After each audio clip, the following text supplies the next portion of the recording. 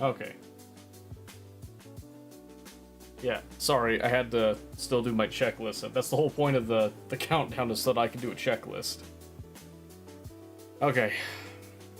Yeah, again, sorry for the delay. That was not exactly what I had in mind, and I apologize, but we're here now, so let's go ahead and get started. No real delays on the beginning here, and we're just gonna jump straight into Factorio tonight.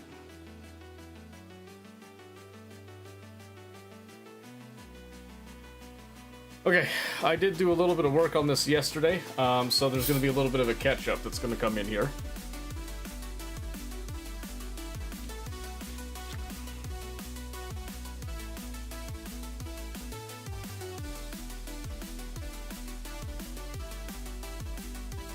Alright.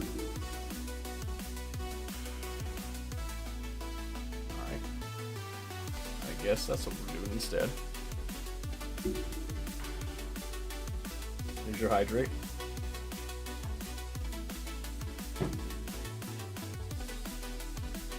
So I guess we'll talk about Factorio later. Oh, and Spotify crashed. What a day. What a day.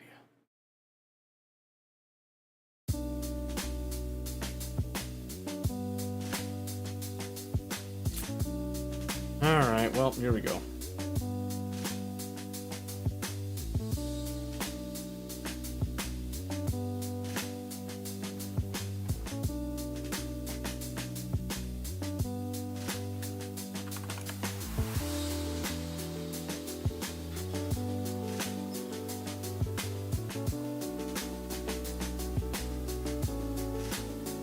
Oh, I had a whole release date reveal trailer. How about that, huh? Keep forgetting about that we're actually hitting 1.0 by some by some miracle. Alright, stream might get a little laggy for a bit here, so give it just a moment. Let's see, what can we do here?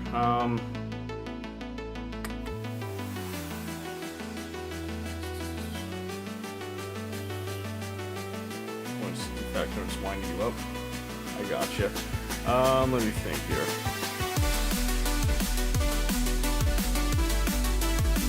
Oh my word, I'm such a mess. Oh, hang on. Turn that down just a bit because of course when it crashed I had to reset the volume on that because that's lovely. Dang it. I was working on a 3D printer today. Bamboo, not my usual Pruzas and stuff. And funny thing about that, it was brought into me by my sister, saying that she couldn't get it to like adhere, couldn't get it to do things. I spent like a week on and off kind of looking at it. You know what the problem was? For those of you that don't know anything about 3D printing, take this piece for example right here, okay? This is like a little a wheel stop that I printed, meant for like my chairs when I'm trying to do like some racing stuff, okay? So, you have a little piece like this, very tiny, not a whole lot to go on here. The base of this is a perfect rectangle, right? Absolutely perfect rectangle. On the surface, you would think that's not like a huge deal and all that, as long as you have, of course, the right temperatures. When you start to see things like a corner starts to kind of bend up, which means that it can catch onto the nozzle and like rip it off the plate, becomes a problem. But the biggest thing is when you notice that the infill pattern isn't adhering to the very plastic itself. Well, now you have a really weird problem. And for a whole week, I was like trying to mill over like what was the problem. And then I decided to switch out for one of my filaments to test it. As I'm sitting there thinking about it, I then look at the filament that she had in, and it was a completely different material type that I've never seen her go outside of PLA. She always is PLA, and PLA is just kind of like your bare bone, basic, classic 3D printing material. Kind of like a general, okay at most things, but it's not great at one specific thing, other than it's cheap, right? But she was printing at PLA temperatures, including the bed temperature, when she actually had PETG. And PETG is a much more firm, tougher material, right? So, that, when you have PLA like this, you can do like a bed temperature of 50, 55 Celsius in there. She needed to be at a temperature of 80 Celsius, so you have that going first. And then, heat-wise, sitting at like 220, that's like the lowest low end of PETG. Probably need to be more like 230, maybe even 240. Would have been a better temperature range for the actual nozzle in that. So, as soon as I figured that out, yeah, the printer prints completely fine. I'm actually going to compare this piece on my Prusa that has a smaller nozzle to the Bamboo one that has a larger nozzle and has a couple of other interesting things. This took my little Prusa 4 hours to do because it has a really, really tiny nozzle. This same piece, the Bamboo is going to crack out in like 27 minutes or something like that. It was insanity. So I can't wait to actually compare that. It's the same material, so I get to see a perfect like side-by-side comparison with it, which is important to me. But I'm beginning to get to the point, I'm about to tell my sister, like, maybe you should just leave the printer at my house, and then whenever you need something, you just tell me. Because it's getting it's getting crazy.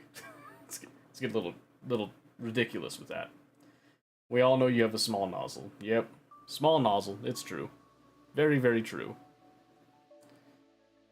All right, let's see. Dang, I didn't think it would take this long. I guess we could watch the. I haven't seen this yet. I saw like bits and pieces. Really? I can't believe that we can't do full screen in that. Outrageous. Let's have a look at this while we're waiting for the last of the unpacking.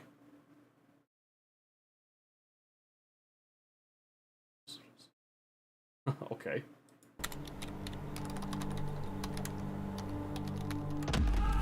So weird for me to see programming in Russian and not English.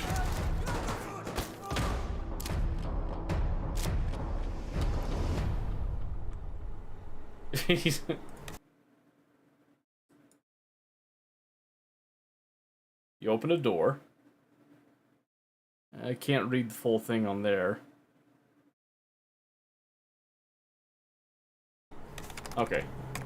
Sorry, I don't want to, like, ruin that too much.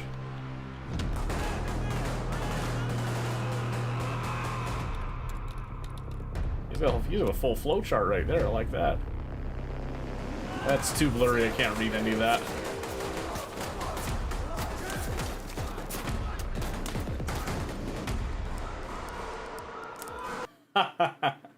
Okay, I see where the November 15th thing came from then.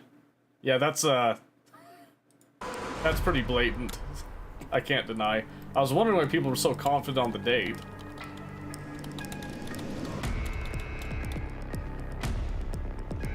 Yeah, there it is, the classic reserve siren.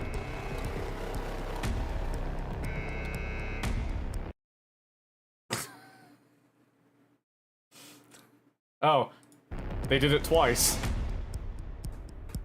They did it twice. Okay, I'm a little late to that party, I guess, but, wow. Okay. Well, there you go. There we go. And we're still now checking integrity of game files, so I apologize. I didn't think that we'd be, this deep with it.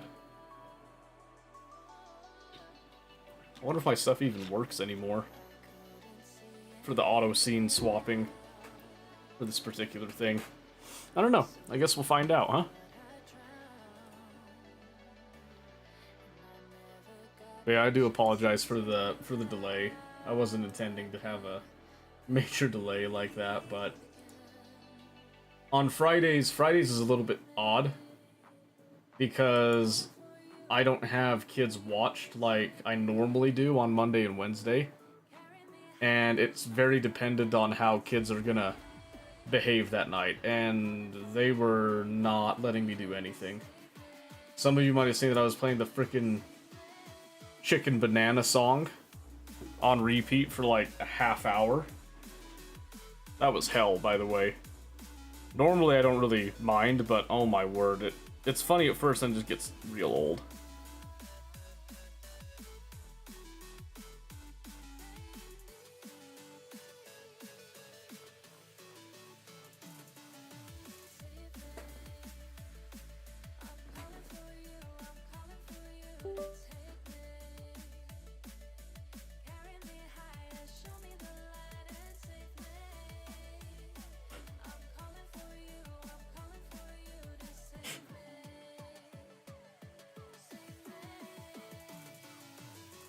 Okay. Did you update us so we know you're doing okay, not been in an accident, fell over, or feel ill? Yeah. Well, and it's... I really thought that it was just going to be a few minutes and it just kept going, so... I think I'm just going to change my start time on Fridays. Instead of just being 1800, we're just going to go later. Because I can't consistently hit 1800, unfortunately. It used to be that I could, but with It used to be that I was able to get my kids watched on Fridays, so I was able to have fairly normal times and all that, which was really nice, but it's not. Yeah, there's been a lot going on outside of my immediate family. Well, I mean, some immediate family and extended family stuff that's just kind of disrupted a few things, but the main point is that I have to watch kids more regularly on Friday evenings, and they're pretty good to sit over there, and the older two can play on the computer, but sometimes they just sit there and they just require a lot more attention even when they're still on the computer. They still want more attention, even being on the computer. Which, you know, it's alright.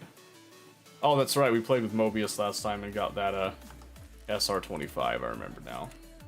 Alright, well, we're gonna start with the scav run just to kinda get a feel for things. Let's do...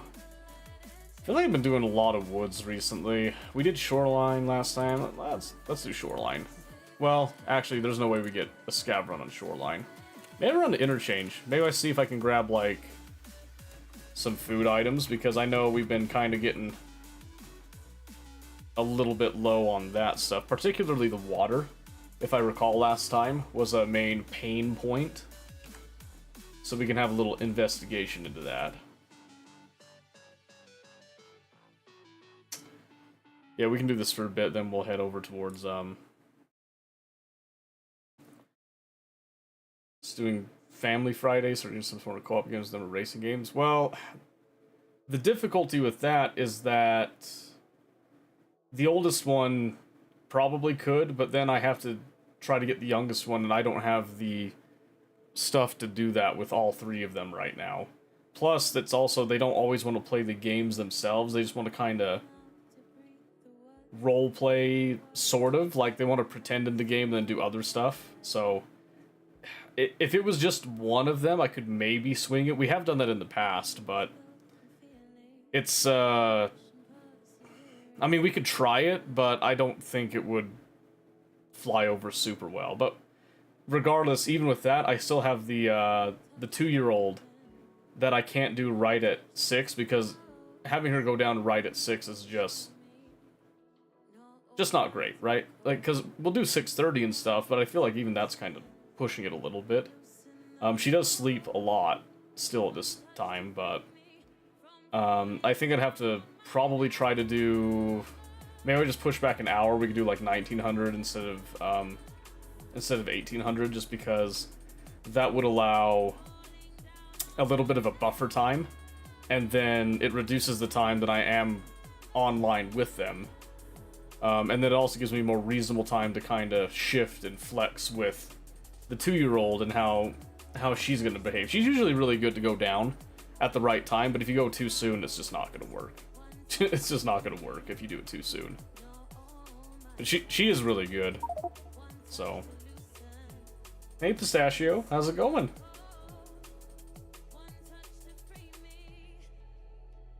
Sorry I'm late, by the way.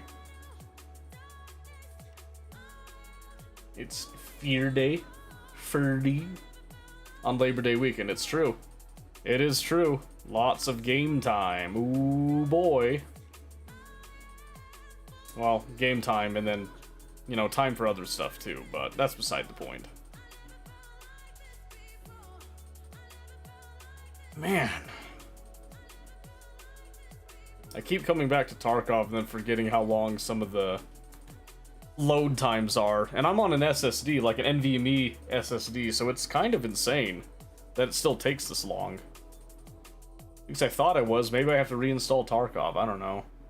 Maybe it's not on the NVMe drive like I think it is. But who knows? Who knows even? Alright. 80k? Well, my goodness. Ooh.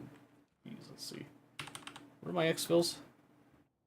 They still do the Emercom Railway? They do. Oh, that's right. It's like, why is it so quiet? There we go. Maybe I can hear like a human being now. Alright, let's see. So we're just gonna do a little bit of shopping, and I can already see a water bottle.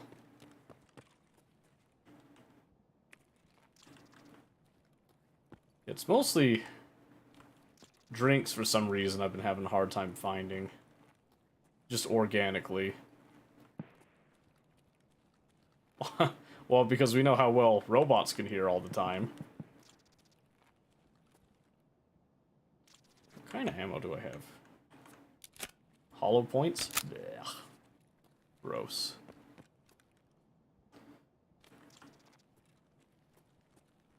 Oh, but yeah, so speaking of Factorio, since that is what I was going to kind of talk about, I have finally, I took the time last night to implement the train depot and interrupt system.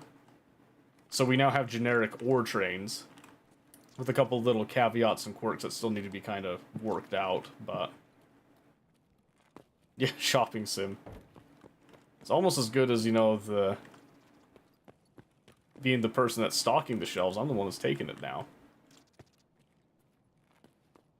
But yeah, the way you have to do it to get like an LTN-like feel is a little bit... What? It's a little bit strange.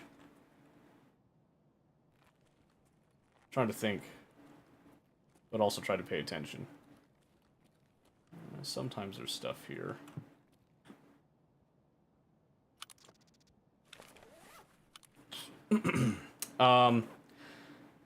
Basically, one of the challenges that you face with trying to get something that's LTN-like is you have to try to...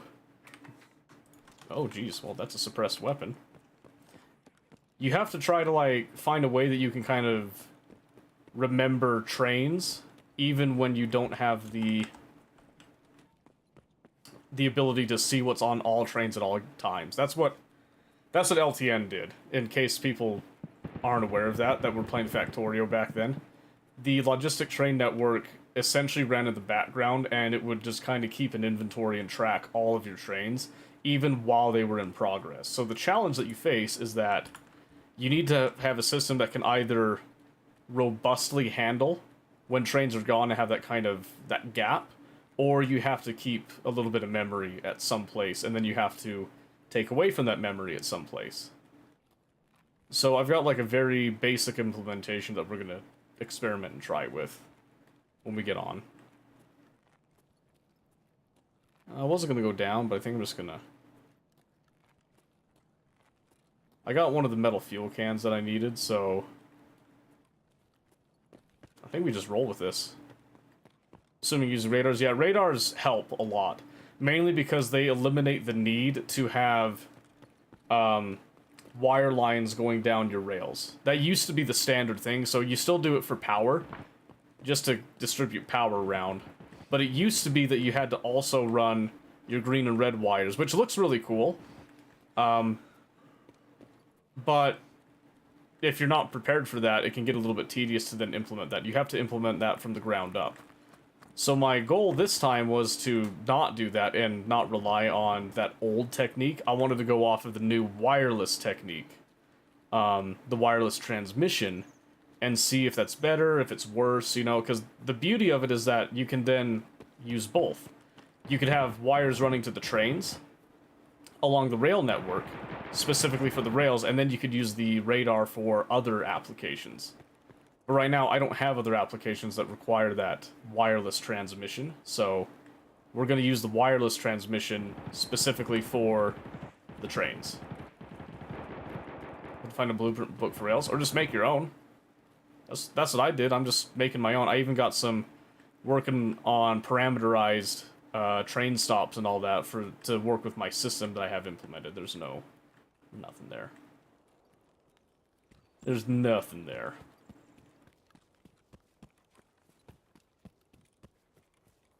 Yeah, if you just make your own, all you have to do is just make sure that when you put it in, you just put those wires in there, and then when you're tiling it out, it'll just automatically put them in. Because it used to be that you would do that for everything, because you had to craft the wires before. So, but if you did it in the blueprint, they would just automatically be put in, and you just got the wires for free. Well, now wires are free anyway, so you don't do it for that, you just do it for the sake of convenience. My blueprints don't stay across the games. Yeah, it's because you put them in the wrong spot. Your blueprints have two areas that they live. There's your game blueprints, and then there's your blueprints. And there's two different tabs that you can see that in the blueprint menu. You need to make sure that you have it in kind of the general one, because you'll have blueprints that are specific to a game, and then blueprints that are specific to you as an individual, or that are available to people in your game. Different things like that. I think I'm just going to walk out with what I've got. I don't really need to try to catch smoke right now. I got a couple of important items, so we'll just bank that.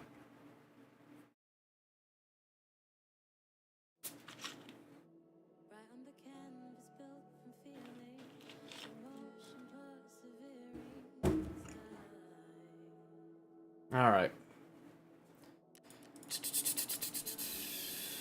So I need to at least keep the fuel. But I also want to keep all the food stuff, and then I'm going to see... I don't know exactly what's changed. I think they opened up the flea market, but it's at like a much later level than usual, if I recall. So I don't think we have that as an option. I got a lot of junk in here, so we might need to do a little bit of organizing here, but I'm going to get food items, going to get that hose out. Free money is always good, so we'll just slap that in that wallet. Okay, let's see.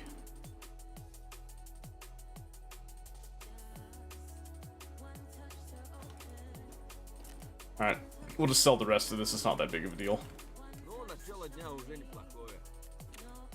Not that big of a deal.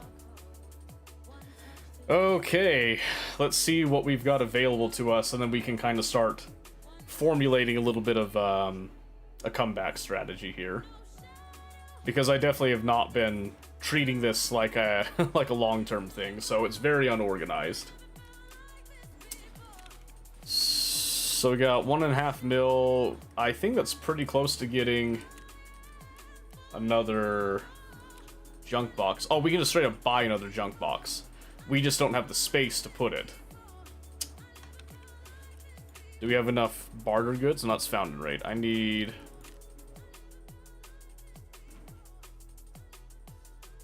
we got a few dotted here and there, but I think we might as well go for it.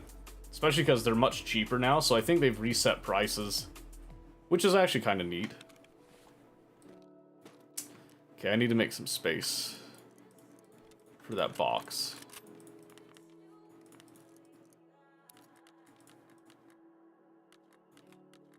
Let's do a little bit of this. And then let's come back over here to therapist. We're going to blow a little bit of money there. And then we'll just start grabbing anything that'll fit in, basically. So we'll go off this. Just hit barter goods. Because that just gives us a visual of what's around.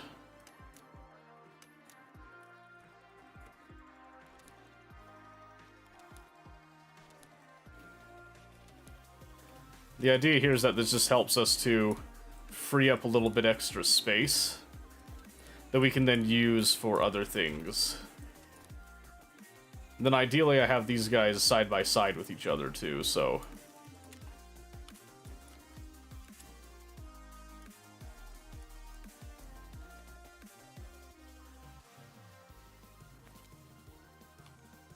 Yep, and then we'll just... Oh no, not lock. We just want to pin it. There we go. Okay, and then...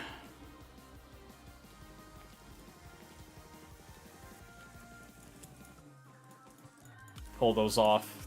This might be some of the excess that we get rid of here.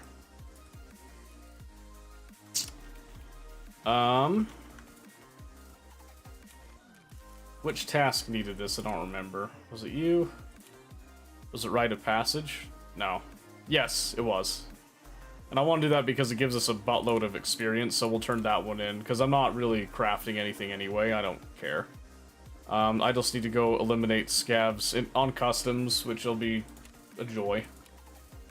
Oh, good. Exit customs. Yeah, we'll take that for free. Streets of Tarkov. Pass.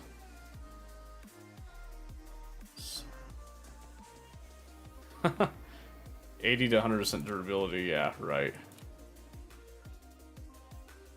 Friend from Dorvinsk. I don't remember this one.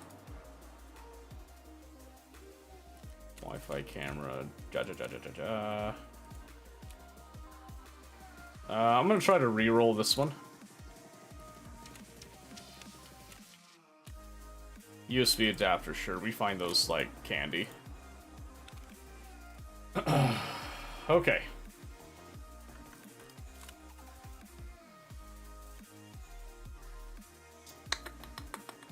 So the question now is, what do we actually keep?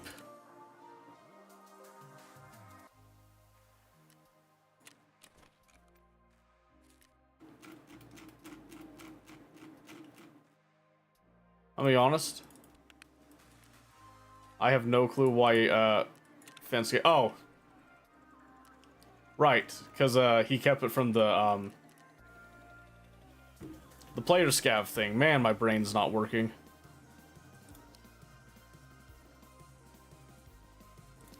I don't think this works. Yeah, this only works for M700. Yeah, so I don't have the magazines for that. What's flea market say? Oh yeah, level 35. Yeah, I'm not even gonna try to push for that then. Yeah, we're not even gonna try that. But we can try to unlock a little bit of loyalty on this stuff, so we gotta buy and sell to a few people. We're actually pretty close to... I was gonna say we're close to Peacekeeper, we're actually not. Okay. Let's sell some stuff to Peacekeeper that we can't use in the immediate future. Which will include some of that hot stuff. Good. Probably throw a couple more odds and ends here. I'd love to keep some of this stuff, but in the end, it's just not exactly feasible to try to keep it, especially when I'm trying to unlock stuff here. I want to keep that and that. I'm gonna try to sell what I can, but also keep things that I think I can genuinely use.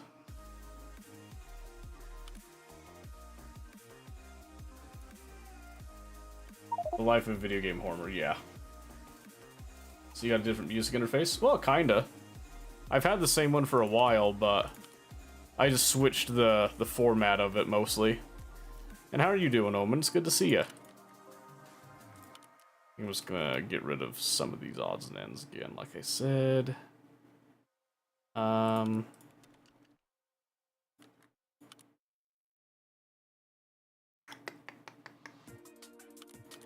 F it.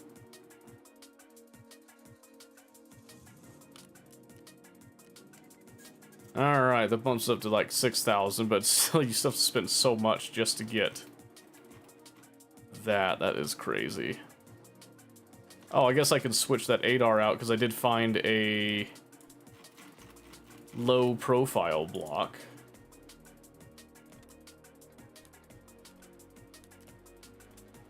I say find, I stole it. I'll be honest with you, I stole it. Yep, so we got that, and then we can just slap that on there, just to save a little bit of space. Maybe we'll be able to use it as a tool. Glad the work week's over with. Understandable, I feel you. I feel you on that. Okay, that gives us a little bit more dollary dues there. Some random grenades that we'll probably make use of. Tripwires, that's right. I was gonna... What am I missing for the tripwire stuff? Am I missing anything? Can I just buy tripwires now? I don't remember. I think I can buy tripwires now, can't I? I can, yeah, that's right, okay. That's a priority for me, I like my tripwires. Stock up on some of those, eh? You should do like 2 tripwires. Okay, let's pull this junk off. Still doing that for 5, 7. Okay. Trying to figure out what you want to do at the moment. Well, you've always got League. Or Factorio. Or a myriad of other options. Tarkov could always hit you with the siren call, as it evidently has hit me tonight. Might just sell that. Yeah, I think I'm just gonna sell that.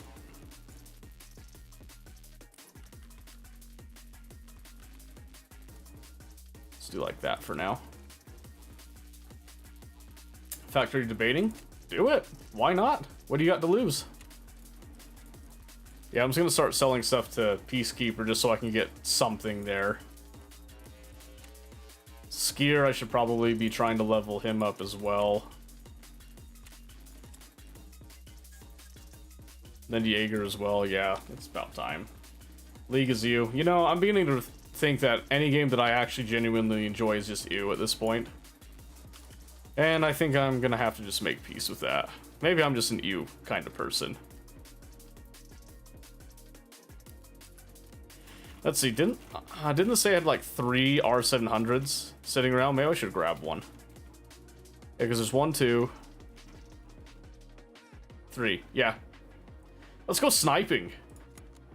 Why not, right? Let's see. Do I have a suppressor? I don't think we have a suppressor. That's a little unfortunate. I think we can make it work though, right?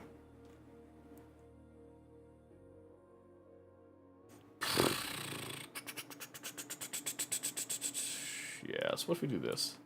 Take like 2 magazines. These are filled with just like kind of garbage ammo. Dude, that repair cost was insane, by the way. That actually was super expensive. I shouldn't have done that.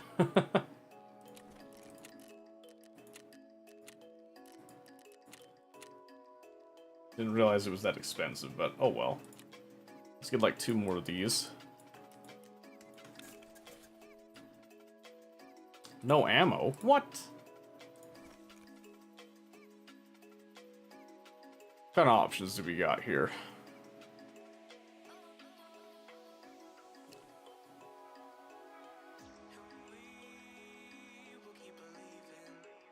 End of 13. Interesting. I'll still play the game. Oh, will you now? The League is you. No, you pretty much told me that you hate Helldivers more than you hate League. I remember that. That one was very shocking.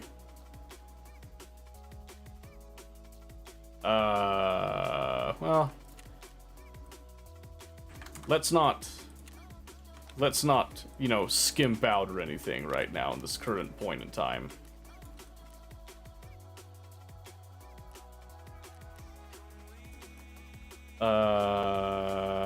Get like 15 shots. Is that really what I want to take? Is just that? Be pretty light. I guess I could use it. I could go woods for the unarmored kills. Isn't that, yeah, right here. Eliminate scouts without wearing any body armor woods. You gotta get 5 kills. So if I have a sniper rifle,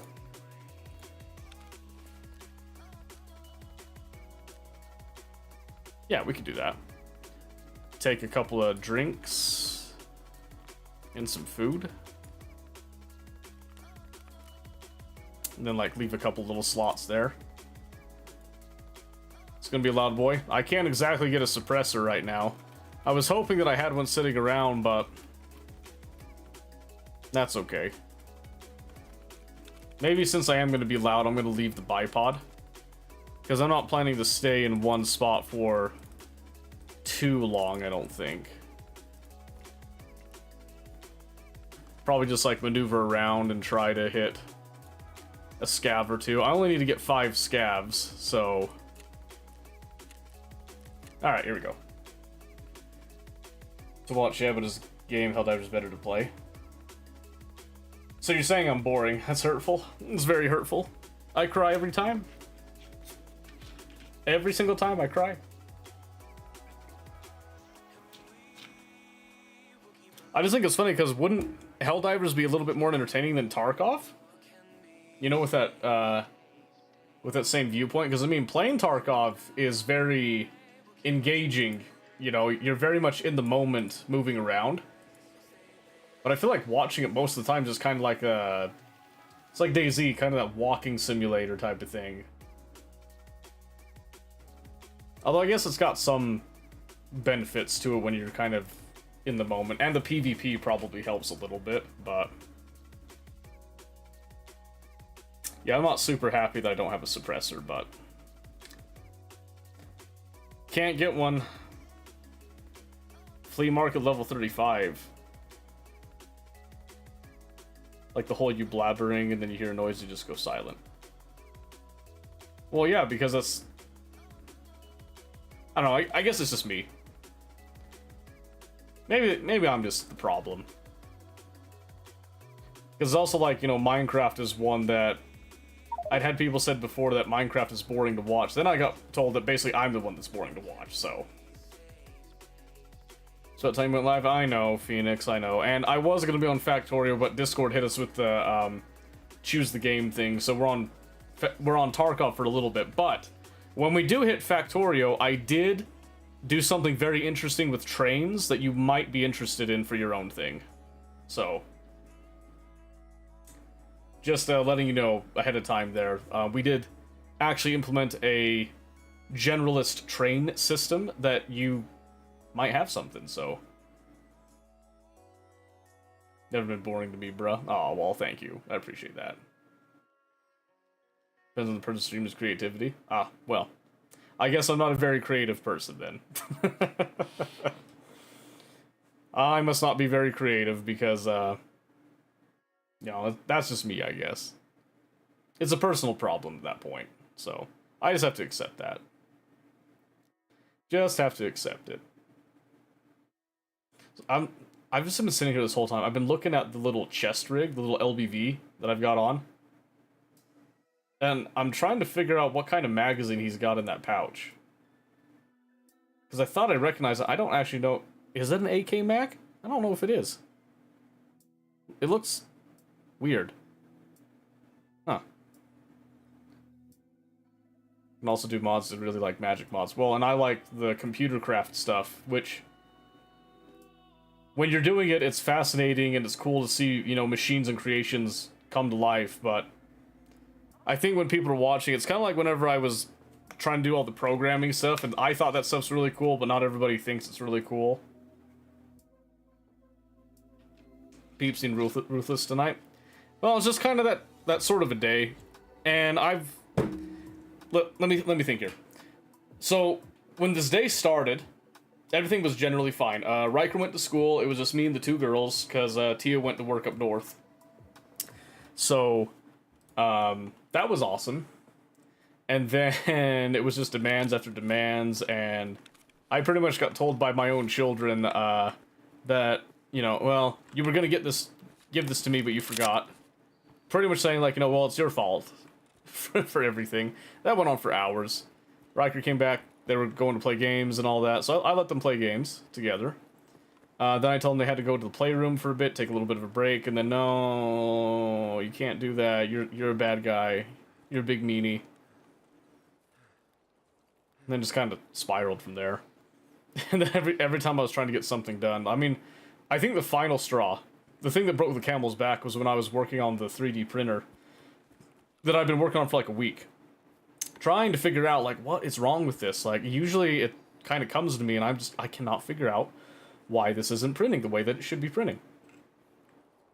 And then I decide to swap out the filament, and as I'm sitting there with my filament, before it even, like, begins printing, it's still doing the calibration step, I decide to look at the filament spool that my sister had put in, and realize that it's a completely different material. And I'm like, oh, great, is that actually why it was having such a hard time? My guess is she was printing at PLA levels. So, you know, that's something. I just know if I go up there, I'm gonna get shot. I just know it. I'm only looking to pop scavs, if possible. So we're gonna see here. But yeah, I don't know. I was also like, I sat there trying to show my kids Factorio again. And they were telling me like, you know, oh yeah, you know, that's really cool, Dad, but can you turn on Chicken Banana? You know, that's really cool what you're saying, Dad, but we don't really care. Can you please just turn on the song and shut up? So, you know, little things like that. It's funny, but it's also, you know, like, ah, well. Need a hug somebody? No, I don't need a hug. It's just, I don't know, you just kind of get, when you reach the limits of your patience, you just get fed up and over it. And then it's like anything just kind of starts to irritate you.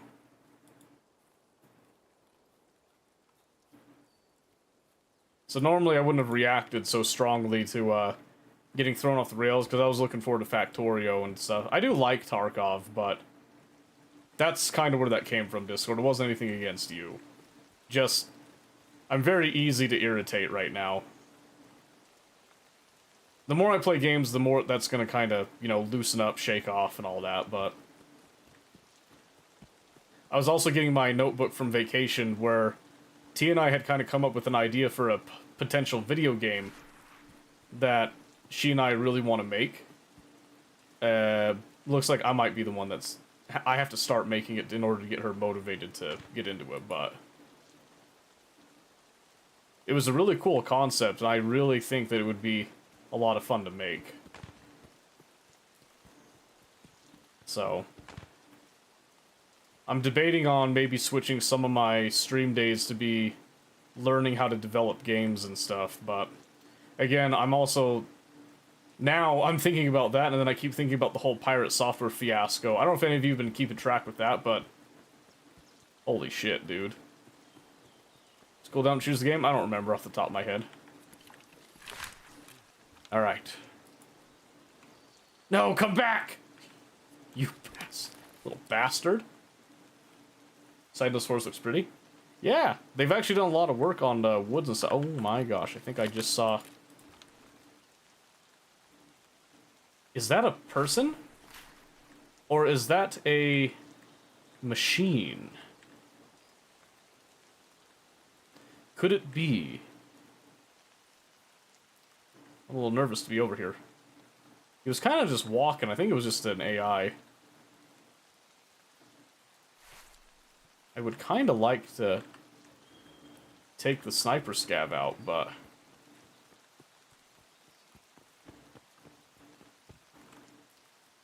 Oh. I'm gonna say 150. Hold still, you son of a bitch. Hey.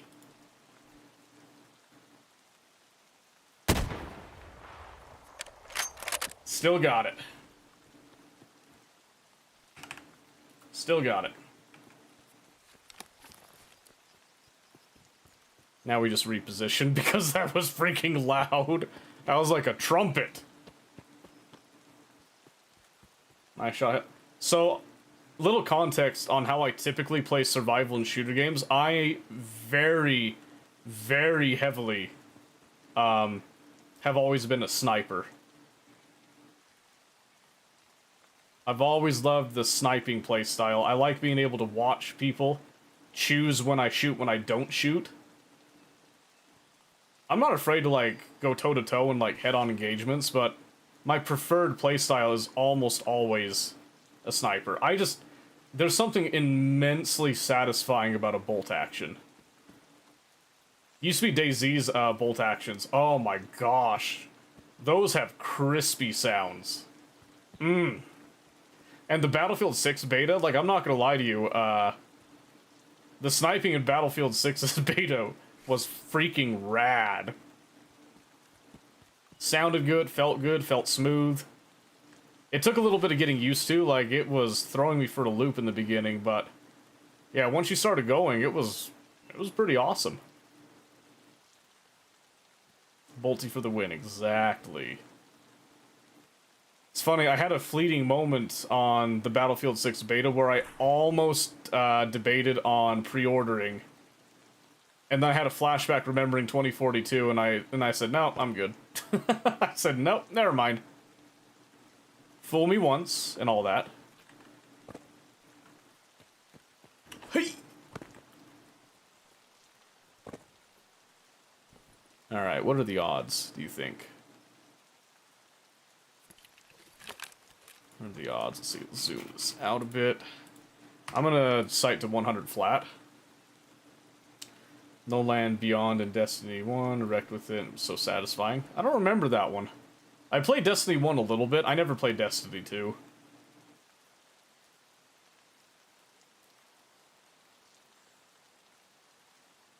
It is so weird that I'm not seeing any movement at all. I'd think that I'd be seeing some movement. Maybe things just aren't rendering. Do I have to, like, look in? Maybe it's just not rendering. We'll see. Was it the only primary sniper? Okay. I think I vaguely remember that then. Yeah, I've been so used to sniping that I tend to... I have strategies for how to range in different games. And I was super happy with Tarkov when it first came out because it has the PSO scope. Which I know a lot of people don't like because it's like this old Soviet scope. But it's really cool because it has a built-in rangefinder that you can use. And it actually works. It is a very fascinating thing to get that to actually work in a game. Like, measurement-wise and have the ballistics accurately track that. It's just fantastic. Okay, so context there. I'm mostly looking for scavs, but I would not mind a free little player kill here. And last time we came up here, we were with Mobius, and we actually saw a little player engagement right over in these rocks that we were able to kind of capitalize on. That was pretty baller. Oh, shit. Oh my gosh. Oh, and I broke my legs. I panicked so hard I broke my legs. That's not good. I can't believe that. Did you see how close that bullet was?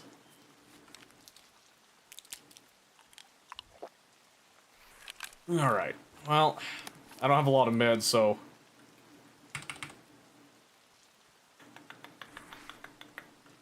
Yep, I was trying to get off as fast as I could. I forgot that I'm a weak level 14. I can't sustain that kind of damage. I wonder where he was.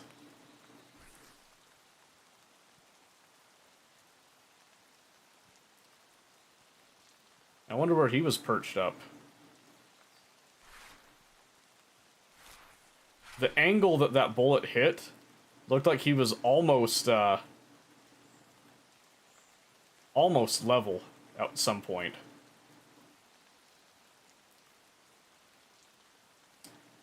But I'm not gonna try to fight him. Uh-oh.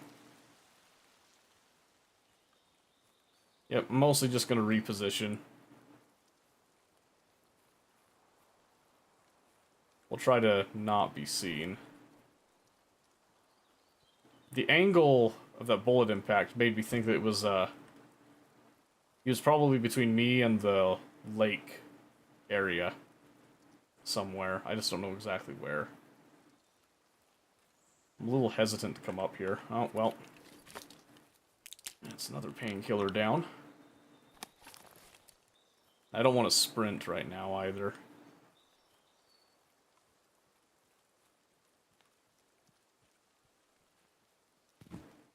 I was hoping I'd gotten up there and that no one would be looking, but it's woods. There's always another sniper that's going to try to dial you in. I just got really lucky that he missed. I know for sure, though, he wasn't going to miss the next shot, because it was really close. He pretty much had me zeroed in.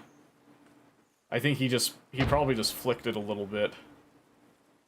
By accident.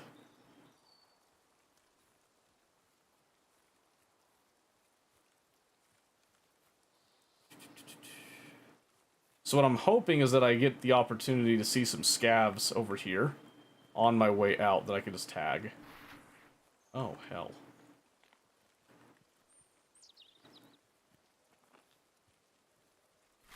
I don't like that.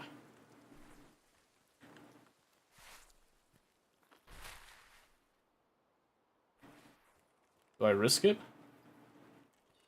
It looks like he's been looted. I don't think he's actually been looted. I'm just gonna take his bag.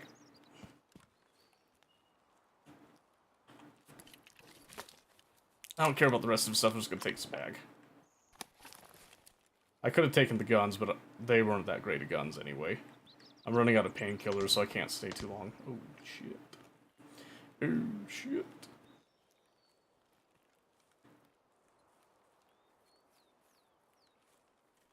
These painkillers last, like, negative time, I swear. Yep, I'm just gonna try to preserve my health a little bit.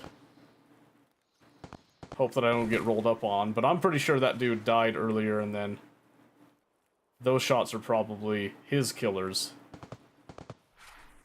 taking care of business. But the unfortunate thing is that means I don't have any scavs over here, more than likely, so it is what it is.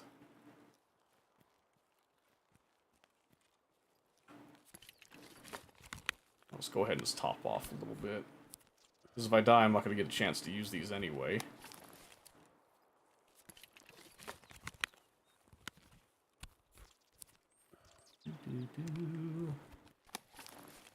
Yeah, that was that was really embarrassing to hear those legs have a little snap, crackle, pop like that. Alright, I got one more painkiller. I didn't even have a chance to throw down my tripwires. I was gonna get real set up nice and tight and have a little tripwire trap. But it wasn't meant to be, and that's okay.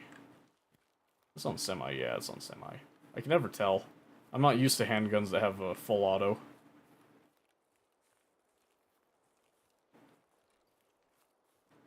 Yeah, if I had the capacity to remember to take some splints, just in case, that would have been better. But I did pick up a free bag, so a free bag and then one of the scav kills that we need. So now we only have to do 4 the next time.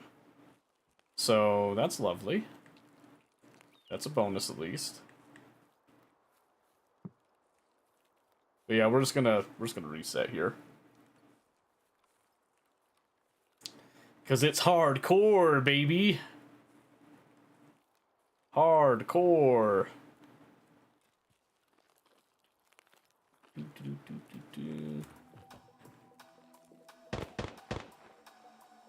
Yeah, if I'd had the ability to move, I probably would have tried to go for some of those shots, but that's okay.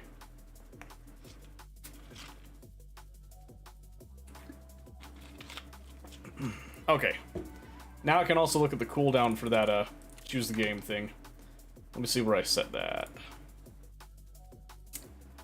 Oh, shoot, it's the new... Yeah, that's right, let's see. Platforms, no. Is it... Services? No. Standby, they changed... Okay, so let me just show you what I'm looking at here. So this is, StreamerBot. They changed the UI a bit, so... I guess I get to learn this anyway here. Actions and queues. Commands, platforms. Oh, here we go, yeah. There we go. So now I can look... I usually... Oh, I was not gonna... Man, come on. Alright, I guess it's alphabetical, so let's see. Where's the... Choose the game right here. What do we have it set to? 19,000. I don't have a maximum set to this. Oh, there it is. So it's just like 3,600 seconds. So it's probably off right now then. Does Space Age change how vanilla plays? Yes. Not huge. It just changes how some of the recipes work. Okay, yeah, so the choose the game, it's gonna be down for another 5 minutes. Looks like there. Yeah, so it's, Oh, I didn't pick up, like, anything. Whoops. Yeah, that's right, I was running for my life, I guess, or something. Weird. See, let's eat up some of that. I got plenty of hydration there, so we're good. And then, let's use up some splints. No, not mod, I wanted meds. There we go. So, replace our painkiller that we used a little quickly there. You're debating on just buying the DLC? Why? Why would you want... I mean, I guess you could. There's nothing necessarily wrong with doing that. I just, I'm curious as to what your reasoning is. Not trying to, like, witch hunt you or anything. I got some M80. Yeah, we'll top load that a bit. Let's see. I have another splint. I do. I do have some aluminum splints, so I think we're going to take that just in case, because, yowzers. Yowzers. And then let's, Really? Oh, that's right. You equip the grenade, and then you press B because it changes the mode with it. That's right. So we already have it, then can join your world once they launch a rocket. Okay, yeah, I mean, that's fine if that's what you want to do. It also would get you used to how the rocket launches work with Space Age. It's actually cheaper to launch the rocket in Space Age, but there's a few things like artillery. You have to go to Vulcanus to get artillery when you have the Space Age DLC enabled, so... There's little things like that change things. Okay, I'm gonna go ahead and just start this ad break. And then I'm gonna do a little bit of organizing while we have that rolling, so stick around. And those of you that are subbed, you get to just sit here and chat with me for a bit longer. Isn't that lovely? Isn't that great? Isn't that juicy? Let's see. Ooh, I'm kind of tempted to take that SVD, but I'm also going unarmored, so I don't really want to run it if I don't have any armor. Because that sounds like a silly idea to me. It's gonna be the itch to play it. Hey, there's nothing wrong with that. I think it's a very good itch to have. Guess I'll take like I'll take a stack of the Ultra Nozzler. Because that'll work out fine. Do I have a headset actually? I got a couple. Yeah, we might as well throw a headset on, just to give us a little bit more audio warning of things. Squash, dude, is that just pure energy? Yeah, it is. Okay, so these ones are giving 20 energy, 20 hydration, 10 energy, 20 hydration, so that's actually not a whole lot of hydration. Do I have another option for hydration sitting around? Whiskey? Yeah, that'd do it. Yeah, that's super water. Oh, there's a pomegranate. There we go. Yeah, and like I said, I'm totally willing to help you out with anything that you need with Factorio, like coming on and playing with you, showing you some examples of things that you can do. You know, little things like that, tips and tricks. Like today, when we get on Factorio today, I'm going to show you how to make an actual generic ore train stop thing that you can do. It's very similar to like what we did with the LTN mod. It still has some quirks to work out with it, but for the most part, generally, I'm pretty satisfied with what I've seen on it so far. You bought the DLC. Well, there you go. There you go. Better get cracking on it then. You better start practicing up. Because it looks like I'm doing another playthrough. I guess that's probably fine because Pistachio's only really experienced Vulcanus. And I'm already on my way, like, I'm pretty much about ready to go to Aquilo once I tune up Novice to the point that I want it to be at. And Aquilo's the final planet. And then you just go to the solar system edge, and that's how you beat the game. And then you can go infinitely from there, or you can just start over and do it again. Run it back type of thing. I definitely knocked out the planets a lot faster this time around because I knew what I was doing. Man, Gleba was such a slog the first time around. Now it's like, oh, actually, Gleba's not as bad as I remember it. I actually quite enjoyed setting up that that system again. Whoa, holy cow, that was quick. Just in time, because there was the ad break. Done. Yeah, I would. I like the game. What can I say? What do we got here? We got 525mm. What are my exfils here? I don't always remember these. Yeah, double tap. Yeah. Outskirts, Dead Man's Place, and Scav House. We'll probably stick to Outskirts. Let's see. Probably go ahead and crawl through the village a bit since I spawned here anyway. Sometimes you get some good stuff, sometimes you don't. But yeah, I honestly would. I like Factorio. I really like Oxygen Not Included as well, but Factorio tends to always grab my attention again because of the circuit stuff. Oxygen Not Included has the circuitry as well in it, but there's just something about the level of control that that Factorio gives you with it that just really, really sings to me. It's kind of the same reason why things like Dyson Sphere Program. I think Dyson Sphere Program is an awesome game. I love the concept. But again, it doesn't really have a lot of logic gate stuff, so it kind of turns me off. I tried out Shapes, too, and it has logic gate stuff. And let me tell you what, I've been really enjoying that. Shapes 2, I tried Shapes 1, I like Shapes 1. But I don't know, Shapes 2 with the 3D is very satisfying. Being able to have, like, you know, the verticality with it is super awesome. There's a scav over there. He's kind of looking at something. Did you see that? Or was he just going sideways? Is that another player scav? Let us make contact. Let's see.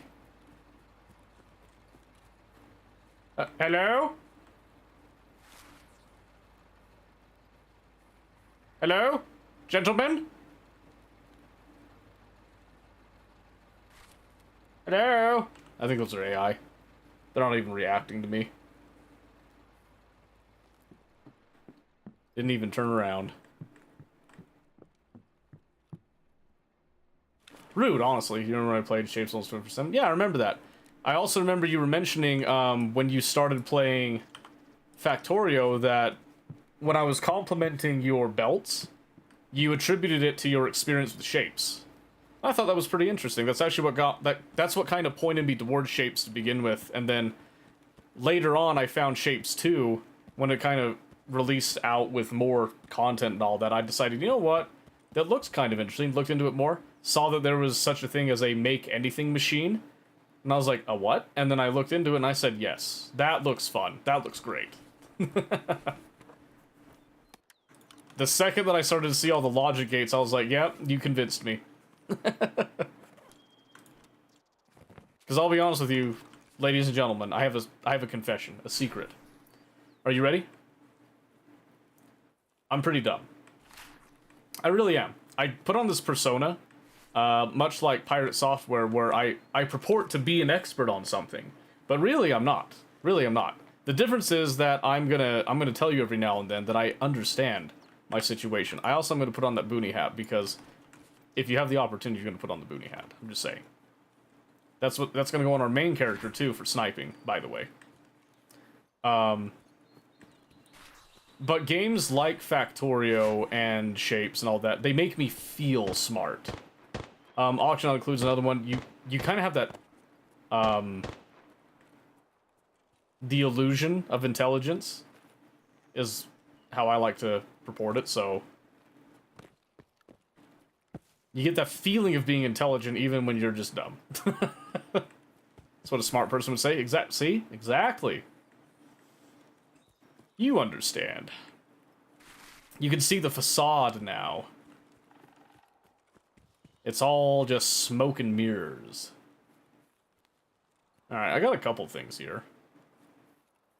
Smart dumb person. No, just a dumb person that looks smart. If I wasn't wearing contacts and my glasses on, then you'd really think I was smart. I'm just saying. Smart dumb person versus a dumb smart person. I don't know if there would be any advantages or disadvantages. I think it would just be a I think it would just be a 50-50 toss-up. I'll be honest with you. Let's see, am I gonna get surprised? Woods is always funny to me because it's always like, there's nobody, there's nobody, there's nobody. Oh, there's a 5-stack. That's what it always feels like. In other maps, it's very easy to predict kind of where people are gonna be. Woods is so funny because it's it reminds me a lot of how things operate with DayZ and Scum and all that, where you have kind of that more open-ended thing, because there's a lot more technical dead space. I mean, there's a lot of trees and stuff. They've made it a lot more environmentally pleasing, but there's still a lot of dead space where there's, like, you know, locations that you loot, and then there's locations that you don't loot. There's all the space in between. It looks a lot prettier on all the space in between now than it used to, but it's still kind of the same general vibe. There's just a lot more covered stuff to hide around. It's almost tempted to go towards those shots. I'm a lot more tempted now. Yeah, you know what? Yeah, why not? Let's go for it. Sherman might bust me, but let's at least start walking over there. I'll have to get close. I don't have a very good gun for this, but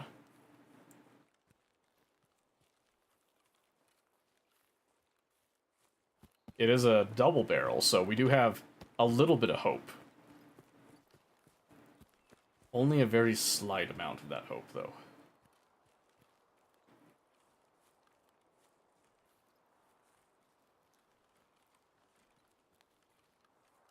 It is so quiet. Oh, hello. Oh. Shh. Shh, don't spook him. Don't spook him.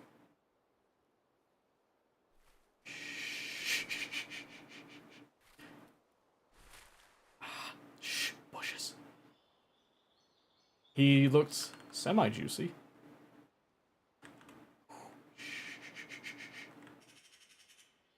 Guys, shut up, shut up. Shut up, he'll hear you. Dang, I wish I had a ranged, like, actual ranged weapon.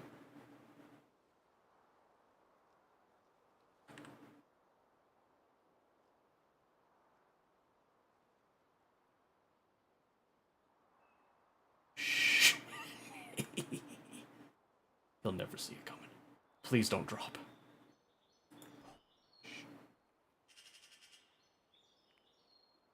He doesn't look that juicy anymore. But I'm still gonna go get him. Oh, did he drop down? Don't look over here.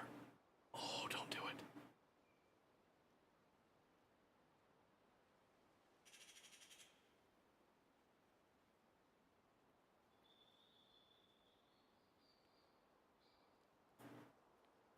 Don't turn around.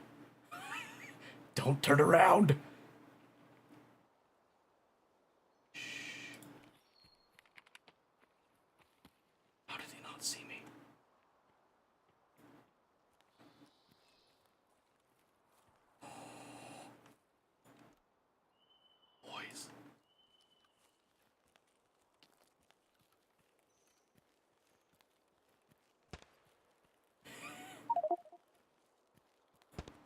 Get down! Dang it, I missed! Oh man, he whipped around at the wrong time. Oh man. I wonder how much damage I did to him. I had to try. Yeah, I got me top of the head. I had look at it. Look at this outfit. I had nothing. I want to see. Yeah, 99 absorbed by armor. Damage dealt to body, 5. 5. Yeah, what was that boy wearing? Yep. I had to get his face. Had to get his face, he whipped around too quick on it. Whipped around too quick on me. This doesn't look like Tarkov? It doesn't? Are you sure? Wait, doing the wop wops? Mm-hmm. It's true. It is true. How you doing, Mahalik, by the way? Very nice to see you. Yeah, I was too busy trying to get the meme on him, and then I got clapped. Man, if I'd had something that was more of a rifle round, I had that boy dead to rights. I had to go for the funny, though. I had to go for the funny. That's okay. Alright. Woods again. Here we go. Oh, thank you for the posture check. Ugh. From Veldak's example, I made my first Factorio mod. Ooh, what did you do for your first mod? Because my first mod was super stupid. Your AI clip. Oh, really? Really? How does that work? How does that work? I'm curious to know. V2V for speaker? Okay, okay. Because mine was just a simple, I was just extracting data and then sending that data out, like just like posting it out. Like super stupid simple, but I had to do it in like a really contrived way, which was a little bit annoying, but that's okay. And then I was one of the first people to mod KCD2, I'm just saying. I mean, all I did was just turn off a couple things for hardcore, but I went in and used the mod kit to do that, so I was one of the first. I'm just saying. Took you 2 hours to get syntax right. Yeah, that's fine. That's right, because if I recall, Factorio, it's Lua. And personally speaking, I'm not a huge fan of Lua. I think it's okay, but I don't know. Lua's fine. Lua's fine. The beauty of today's technology is that if you at least understand the basics of programming, syntax becomes less of a problem because you just go look it up, or you can have an LLM do something for you. There's like little AI tool things and all that, so syntax becomes way less of a barrier on time. Which is pretty neat, I think, at least. But that's just me. Alright, so no more silly here. No more silly here. This is the one. Super serious mode. Super serious mode, I'm just saying. It's meant to do this with AI agent help, but ended up using text editor. That's totally fine. You can always use a mix of it too. I'll use GitHub Copilot to do like a lot of bulk stuff, but I also like just going in and I like programming myself too. Like, I don't want to not do that. I actually enjoy writing code. I just don't enjoy having to write code that's always like, well, I know I need this, and I know I need this, and, you know, all the kind of tedious stuff. I want to actually write the code that's fixing and adjusting things, and then, you know, implementing something completely new and all that. I don't know. I think that stuff's really good. But the boilerplate stuff just doesn't really sing to me all the time. It's like with a Discord bot. A Discord bot's always, you know, you have the same basic things, basic principles, no matter what language it is. And then, all right, now what do we do to add in like these little different features and stuff? And after a certain amount of time, it gets a little bit old doing the same old, so. Which is why you then come up with like a base template that you could then go off of that template in order to make something new from that. It saves you a lot of time that way, but it's also funny because on the one hand, Copilot saves you time, and then sometimes it also takes more time. But I think the net is always positive, in my experience. Oh, wow. I do not want to be here.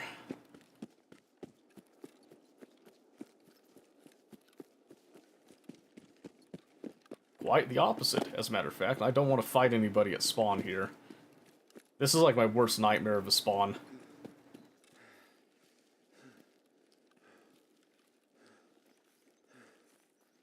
So what I tend to do is I'll just kind of run deep into the woods here. Oh, yep, hear that? Kicking off already.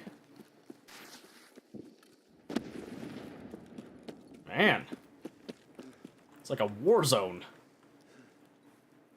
Already kicking off. Oh, I hate this. Okay, good, I did make it up that. I wasn't sure at first.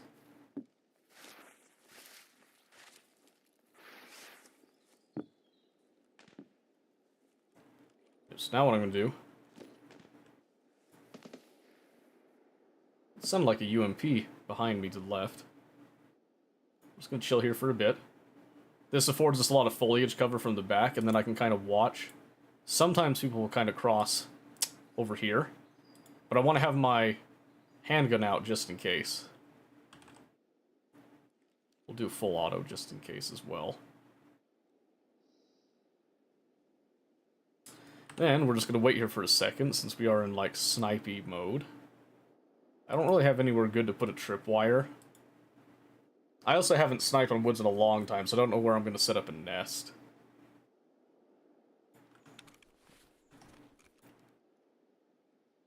Oh, you see it out there? There was a man. Pretty sure that was a scav.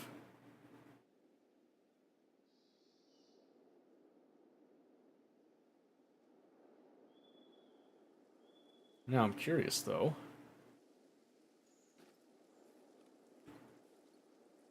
Scavs are running around out there. I wonder...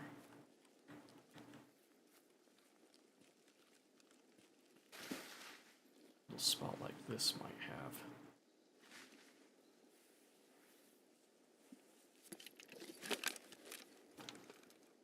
I just hope I don't get rolled up on while I'm checking this.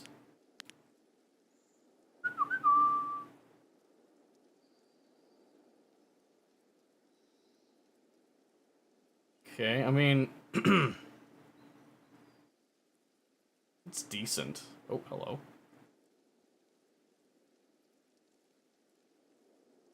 I think that was just a scav moving inside. I don't think that was a player. Actually,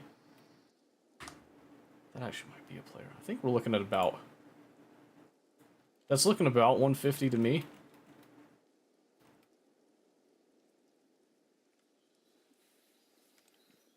Oh, hello. Oh, you son of a bitch. So there is a player there.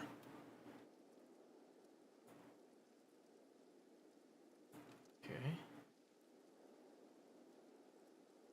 He peeked that twice, so I think he saw something, but... trying to think...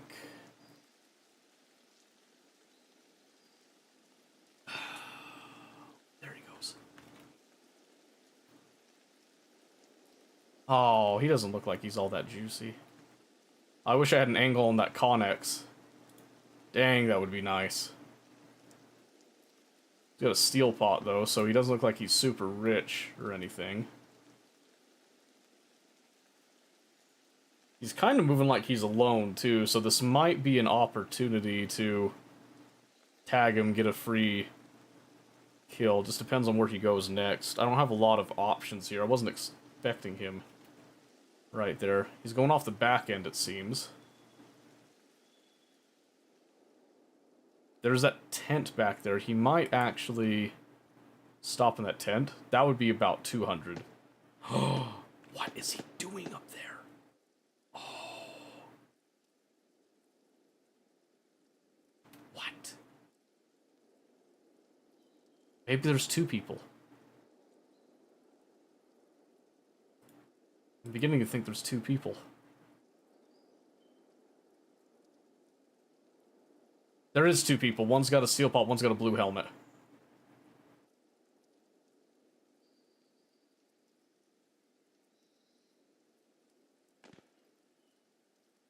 So where are they gonna go?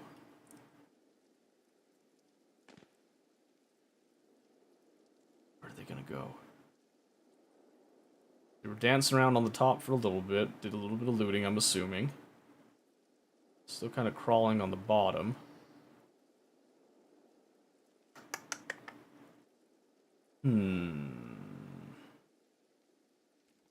I need to stay glass so I can actually see, because rendering is, like, super terrible.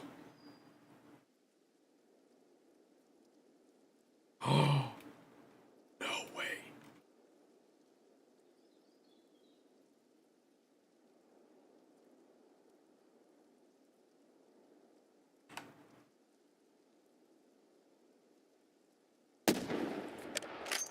Oh shit, he saw that. I don't know how that didn't hit him.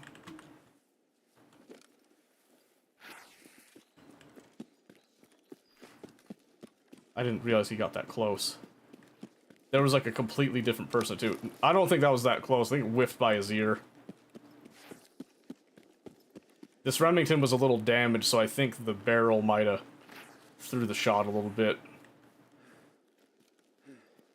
I didn't think he would be that close.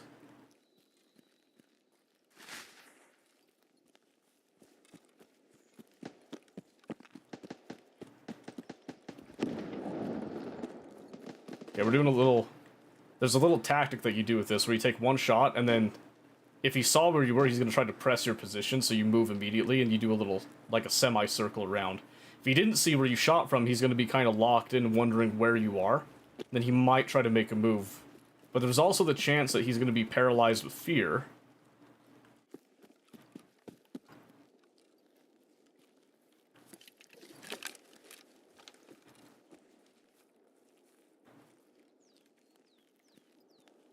Shoot.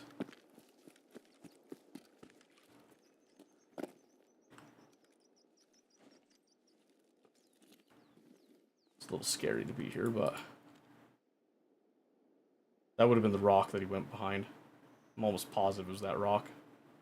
This angle's not as good as I thought it was, but going around to the right would have been way too predictable. So there was a third person then. That's a scav. What? I'm so confused now. Was this like a different blue helmet? No, he was coming from the tent. Who was the dude that like went down to the trench? Where was the steel pot guy? I'm so confused. Oh wait, was it? Was that the rock? There's no way that was the rock.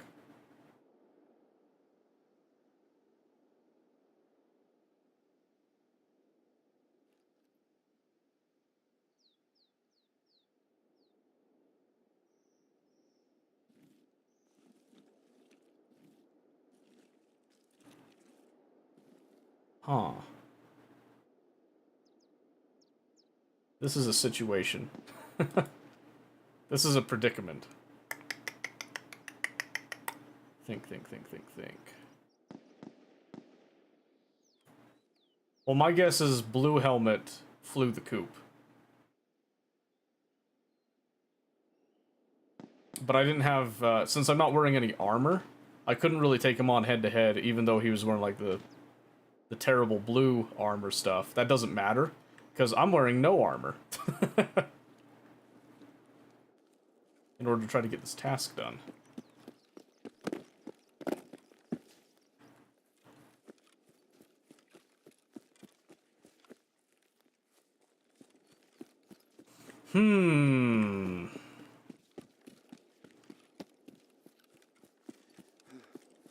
Well, there's another scav. In the end, I don't need the player kills, I need the scav kills unarmored. Let's see. Let's pop a quick drink here. I'm gonna crawl up, I'm gonna see if we can't drop the bag, because that bag is massive.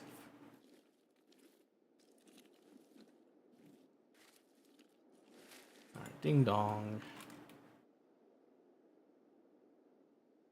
Oh.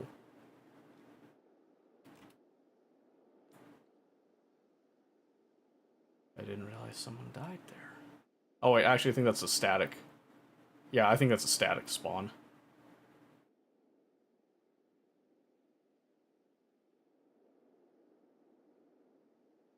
Okay, so now I want to just try to secure the scav kill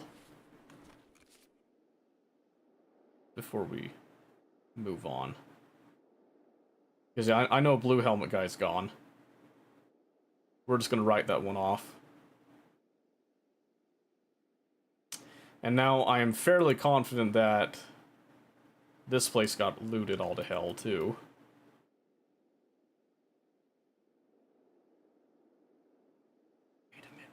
Wait a minute. That's steel pot, isn't it? I can't see his... That's a player, though. That's definitely a player. I didn't hear a single shot over here. Well, no, wait, there was a shot from a while ago.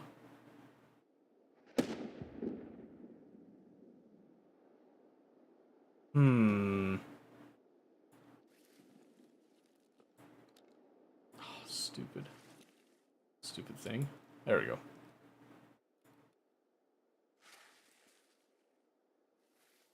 Very, very curious.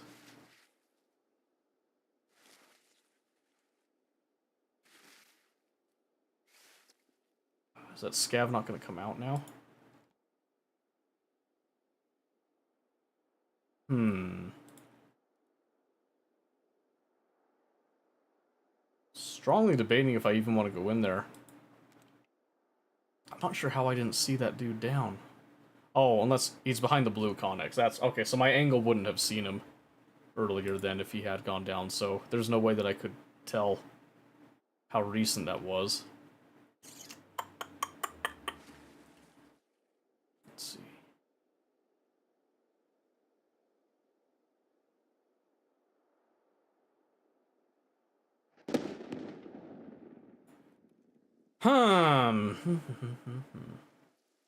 Curiouser and curiouser.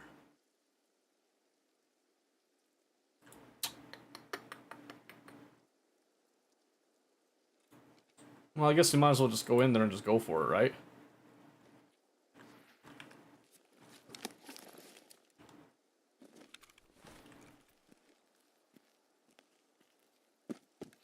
Might as well. What do we got to lose in the end, right?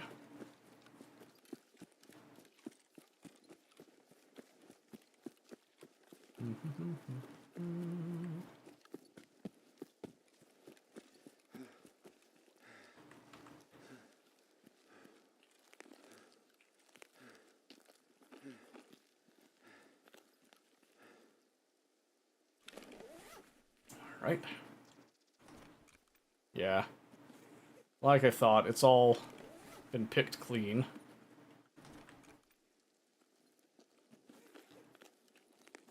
I was hoping that I had a slight angle on this little area, but yeah, I didn't have enough height for it. I guess a couple bandages, it's always nice.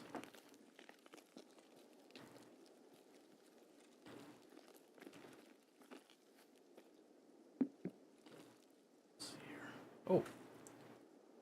Missed a little bit of ammo there, friends.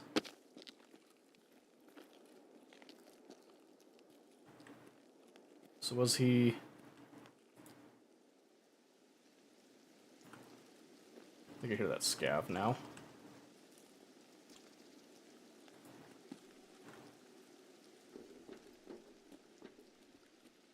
Okay, they didn't loot everything.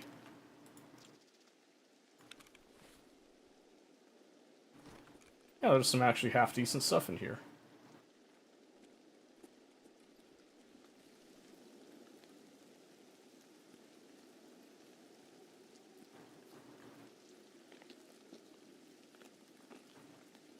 Where's that scav, though? Oh my.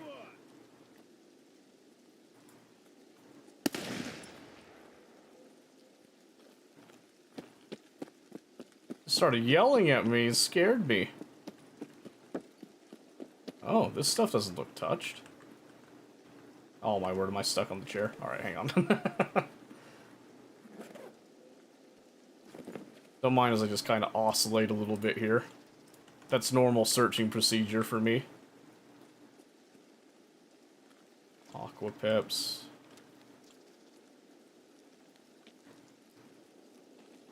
Wait, what? Oh, I'm just a little heavy right now.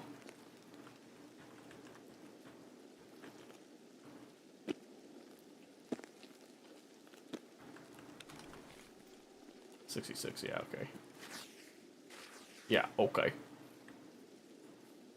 Alright, not bad stuff. There's the body.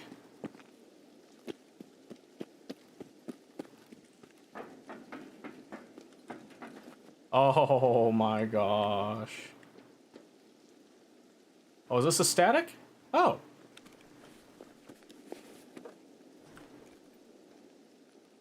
realize I was a static. Oh my gosh.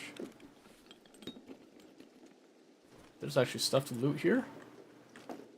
Oh, hell. There was a man. Where'd he go?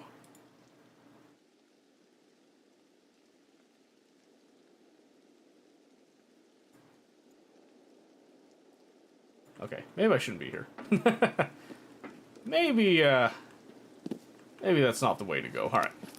We're gonna bail out the back here. Yes, all about making love. All about making love. Alright, so I got 1 scav, so I'm down to 3 more.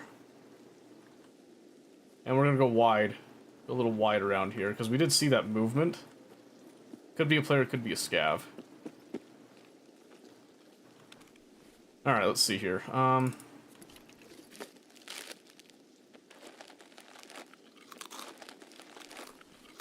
Eat a little bit here.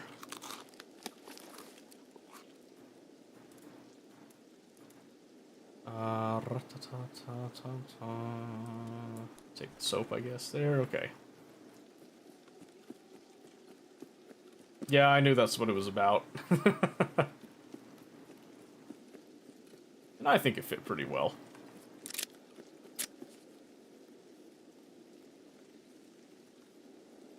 It is oddly quiet now, though. I'm not sure how to feel about that.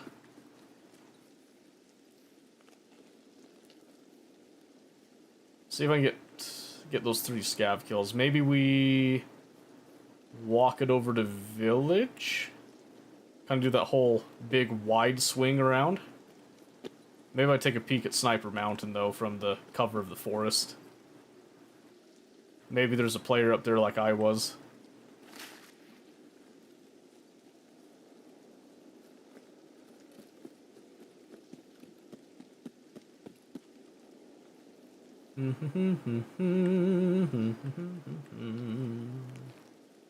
Kind of doubt it.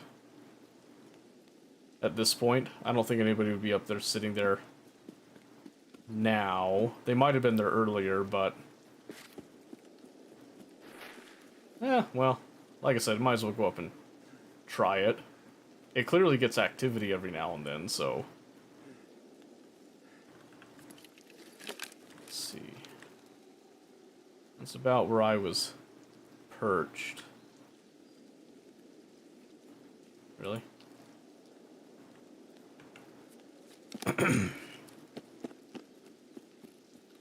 Yeah, I don't see anybody.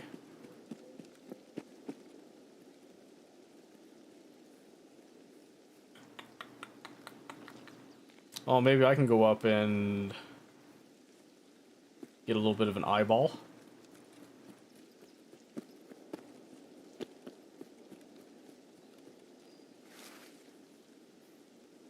Oh, shit!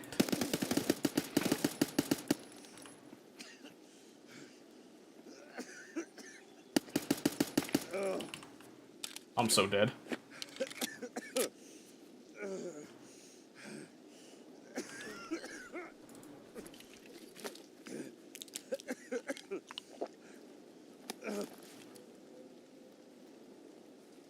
Why is he not pressing me?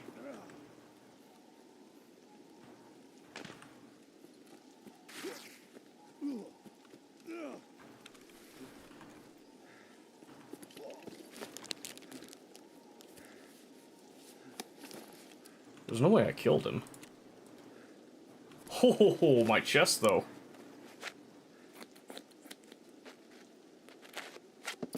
No way I killed him, right?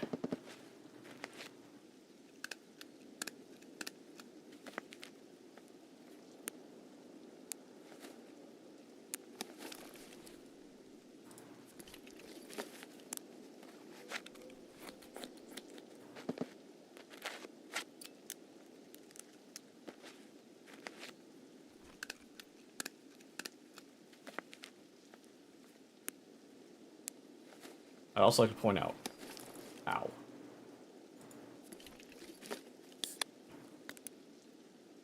Man, it's freaking scary when you don't have armor.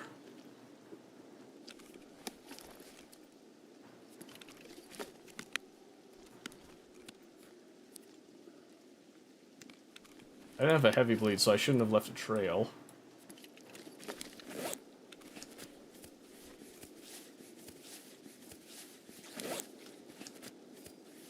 What? Twice?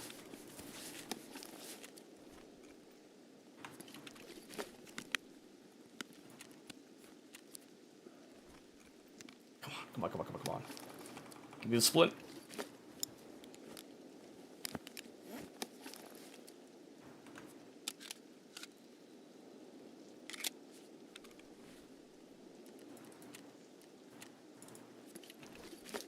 Just gonna pre-med a little bit.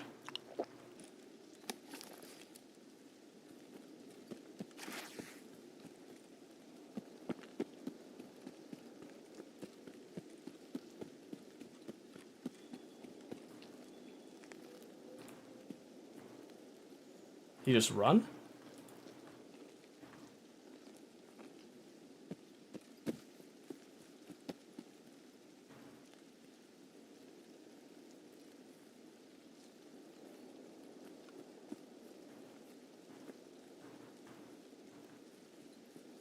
I don't see a body.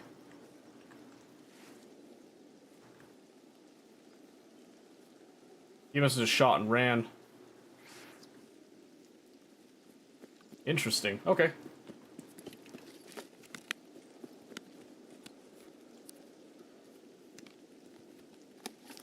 Let's get up high and let's see if there is a body that just didn't render with the grass and all that. But I'm pretty sure he's just gone.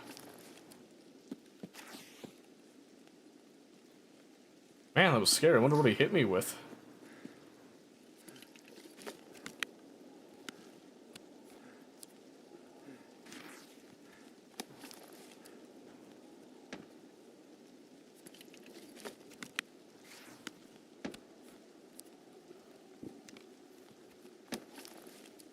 Whew, okay.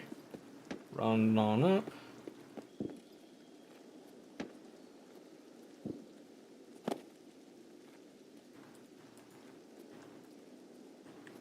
Ugh. I don't see a body.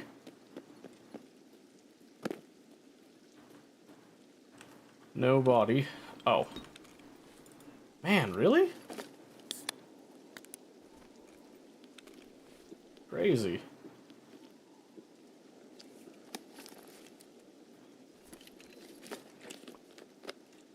Yeah, that stomach pop kind of ruined my hydration situation a little bit more than it already was.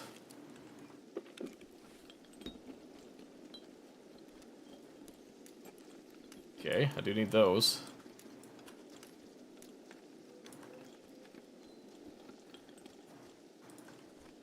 Okay.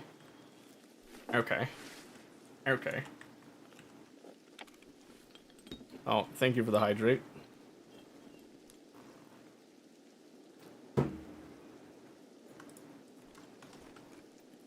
Alright, okay. Moving on. It's weird, I thought that dude was just gonna commit and stay, but I wonder if I heard him enough that he just dipped. That's weird. I really don't know why he didn't press that advantage. Ooh. Oh, my. My. Thank you. SPBT. Sure. SPP.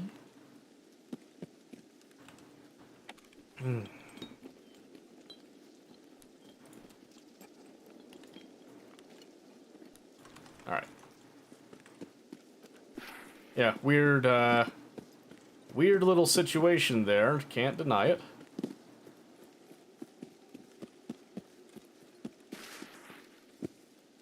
Let's see. M62. J. Just make sure this is what I think it is. SPP. M62. Yeah, I could use some more of the 9 mil, potentially. Okay. What do you guys think? Should we go to Factorio after this? I get the feeling, Tarkov's not, like, singing with people. Not really jiving. I felt like that for a long time. It's always like other games that people tend to like. Whoa, hey, hold on. Hold on now. What are we yelling about? I don't even know there's a scav over here.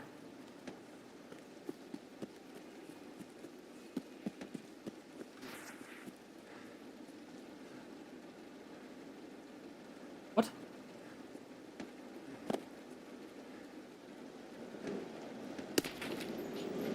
Got him. This gun feels a lot quieter than it used to. Wait a minute. Am I seeing the... No, okay. False alarm. Let's go Factorio. Yeah, that's kind of what I was figuring. Let's see. Yes, 2 more. 2 more.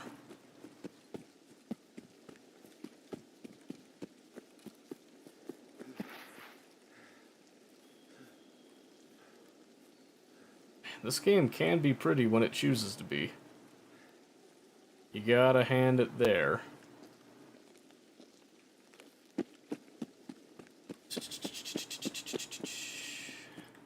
I'm guessing Sniper Scav's not there. My guess is he got popped at some point. Wait a minute. He is there.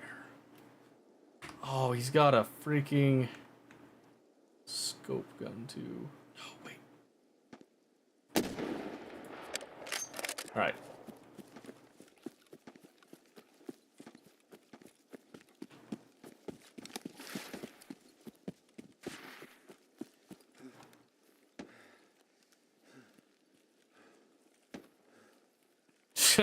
Right? The noise. Insanity.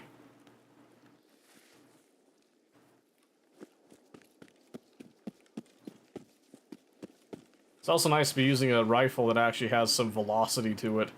The 3.66, you can suppress it early on super easy, but kind of a smaller round. Doesn't do as much. I need to get one more scav kill somewhere. Yeah. Yeah, that scav was done. Done for. He didn't stand a chance. What's the time in here? 10 minutes to go. I need to be leaving then. Let me just double check. We should have outskirts. Yes, okay.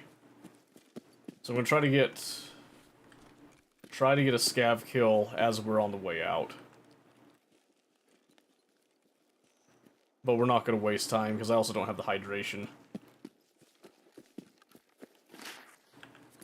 Let's see, need to adjust this again. Zoom it out and then bump it back to 100.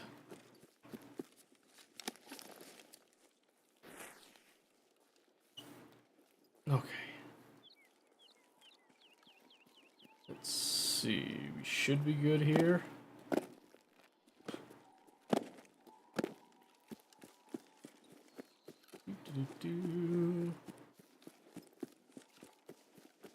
And preferably we can get another scav kill with just the rifle.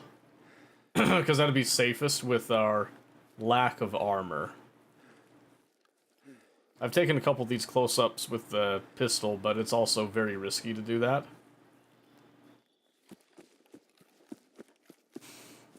And that is okay. Life is worth a little risk every now and then, right? Yeah, I don't know, I've been kind of thinking about this too, with the... I knew that the release date was in November already, getting the exact date. I didn't realize that they'd actually dropped the exact date for 1.0 release. I'm very curious about that, because Battlestate never does that. That's just such a weird thing, that there was no smoke and mirrors on it whatsoever, so I don't know what to expect with that, but I'm hoping that the that Battlefield 6 comes out really nice. I'm so torn on the pre-order situation on that, by the way, because, like, I really, really, really don't want to pre-order it because I'm super against EA just, like, dogging us for years with how they've treated Battlefield. Wait, what?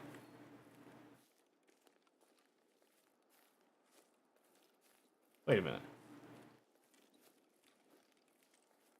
Looked like it was on fire. But from what I played in the beta was legitimately really fun. It felt good. It felt like a return to form. And I know that the dude that's in charge of it, because now there's actually someone in charge of it, I come to find out that apparently the, one of the issues with 2042 was that there wasn't really ever someone in charge, probably because they didn't want to take blame.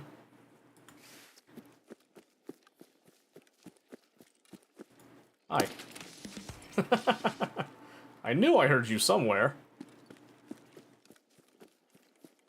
But yeah, I had high hopes for that one because I was super riding the nostalgia from 2142 and all the good times I remembered in that one. So I went into this beta with a grain of salt and, like, super skeptical. I don't know. It felt good. But again, I don't want to just default to pre-ordering because I'm so... I don't know. It would be kind of nice to get the skins and some of the, like, exclusive reward things for that, but at the same time, it's like... I don't know. I had a similar thing after Battlefield 4, because Battlefield 4, I had gone the full tilt. I did the base Battlefield 4, well, I did premium from the get-go because I really liked Battlefield 3, I liked the Battlefield 3 beta, I tried the 4 beta that they did, liked it, I ended up pre-ordering Maximum, and then I did the same thing with 2042, and it just disappointed me so hard. Hold up, keep it going decently. Yeah, right? But see, my thing is that, like, after the beta, so I played the beta, I did all of the challenges that were available for it. I didn't get to play the first week, so I had to do the challenges from week 1 and week 2 all at once in that second week. And I knocked them out really, really fast. And then I kept playing. There was no reason for me to keep playing, right? I wasn't grinding anything, I wasn't making progress towards anything. It was purely that I was just playing for the sake of playing. And I haven't done that in a Battlefield game in years. It felt really good. So, I don't know, I'm really torn, because on the one hand, the dude that's in charge of it has done, like, the old, like, original Modern Warfare for COD and all that. And then he also did, like, Apex Legends, he did the Titanfall, I think he did Titanfall 1 and 2. He's done, like, a couple other games that I can't remember. I forget his name, too. But he just put out, like... Every game that he's been in charge of has come out a pretty resounding success. So, he's got a lot of successes under his belt that I'm very positive about. But then again, it's going back to EA, and I don't like being shafted by EA all the time. I did hear that there is going to be a battle pass, which is like... Okay, I mean, I guess. You know, this is kind of what games do nowadays. There's always some sort of battle pass thing. I think they were already planning on that, but I'm hoping that that wasn't a result of... Because I saw there's a whole bunch of, like, the big-time streamers that were like, yeah, you know, like, Battlefield 6, in order to survive, it has to have, like, a battle pass. It's gotta have ranked. It's gotta, you know, we gotta get a battle royale out of this, you know, like... we gotta make sure, and they were saying pretty much like, oh, you want to make it Call of Duty then? Because you can see how much they complain about Call of Duty with the same vein, but they want to turn it into, like, another Call of Duty with it. Like, it just doesn't jive with me. I don't know, it just... It feels like they weren't understanding what the point of Battlefield is, and I think that's a lot of what happened with, 2042, where they were trying to do, like, all the operators. 2042 was like COD light is almost what it felt like. It was kind of doing the stuff that, what? It was kind of like doing all of the stuff that Call of Duty was doing, but worse. And at that point, it was like, well, I bought 2042, but why would I play 2042? I ended up going and I started playing Call of Duty more, and I enjoyed it way more. You know, like, I don't know. And then I saw there's like, oh yeah, go play 2042. There's a bunch of rewards and stuff that you can get for Battlefield 6 when it comes out. And I think I saw it was on like a disgusting sale. I think it was like $2 or something like that. Oopsie. Yowzers. Don't judge me. Don't judge me. Let's see here. Where did my brain go? Where did my brain go just now? My brain just fried. What was like? Oh yeah, it was Battlefield 2042. Yeah, it's like $3. It's $3. Can you see this? Oh, you can't see it. My bad. My bad. Hold on just a second. Game capture. Boom. Yeah, look at this. Look what they're doing. The reviews are still mixed, and they're below 50% after all this time, by the way, okay? But you look at this. $3. 95% off. That is insanity. Never saw the appeal of Call of Duty, if I'm gonna be honest. I enjoy Call of Duty. It's nice for, like, when you want something fast-paced, quick type of thing, which is what you play, Call of Duty for. It's not what you play Battlefield for. Now, granted, in Battlefield 6, I was playing a little bit more fast-paced during the beta because I'm just so used to doing that with a lot of these, like, kind of more arcadey / tactical-esque shooters. And it still felt good, but you were a lot slower, so you were still... It was forcing you to slow down and actually make decisions as if you were playing, like a more traditional tactical shooter type of thing. And I thought that was really good, so...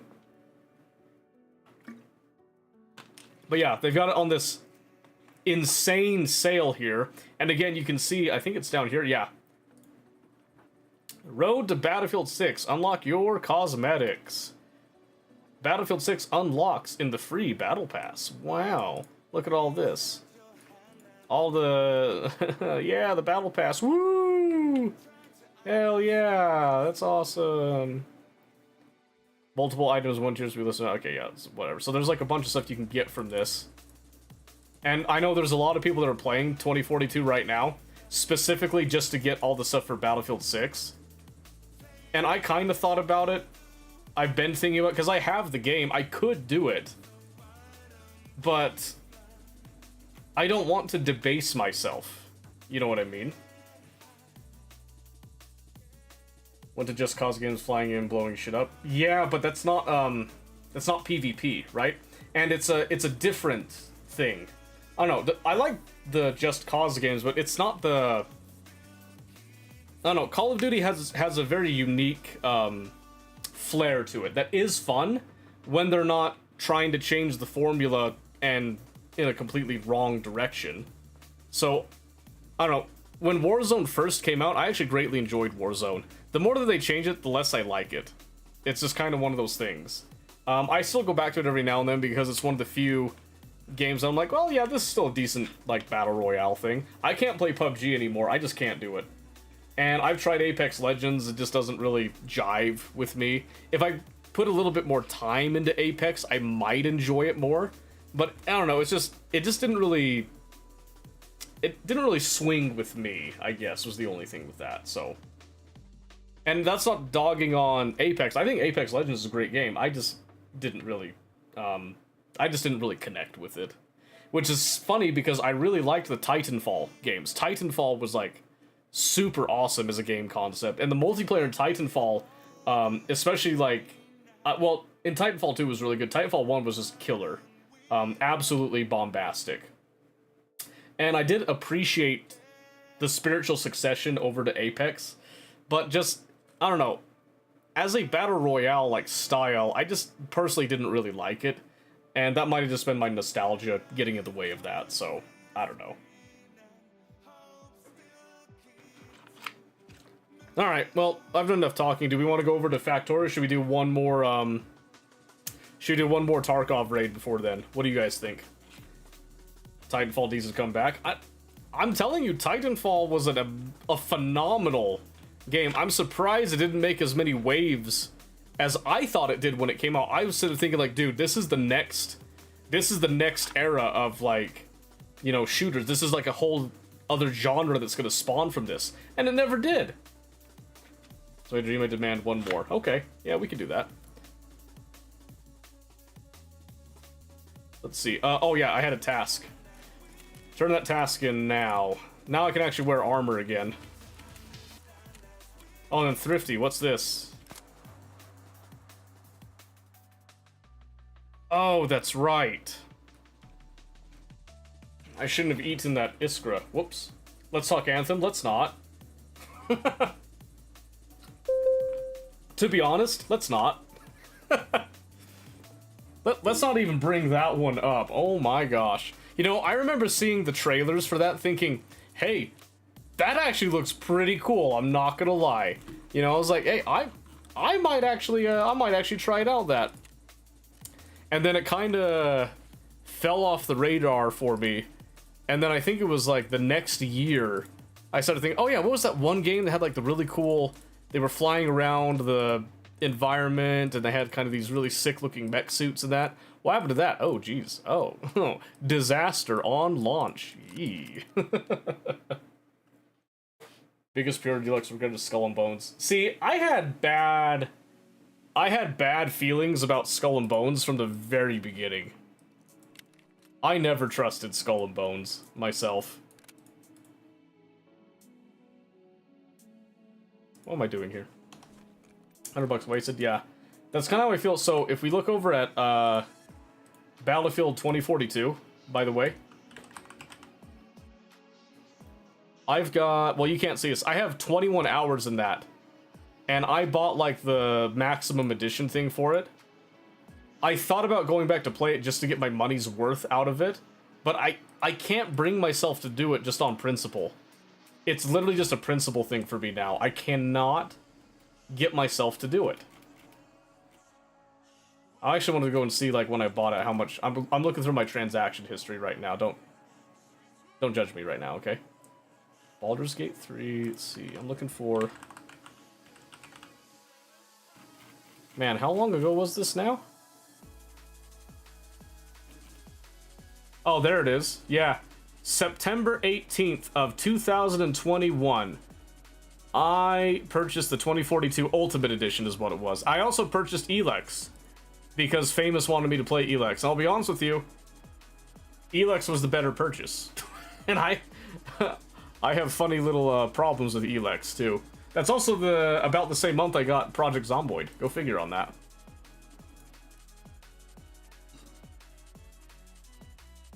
You need to unlock most summons in the AI values as accounted. Oh, there you go. That works. Yeah, I think for me, oh, I was going for a magazine. Duh. I think for me, though, I don't want to give EA the impression that I like that at all. And, like, it doesn't matter what I do, and I know that. That's kind of where I was debating on the whole, oh, my brain. On the whole, you know, oh, do I pre-order, do I not pre-order? It's that kind of same vein of, like, well, it doesn't matter what I as an individual do. And I'll be honest, there's been a bunch of people that pre-order already.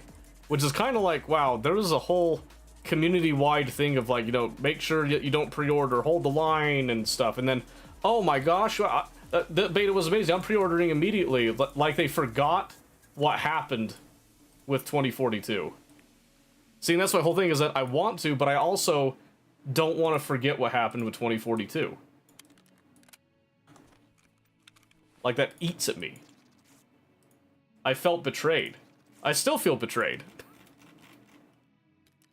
Maybe that's like, what was I gonna say? Almost like an elitist kind of view to it, but it's true. I felt very betrayed by how they treated 2042. Oh my word, wait, that's a pimpin' shotgun. I kind of want that shotgun. Let's go customs real quick with that scav.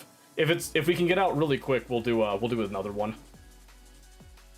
Did I ever touch much of Elite Dangerous? I touched a little bit, actually. Let me see. Let me go look at how many hours I've had in it. It wasn't a huge amount. Oh, it's about like 19 hours in it. I was playing that with Famous and Mobius. Last time I played was back in 2021. I know there's a lot of changes they've made with it, but I don't know. I don't know why it didn't really grab me as something I wanted to grind out. So it's interesting, I guess. I don't know exactly why I stopped. I thought it was really cool. Oh, you know what it was? I was gonna get a HOTAS for it. I was gonna make a HOTAS setup. And then, like all good projects do, I never finished it.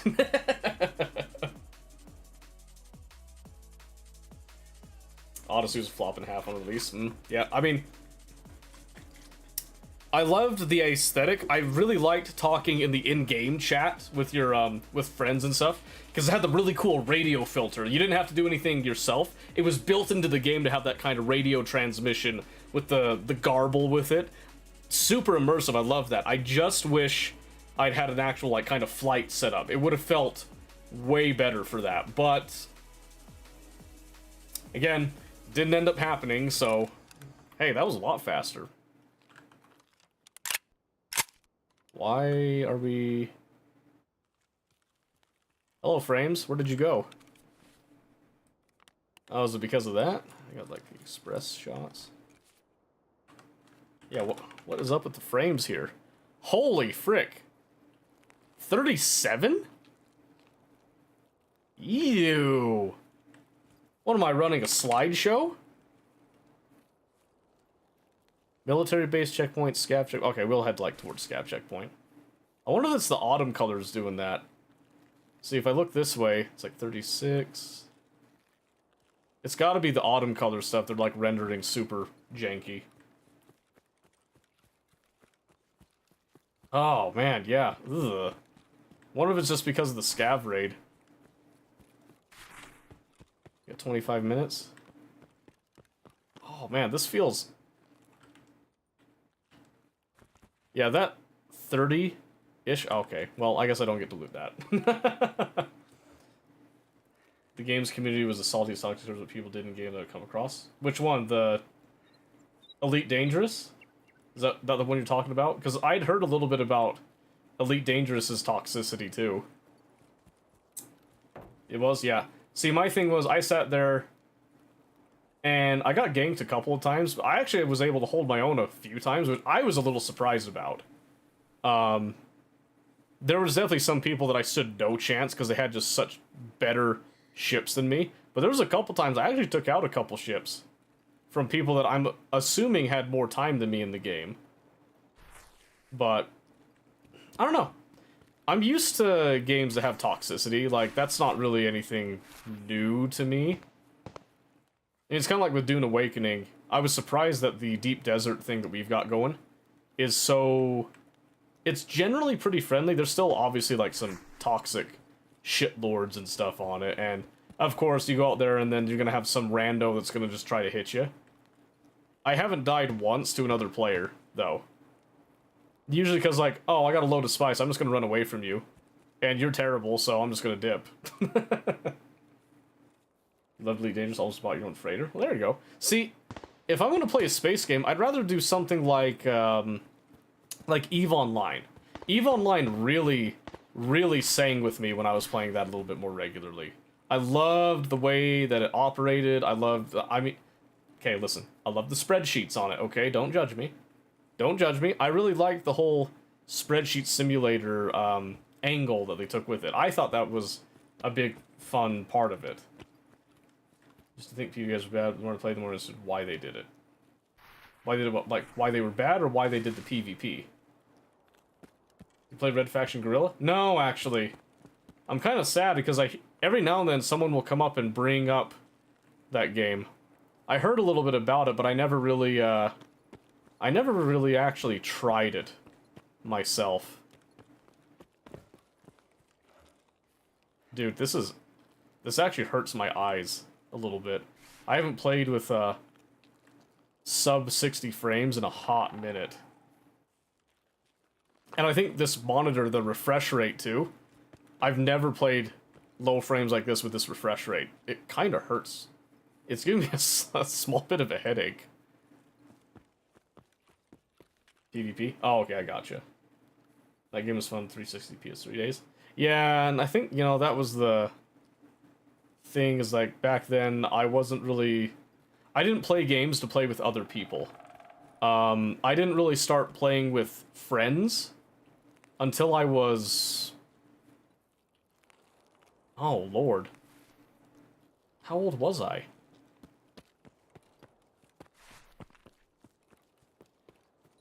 I'm legitimately trying to think right now. I think it was about 23. It wasn't until about 23 that I started to play with friends. I'd occasionally go to, like, people's houses, and we'd play, like, you know, I had friends that had Xboxes, so we'd play, like, Halo, the various different iterations of Halo. There was also some of the, Oh, wait. It's transit zone, but I want... Yeah, that's what I wanted. There we go. I don't want to transit, I want to do... It's kind of funny that scavs can transit, but that's beside the point. Oh, man, those frames. No, no, no. Yeah, so I started playing games, I think it was, I would have been about 3 or 4. Because I was born... So, this little bit of context here, you know, you're going to get a little bit of a roadmap of where I've been. So in Utah, I was born down in St. George, and I have no fear about telling you about that. Don't even sweat it, okay? Ain't nothing but a thing, homie. But, I was born down in St. George, and that's where we lived for the first little while of, like, you know, formative years and all that. The interesting thing that comes up to me is that shortly after that, I think it was about the time that we moved to where we live now. And when that happened... You know, life situations started to improve. We were never really, like, rich. We were actually, like, very poor. I come from, like, a very low income, like, end of things. My grandparents are a lot... Well, not my parents are now in a much better financial situation than they were then, but whenever we would buy stuff, it was because, like, we got, like, a little bonus from the college, you know, that my dad worked at and stuff. So, that was about the time that we got a Nintendo. Nintendo 64. And then actually ended up getting rid of it, giving it over to my grandpa, if I recall. And then we got a PlayStation 1. I still have that PlayStation, by the way. It's kicking around here somewhere. It's broken now. We had to get a new one recently. But I've kept that old PlayStation because there's a lot of nostalgia attached to that. But shortly after that, my dad came home one day. I remember this. I was about like 4 or 5, like I said. He came home one day and asked me, you know, hey, you know, you've been really liking getting on my computer and stuff, but I need my computer for work when I'm at home. And this is in the time that we were doing dial-up, right? So whenever I wanted to get online and stuff, I had to do the dial-up, the whole tone would go off. We had a couple of demos. We never bought a game at that point. We just went and got free demos online that my dad would go look for while he was at work. He'd put them on a floppy disk, and then he would put that onto his home computer. Well, one day he's like, hey, we had some surplus, and we got some computers that the college doesn't need anymore. They were asking, like, people to take them home. Would you like one? I said, yeah. And I still remember that ugly little bastard. I loved that thing. It was, kind of the vanilla cream, you know, look to them. Had, like, the big square button. The computer sat, on its side, you know, and on the front. That it almost looked like one of those, like the DOS ones, but it wasn't a DOS one. You know, let's go sniping on Ground Zero. Why not, right? What's the worst that could happen? Why not? Why not? What was really interesting, though, to me, at least, was... So we got this, and we've got, like, kind of the old, like, the big box monitor with it, too. And I remember I was so excited... But it wasn't because I was playing games. It was then I could watch Star Wars Episode 4 in my room because it also came with a VHS player attachment. Which I thought that was the coolest thing ever. It looked terrible. I still remember it had like the old like CRTV, you know, like the color you know, like little blurbs and all that. But man, to me, that was the coolest thing, because I heard about other kids having TVs in their rooms and stuff. And later I found out, oh, they actually had like better quality TVs in the rooms and like little game stations. And mine was like kind of old janky technology like at that point. But I just thought it was so cool to have something like that. And then the first game that I actually got, that we had bought, I bought with money that I had earned doing like chores and stuff. And it was Total War Shogun. That was the very first game that I actually bought and played on PC. I've lost the copy since, and I feel very, very sad about that. I don't have my original Total War Shogun copy, but because I played a demo of it and I decided to get that one, and then we had Medieval Total War also. That copy I'm pretty sure is still hanging around somewhere, but I haven't seen it in years, so Medieval 2 is way better anyway, so that's fine. But yeah, it was I don't know. Kind of makes you think, like, I was gaming for so long, it was a surprise I didn't get into programming until after high school. I didn't really legitimately start doing anything with programming until after high school, which I think is a shame. I should have started, like, way back then, but I never really thought that I would enjoy it. I just wanted to play games on the computer. But the second that I started doing it, I was like, wait, this is amazing. This is awesome. I can't believe I didn't do this. Because I'd always, like, as I grew up, I began to, like, build my own computers, you know, swap out parts, and all that. I'd also overclock, so I was very much into the whole tuning and the finer points of the hardware, but I never got into the software. That was such a shame. It really was such a shame. In my eyes, you know, but I don't have any armor. Hold on a second. Also, this queue's taking forever. Do we want to just go straight to Factorio? Or do we still want to get one more raid here? Because that scav raid was kind of boring. I'm not going to lie to you, it was. But I don't want to go into a raid without armor. Been there, done that. Maybe I don't take a sniper rifle. Still on the Factorio train? Well, of course you are. You're directly involved. You probably should switch, though, huh? You can move on, you're satisfied? Okay. We'll just go ahead and move on, then. What I'm gonna do is I'm gonna... Whoa, hold on. I'm probably just gonna leave this kit on, because I do like this kit. I just need to put on some body armor, at least. Do I have any... Oh, I got this. Like, cheap armor. I don't need the helmet. It's just kind of protecting this middle section with something a little... At least basic is good. But yeah, I think, here's the funny thing, that might surprise you. Pretty much the entire time, from the moment that I got that first computer, all the way up to, I think it was... When was it? Would have been about 2009, 2010, so it would have been, like, junior or sophomore year of high school. I pretty much played exclusively, almost exclusively, real-time strategy games or, like, base management, building, like, city building games. In fact, oh, you know what's really cool? Hold on a second. I wonder if any of you know this game.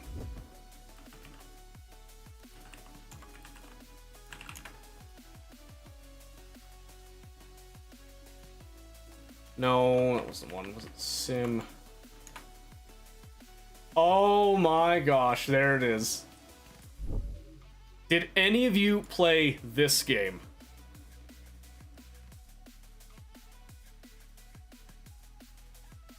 CD Keys is rebranding? No, I haven't seen that. Just seems everything's still pretty basic. Well, that's fine. I'd be more than happy to take a look at what you got. This... Just SimCity 2000? Seen, never played it? Dude, this game was the shit. Okay? This game was killer. Absolutely awesome. I loved this game. What was interesting about it was, if I recall here, yeah, you got here, you had like your employees like that would do different things, and it operated very similar to SimCity, but you were restricted to an island, a rainforest island. You had to deal with like poachers and different things like that, right?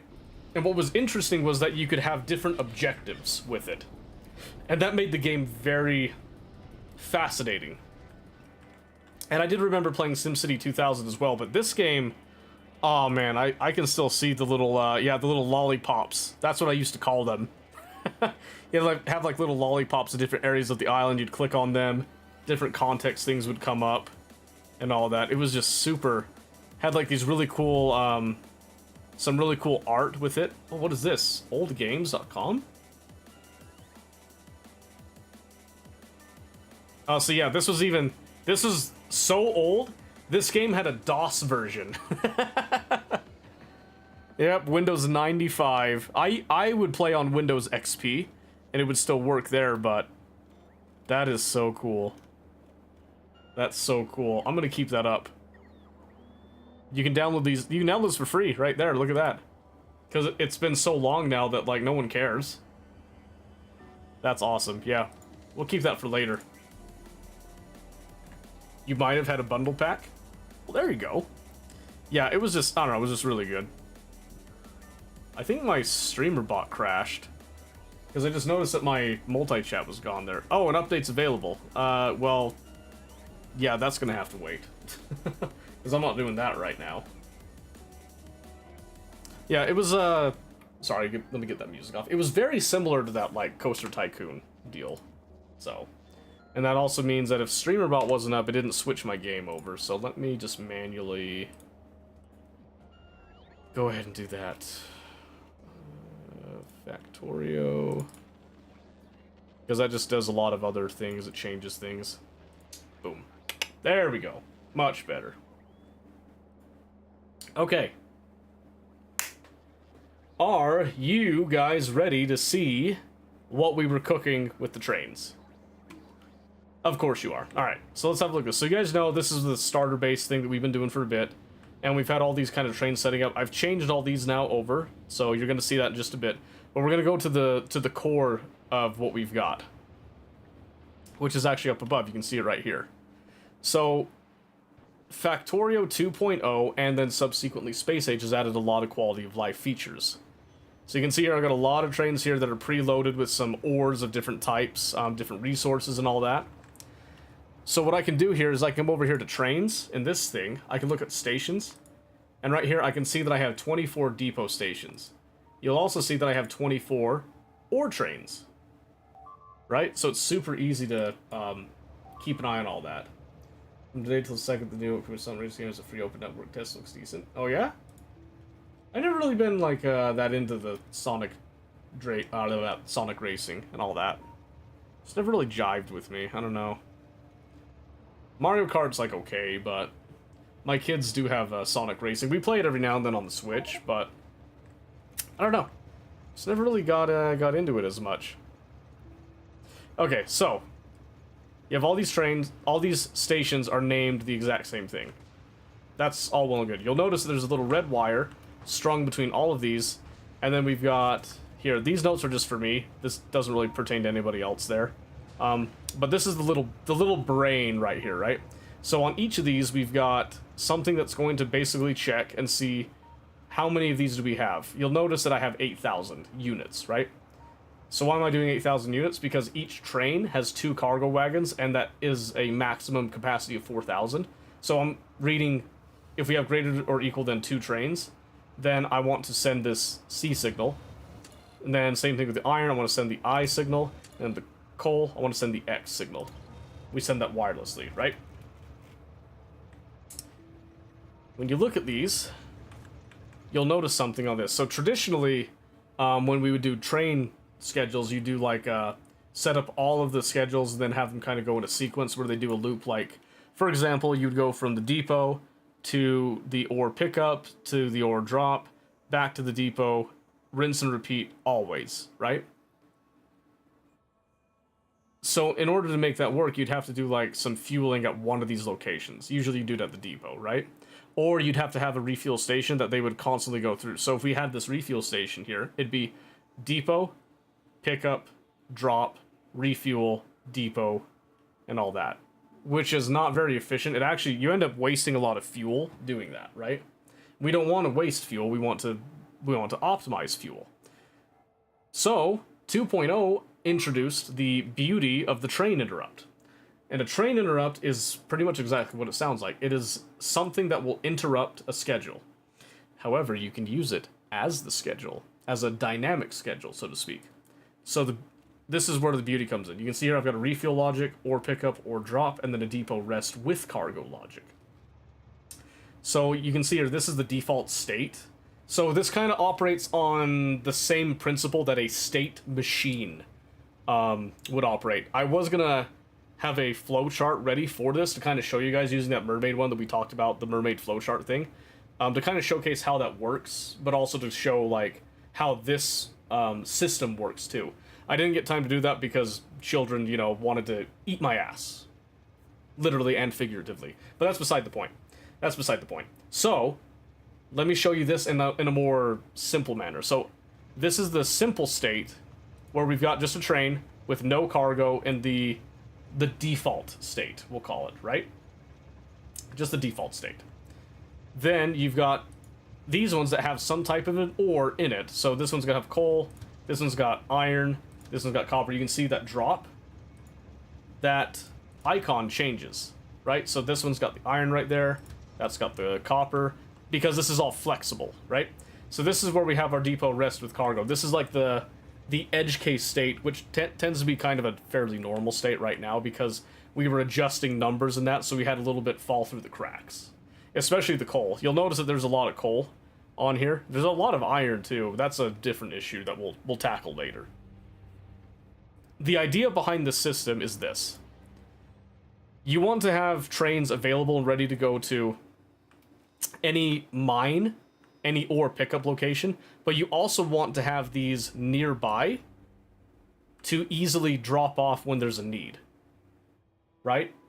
Now, here's the thing. This isn't where this is going to end up in the end. This is just still the temporary thing. We're putting this up here because we're actually going to have a lot of the processing for the ores is going to be done right here. And then we're going to have a second depot filled with liquid trains. And we're actually going to have quite a few of those as well. And that's because we're going to use a system that we actually transport molten metal instead of solid metal. Because you can transport a lot more and then just cast them into the appropriate thing that you need on site. It's more efficient. It travels more efficiently as well too. And it also is super badass. So that's what we're going to be doing. Tonight, that's what we're going to kind of be working on here. It's 5:40 a.m.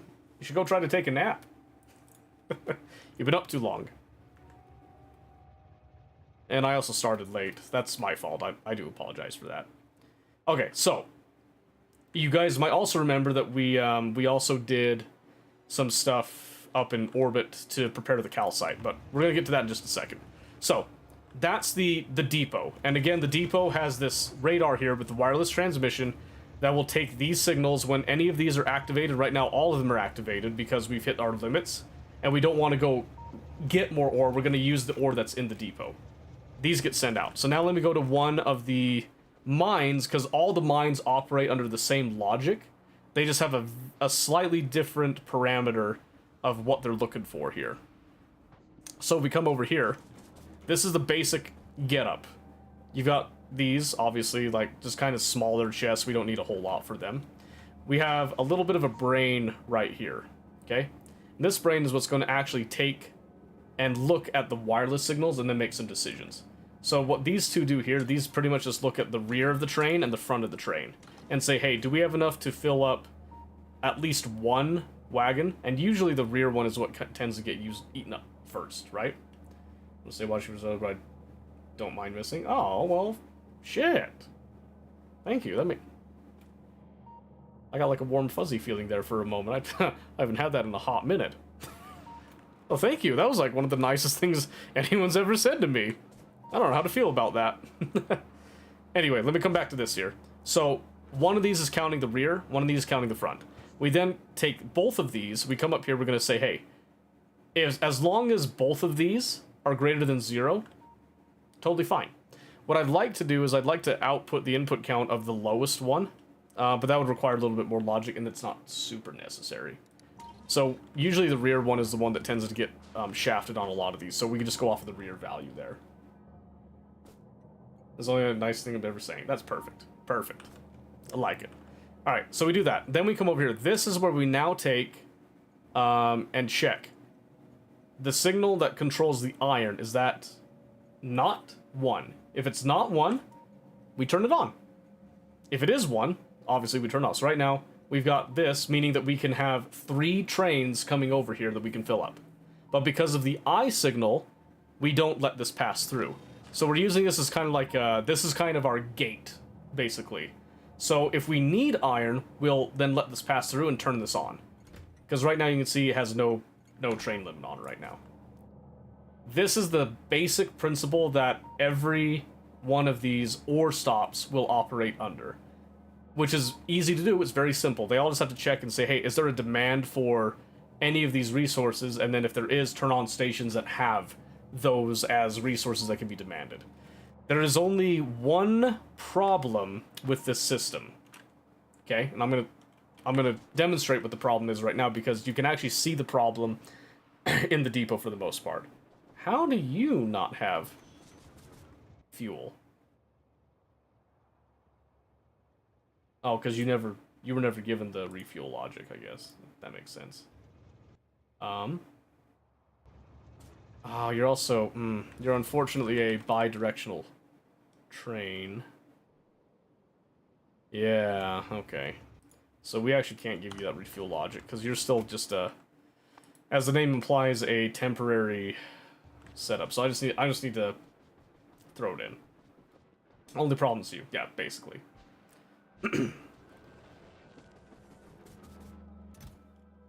1, 2, 3, 4, 5, 6.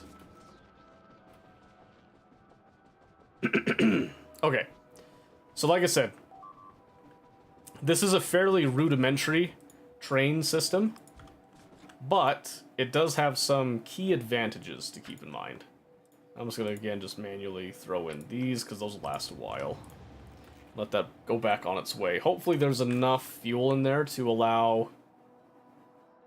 Hopefully we just, like, rip up that stone pickup entirely at this point. Okay, so let me show you the true problem here. Oh, there's another problem.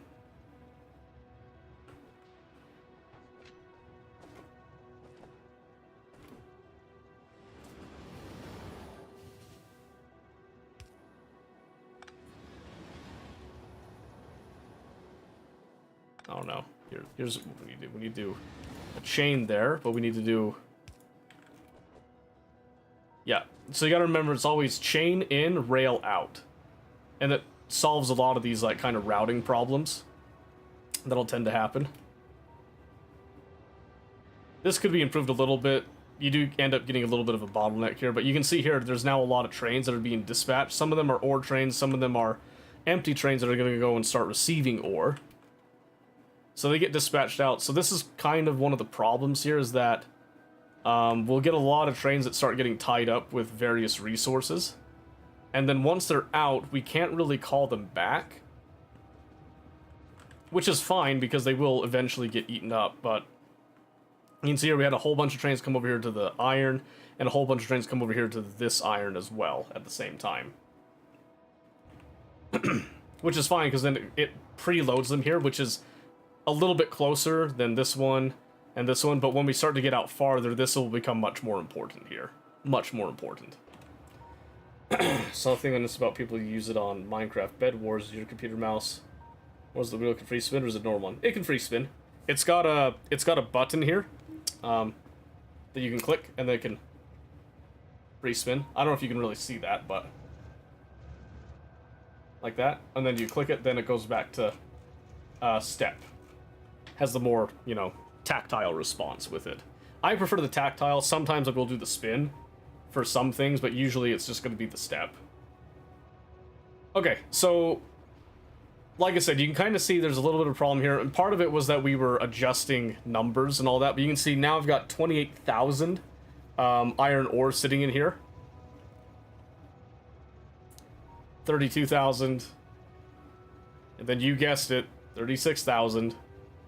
Which is fine, because what this actually ends up doing is we kind of go in spurts of mining, and then we'll have spurts that we decline. If we put a bunch of trees around, trees would actually eat up a lot of this pollution and cut out a lot of problems there, but we're not doing that right now. We round around. Oh, it is pretty satisfying. Yeah. Oh, and then I also did add lights up here, just as like big, bright visual indicators to let you know, like, you know, how many trains you have. Because looking at it right here doesn't always... this doesn't always come across as very easy to see. So sometimes it's just good to have a little like light system. Because you can attach them to the rails to get, like, you know, little things. You can actually turn things on and off with it too. So for example, if you do like this, we could then set things, we could actually close the signal based on certain conditions too. So that's something that we could use in our particular system as well. Meaning that we could do like, we could lock certain trains to stay in place and not move if we wanted to keep like a certain row of trains dedicated to one resource, all that. I don't think that's necessary. I like the flexibility of this, so... Huge ass creature skeleton zoomed out. I mean, it's kind of what it is. I mean, it's rails, so... Shot some pics? Okay, let's look at those pics. I'm very curious to see how you're doing with it. Let's have a little look-see.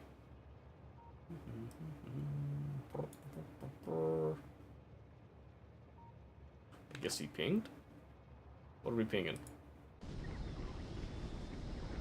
Yeah, what about it? How did you flip it? I'd rather make it mirrored. What do you mean? Look. So I've got it here.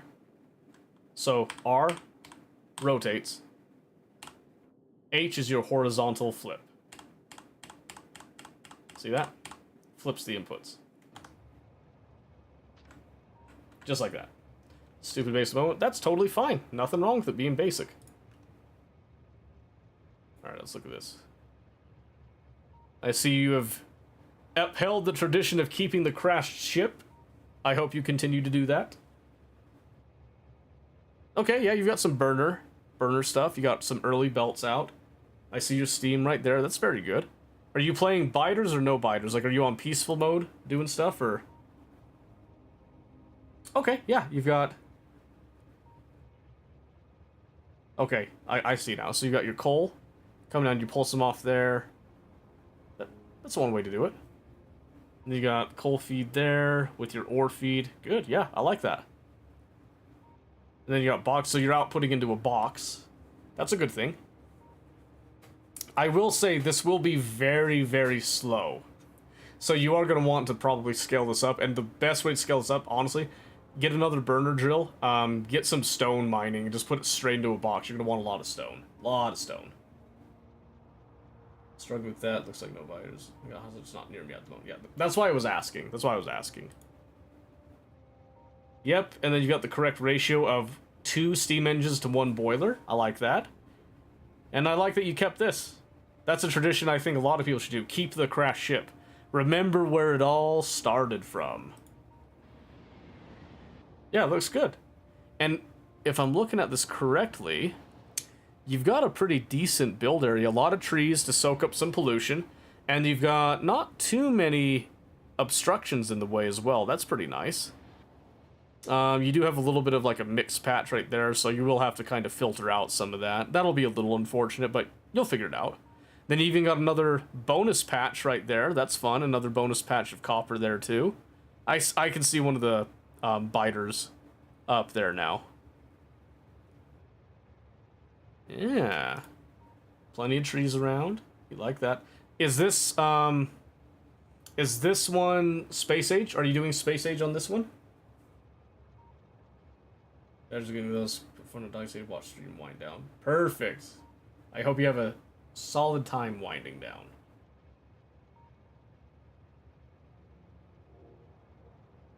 Yeah. So you can keep only 2, but you can then do you can then do this. Hold on. So this is the old This is a backup system. This is circuit controlled now. You don't have to do circuit controls on this. But you can see here that we have kind of in line here that we have the 1 boiler to 2 steam engines, but we also have the pipes connected. Basically what this means is that when we're loading these up, we can actually have a little bit of excess steam in here that these steam engines can pull from if they ever need it. But we've moved on from using these steam engines and the coal burner, the boilers, and we're over here on nuclear power now, so haven't really had a need to do any of that for a hot minute. I do need to reprocess some of those depleted cells at some point, but went it to it, didn't turn anything on, honestly. Oh, that's fine. That is totally fine. So if you just went into it, I'm assuming that you bought the DLC, then you had the activation with it, so I guess the best way to check is you can go to your research, and if you see, like these science packs, the agricultural science pack, well, in fact, you should see this. If you can see the planet discovery, you're playing Space Age. Because you should see that, like right here when you get the space science pack, you'll also actually craft space science in space. So that'll be a good hint on if that's what you're on right now or not. As long as you bought the DLC, then like downloaded and stuff, it didn't change anything, you probably have it on. Okay. So class, any questions regarding the train system right now? Again, it's pretty rudimentary, but it does operate on a pseudo state machine system, right? It's pure vanilla. That's okay. So save it, pop out, and go to your mods. Make sure that you just turn on all the mods for Space Age. It's going to be like quality, elevated rails, and then Space Age itself, I do believe. Just turn all that stuff on. It'll have you reload the game, and then just go right back in, and nothing changed, because you haven't gotten so far that it changed anything. So, if you're unless you want to do the pure vanilla, unless you want to keep rolling with pure vanilla, the vanilla will make it so that you can complete the game without ever leaving the planet, because there are no other planets. But if you want to have that Space Age experience, turn on Space Age, launch your rocket, then you can begin to do going into space and then getting to other planets. So, just depends on what you want. I will say, rockets are a lot cheaper with Space Age because you're planning to send a lot of them, and I mean a lot of them. Okay. Coming back down here, so we've been trying to research a lot of this junk here. What in the fuck? Phoenix with the raid. Thank you for that. I didn't realize that you were still streaming. I was like trying to see if you had any questions and stuff. I apologize for that. How was the Satisfactory? How did that go? How'd that swing for you?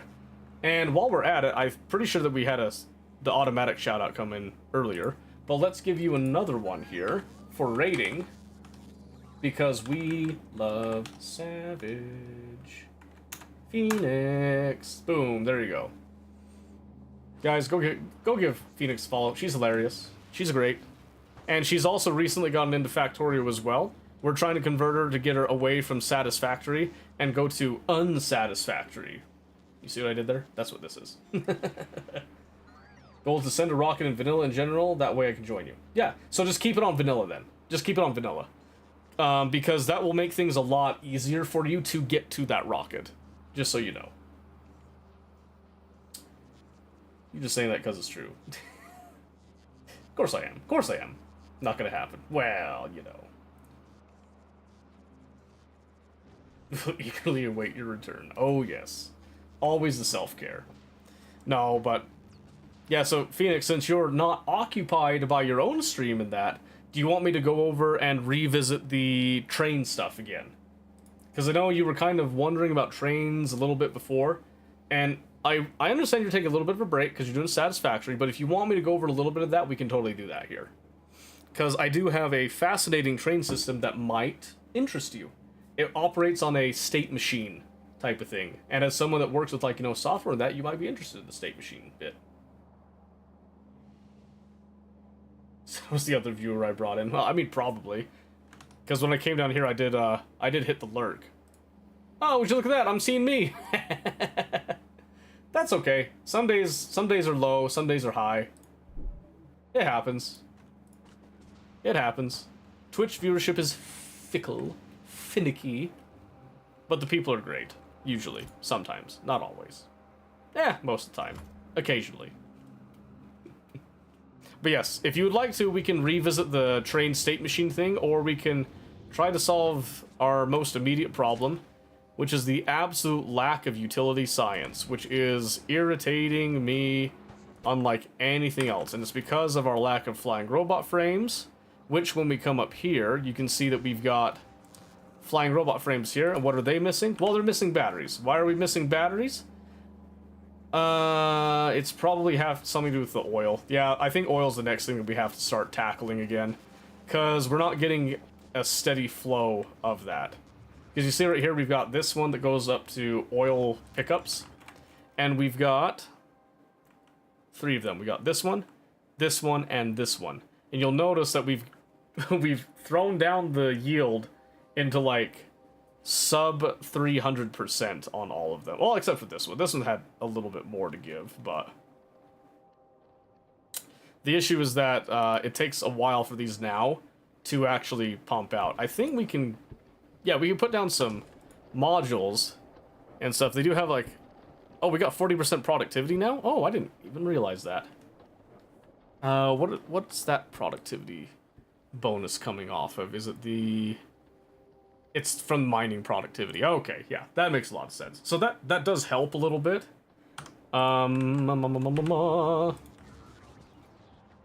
like I said, the oil is still basically infinite. It just slows down a bit over time. It gets better. So what I'm going to do is I'm going to come around. I got some spare speed 2s. We're just going to kind of do a little band-aid solution and try to get these to bump up a little more. Because we've got more than enough power, so we'll just run around, we'll give those a little bit of a helping hand. And then we're going to expand and get another oil field that can be, that can provide. And we'll probably start to shift our temporary oil into the modern era oil, is what we're going to call it. And that's going to be exciting. Because right now, this is operating on a bi-directional monorail system. That was the old thing. Now we want to try to merge it with the dual rail system and have it do that thing. Because then we can just add more liquid trains and make this a lot smoother of an experience, if that makes any sense whatsoever. Probably not, but that's okay. It doesn't need to make sense. And then we go boop, boom, just like that. Okay, that should help with getting these to fill up a little bit faster since they have that base productivity already. Okay, now if we were to come up here and we search and we look for our oil fields, you can see here, these are the nearest ones that we had. The next one's going to be like down here, here, and down there. This one's like one of the larger ones. So that would be a good one to tap into, but it's also a pretty hefty distance away, of course. But these are the fields that are available within the area that we have actually cleaned up. There's a couple of other ones that are outside of the protected zones and all that we'll get into. Oh, wait, is this? Oh, that's like just barely outside of it. Oh, but this is an island. We can actually... I didn't even realize this was an island. We can come up here and, we can actually fix that up really nicely, because we can just, snip that. And then we've got another beautiful area that we could turn into a beautiful little factory zone. Yeah, I know, right? A lot of activists tend to, like, irritate me sometimes, but that's beside the point. Okay. So that should help once we actually get oil flow. And again, this is a very basic early on. Hey! No way! They took out another one? That's just rude. That's just rude. How many more of those Tesla towers do we have on hand? I got like 10. Yeah, it's fine. That's fine. Okay. So, again, this is kind of just a temporary fix. This isn't going to really In fact, I'm pretty sure if I look at our fluids and we were to look at our crude oil, so before we were doing about 5.4 thousand a minute, and now we bumped it up. It's like not quite to like double, but it's better. So that means that we will have more frequent crude oil flow there, but we can't fully rely on that. And in fact, these ones might get to the point that we don't even want to really waste the time pumping them. It just depends on if this is the bottom of what they got. And it might be. Oh, another thing too here that I've shown before, but I'm gonna do so again here, is you can do a couple of interesting things when it comes to pipes. And one of the main ones is that you can actually hook up a pump into your tanks right here. And what this will allow you to do is make sure that you don't have oil that's just sitting in these pipes. You make sure that you get it all pumped in here so that you basically just try to maximize and get these as like the first thing served, so that it'll actually read when it's able to provide stuff. You can't always do it, but sometimes, you know, it is worth doing. Okay. Now, let's see here. We're good on iron and copper for the moment. We don't need to go and get more of that stuff. We have more than plenty of that for now. What we do want to do... Oh, we need to change... Yeah, this copper pickup's been kind of left high and dry. So we need to come down here and change that. Let me see here. So I need... Make sure I've got that. I'll need a train stop, and then I'll need... I got combinators already, that's perfect. And then need 1, 2, 3, 4, 5, 6. And then we just need some more inserters. Excuse me. Oh, man. My eyes, they itch. Okay. Yeah, so let's fix up that copper patch to bring it into the general train system, so that we can at least get that flowing through a little bit more as well. And then we can start tackling what I wanted to tackle originally tonight. We don't have as much time as I was hoping for tonight. I do apologize for that. Hopefully we can get something done with this, but... Oh, man. Hold on.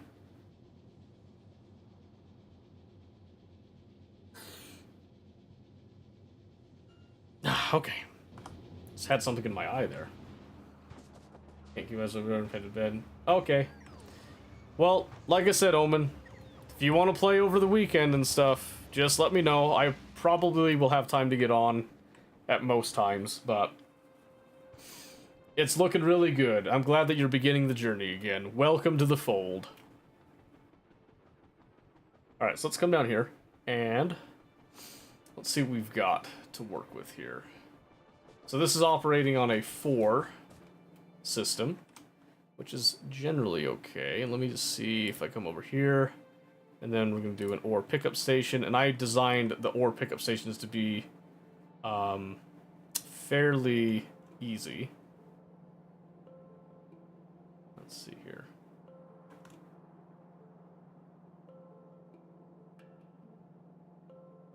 Oh, that is no good. That's no good at all. Okay.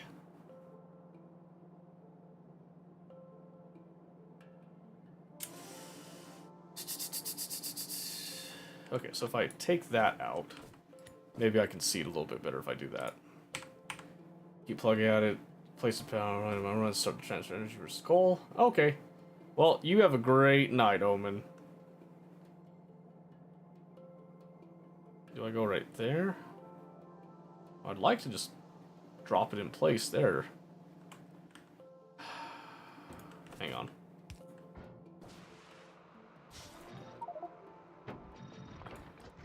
Just get some of this stuff out of my way. So what I'm going to do is I'm going to snip.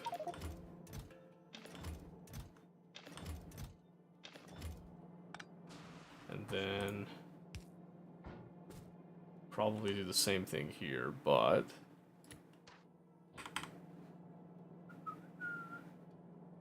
that should do for now.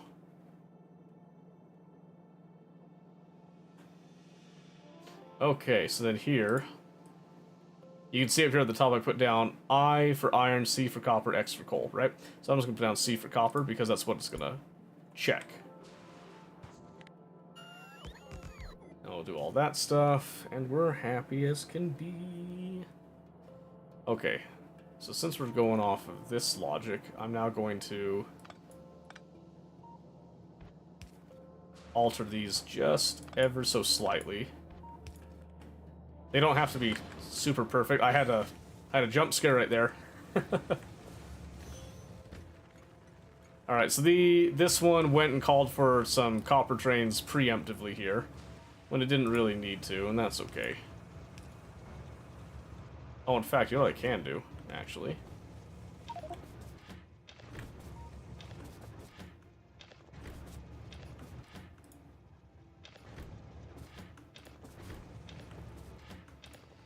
There we go. Then I don't have to really load it like that. I can just do that, and then that'll take care of itself. Okay, one issue is that this particular station is very slow to load. Because it's still operating with some lesser inserters and all that, but that's okay. We can just let it, you know, fill up when it can. So, now, again, we've now added that to the system, and everything is about as happy as it can be. Look at all those beautiful trains moving now.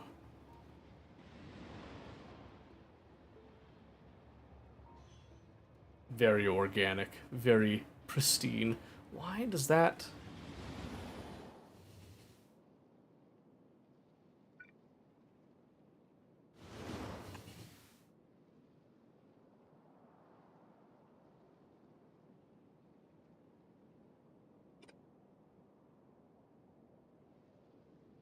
I'm not really following why that's stopping here. It shouldn't be stopping when this train's like over here trying to come up. I might need to look at that and see, but anyway, that's now all working as intended. For the moment. Not what I meant to do. There we go. Okay. Let's see, so that should help. Yeah. So when it comes to our oil, the question is, do we want to do the same thing that we've been doing with the regular ore trains and make some generic liquid trains? I think we probably do, because we are going to be shifting to a very liquid-based system in the near future that we're going to want to kind of keep an eye out on, but maybe, let's see. Okay, so there is oil flow again now, but it seems that we're having a decided lack on the batteries. Well, that would be why the batteries haven't entered the modern era yet. Yeah, let's get that fixed.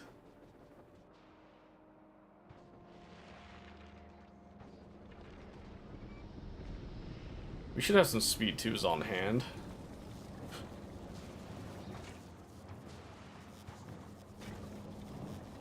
Perfect, that should help to keep those bumped up. And where do these batteries tend to go? They travel all the way down there to make laser turrets, and then we put the excess out. That makes sense.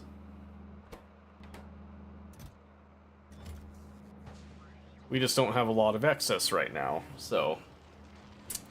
What we might want to do then is expand this just a hair. Fortunately, we should be able to just rip this, and then we can just copy... Sort of. It's not perfect, but we could do... like this.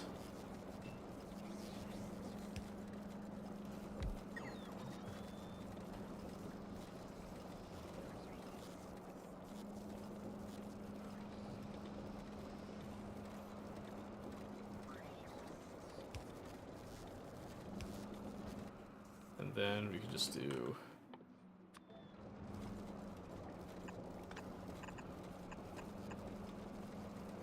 like that, and then just add in some reinserters where they should be.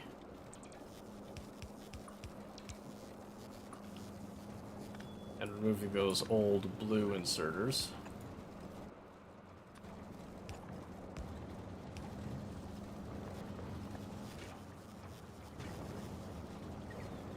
There we go. It's not super awesome, but it should at least give us a little bit faster throughput on the batteries for now. And again, I'm not trying to maximize this because we're just trying to get this base to get us far enough along.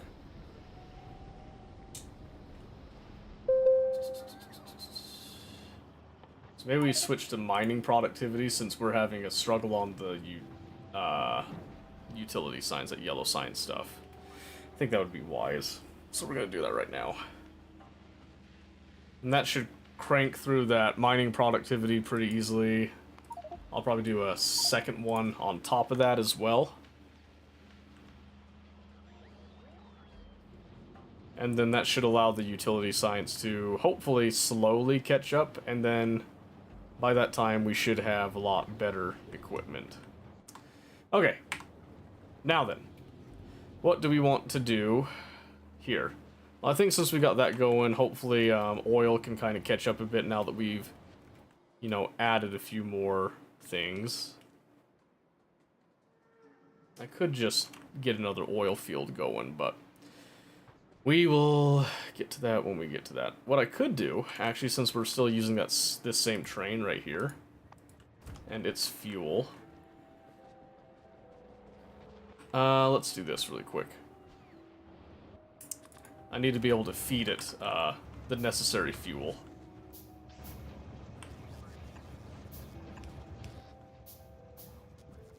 Build a dick-shaped track, but I don't wanna. I don't wanna. There, we only need to give it like a little bit of rocket fuel there, so. But why? Because I got better things to do, I got more important things to do right now. Like, for example, merge here. Let's see, hold on. If I'm gonna go off of oil, does it really matter where I enter and exit from? I don't think it does matter. Okay, so what I'm going to do is we're going to actually have this kind of attach onto this. So I want to do... let's see. So what I'm going to do, try to make this look as semi-neat as possible. I'm going to do this in order for it to come on to the rails. Then I want to come up here and I want to merge on. Okay. And then what I'm going to do here is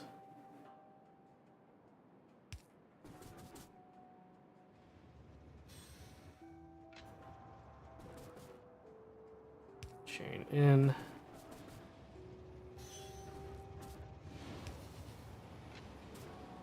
Rail out like that.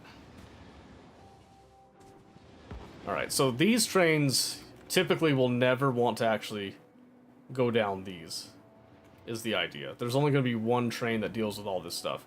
But it also allows this train to now traverse this rail and go to other places, which is why we're going to add in one of these oil fields. Which one are we going to add in?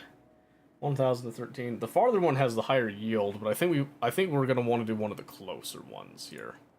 Factorius Erectus. True. True. Not wrong. Let's see. I think I need to get rail ramp. Where was I doing the rail stuff? Where was that? Right here. So give me some of those. In fact, probably give us some more of those too. Okay. Oh, and then... yeah, pump jacks. I got 5. This would make 13. 1, 2, 3, 4, 5, 6, 7. Oh, perfect. Perfect. We'll do that one then. Okay. And then I've got this. Okay, so this will be a fairly simple build here. We're not going to do anything intense. We're just going to pretty much make it the same as all the other temporary oil drop stuff. Because if it works, don't fix it. Okay. And then we'll do 2 storage tanks. I need at least 2 pumps, so I'll make a couple of pumps there. Then we've got some of those poles that we'll make.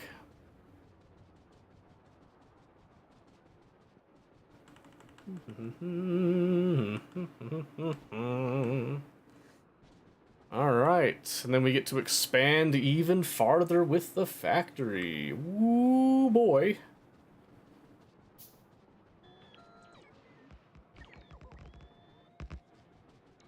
Just like that. Alright, let's see some train stuff. Let's do our T-junction here.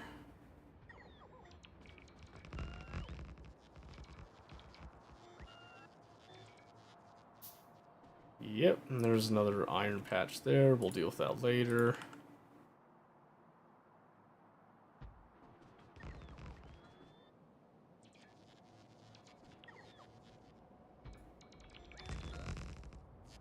Okay, and then we've got our pumps. Oh, it's a good thing that I can't frickin' see. So, let's see. So 1, 3, 4,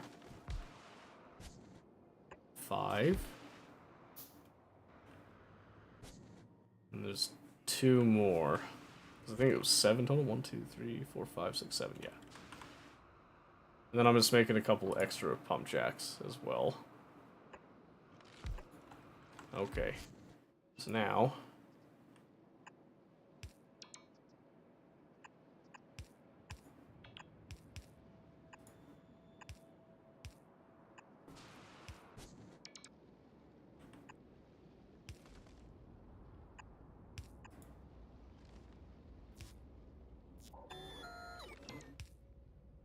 I'll need some more pipes, but we'll get to that in a bit.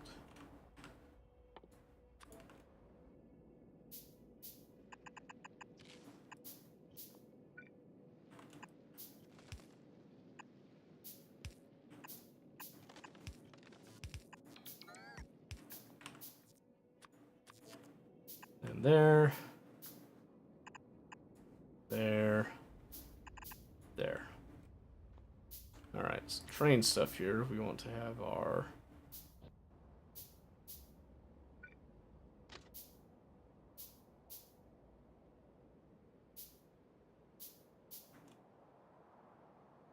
I was gonna say, I want to do a roundabout here, but I don't want it to interfere with all this. So we're gonna have to just do that roundabout formed around the oil wells here. And then, because the only reason any train should really be coming here is if it has to do a little turnaround, or if it's coming here to pick up some oil. So then we'll just do some of this. I'll just do 1 pump to each. Oh, in fact, we can do a little bit better there. We'll actually have these go like that. Then we should see is you and you. Oh, look at that. That is juicy. I like that. And then we'll just go through and add all of our power distribution, which will be like you,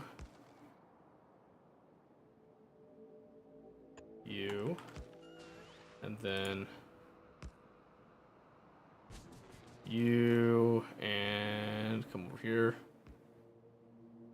And we have power. Okay. So now we're going to be able to pump out, and we want to add an additional pump to actually put all this in. Right there.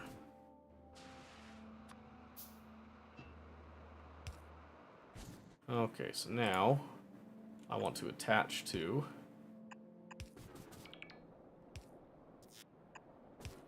these, and we'll go here.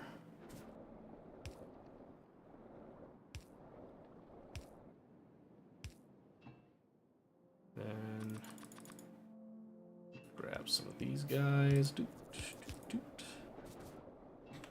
And then ta-da! We are now pumping oil again. Isn't that lovely? So now all I have to do is just do a little decider combinator, basically. Where I'm just going to read these. So crude oil. And I'll do that, and then we'll just do a limit signal, and that. Set train limits, and now we're just going to change this to oil pickup temp.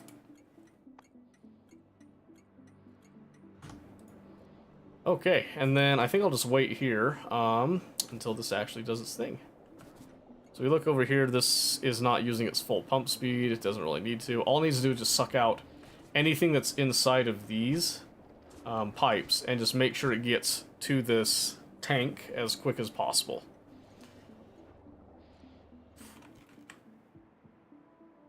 Perfect. And honestly, instead of a T-junction, I probably could have just done a curve here, but I'm thinking we might actually be able to rip up all this, and then we can have maybe even go out onto the water a bit here if we really want to squeeze out some extra space. So I'm going to leave it there for a possible future expansion, but not a guaranteed one. Okay, with all that in mind, I'm going to grab me a quick little soda here. And then we'll be good to go, because I think that'll solve our oil woes for a bit.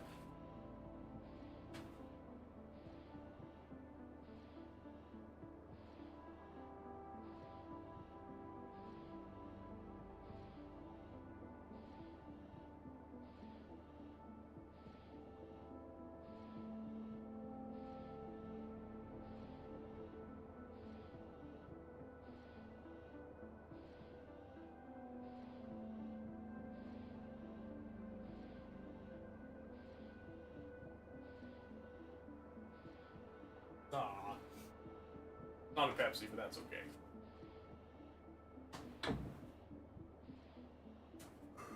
Okay, let's see. Not quite midnight. We still got time. We still got time. Can also make sure that the oil does its thing here, so. I'll say this should be pretty quick to get in here, but I didn't add speed modules. I didn't bring any with me this time, so. And I don't think adding additional productivity would really do us much good here. Oh, we're starting to slow down on science again. But did we at least catch up on the utility? Not really. Yeah, we are wasting quite a bit of the Gleba science, I'm not gonna lie to you. Not gonna lie to you, that's not super awesome, but...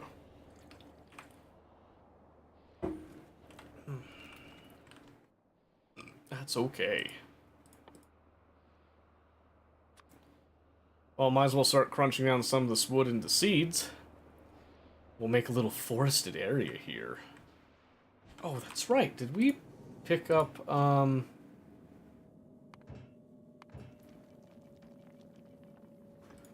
we did, we just haven't brought them down. Yeah, I want to see if I can get those. I'm curious how they operate.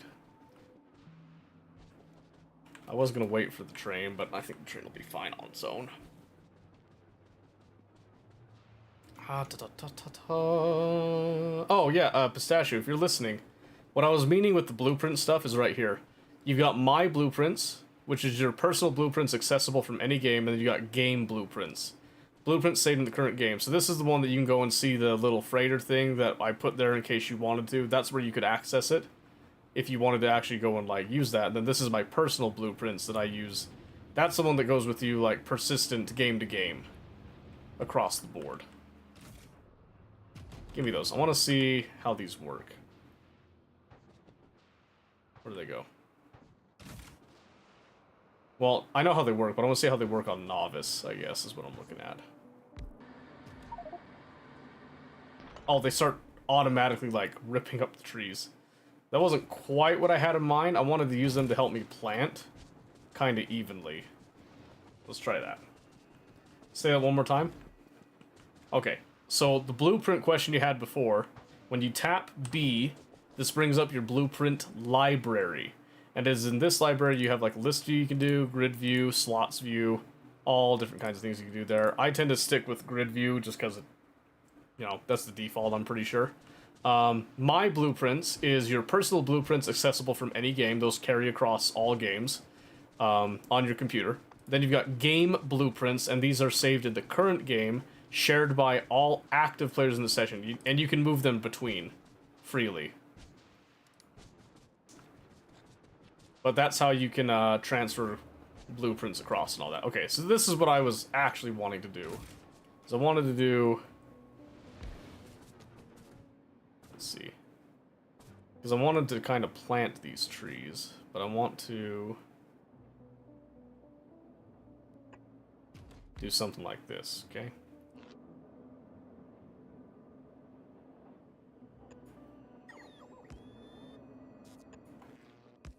Trying to reach them and then do this. Where I just give them a bunch of seeds. And I want them just to plant the trees, but I don't want to harvest the trees. I don't know exactly why I'd want to harvest the trees other than to just make more seeds to put places. But I also don't want to sit here and like manually... I don't want to plant the trees myself, basically. Because the idea here is that I get these trees down to kind of help as a little bit of a pollution barrier, right?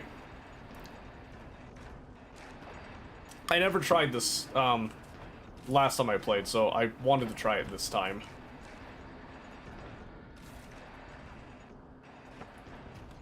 And this is just me ensuring a nice, even spacing on them.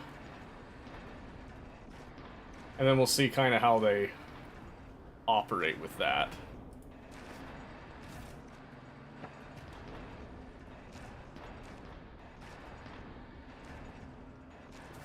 It's kind of weird how far they can reach.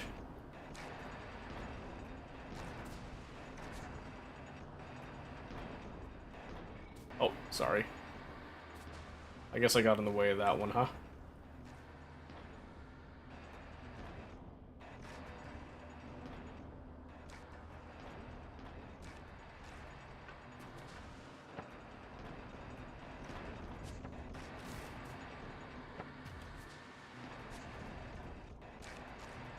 Because I'm just curious. I don't know if this is actually worth doing or not, but it might be interesting to kind of do like a, you know, a sort of, you know, go green initiative with it. Not exactly, kind of more like a utilitarian go green.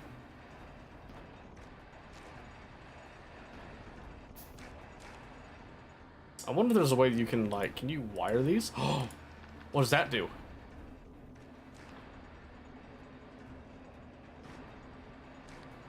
You can read the contents, you can enable and disable it.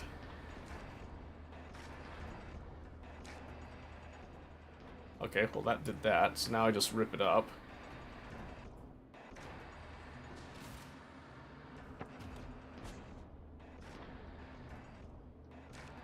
Okay, so now the idea is that I just kind of sit here and when I come back, I want to see how the trees look with this sort of setup, I suppose.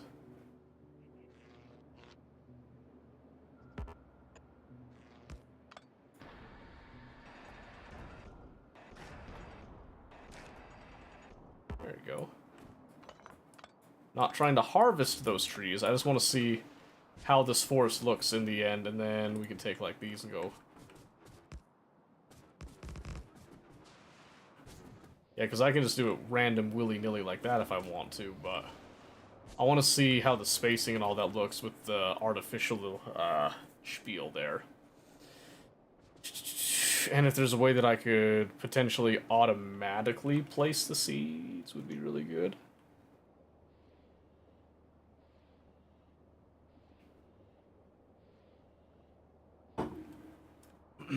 Okay. And of course, those will take some time to actually grow. Which is okay by me. I'm just, like I said, I'm just kind of curious as to how effective it could be. This train's going to come over here pretty soon.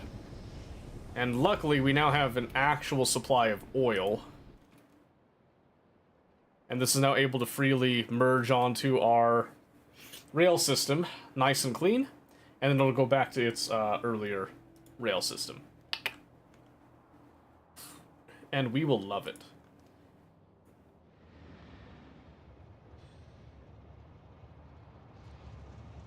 Oh.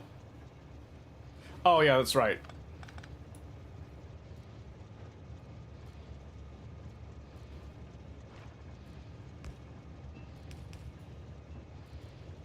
Yeah, that's right. I forget. The liquid trains do 50,000 singular now. How could I forget that?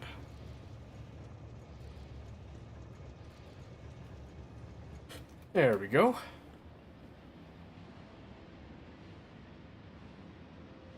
Because it means that you can do smaller liquid trains if you want. And still be rock solid.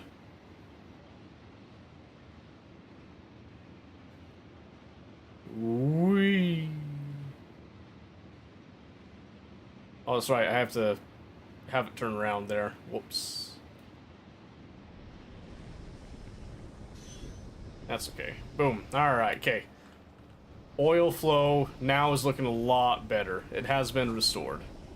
Which means, instead of these prod mods and all that, I actually would like to... I'd like to look at Vulcanus and see how our speed modules are coming. Only 30. Okay, we haven't ramped up that production yet. Okay, so we're not going to try to pull from there. Not going to pull from there, then.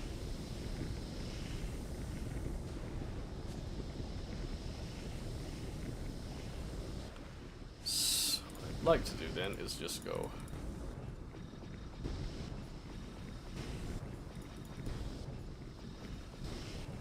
we'll just add a little bit of just a little bit of productivity. It'll slow it down a little bit, but it should end up providing us with more of what's actually needed in all this here for our purposes. We actually have a staggering number of those engines now. And we have utility science. Praise be. Alright, so now we can go back to getting our stronger explosives, which will help with our rockets and all that, and allowing production science to once more attempt to catch up. And I think, again, its whole bottleneck is steel. Which, I mean, it's like, whatever. It's eh. Just kind of sucks right now. We haven't switched over to the other stuff. Okay, but this is all now, this is all flowing, this is producing, that's exactly what we want. That's good news. We'll now get that Spidertron on its way as well. Okay. Let's start thinking about how we're going to design our ore processing. Okay, so the biggest thing with the ore processing is that we need a nice open area, so I'm going to come over here to kind of visualize this here. So we have our foundries, obviously. And what we want to do is we want to melt ore directly. And it looks like these will be about the same, so we can just kind of copy this over for that. So we want to take all of our iron and all of our copper, and we want to melt them down and then have a depot of that liquid metal that we can then send out to then get cast into various different things at a much better rate. including casting for low density structure because we need a lot of low density structure for stuff. But there's a couple of other recipes that are also pretty nice. But the biggest thing is that we'll need to also store calcite in this. So we're gonna go off of an iron recipe first, and I think we'll do this without modules to begin with. So let's see if I want to just copy this. Because we would just be taking these ores, melting them down. It can eat up 6.25 a second. Yeah, okay, so what I think I'd want to do...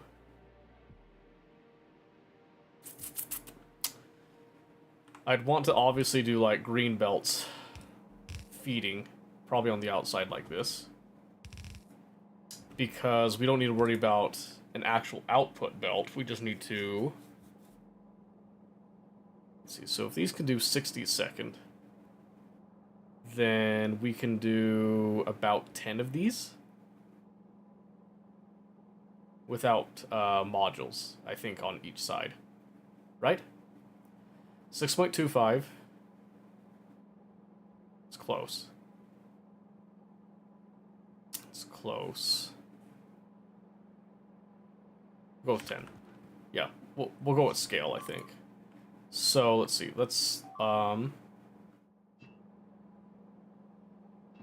do this. I'm gonna put these pipes in, like so, and then I'm just gonna copy you.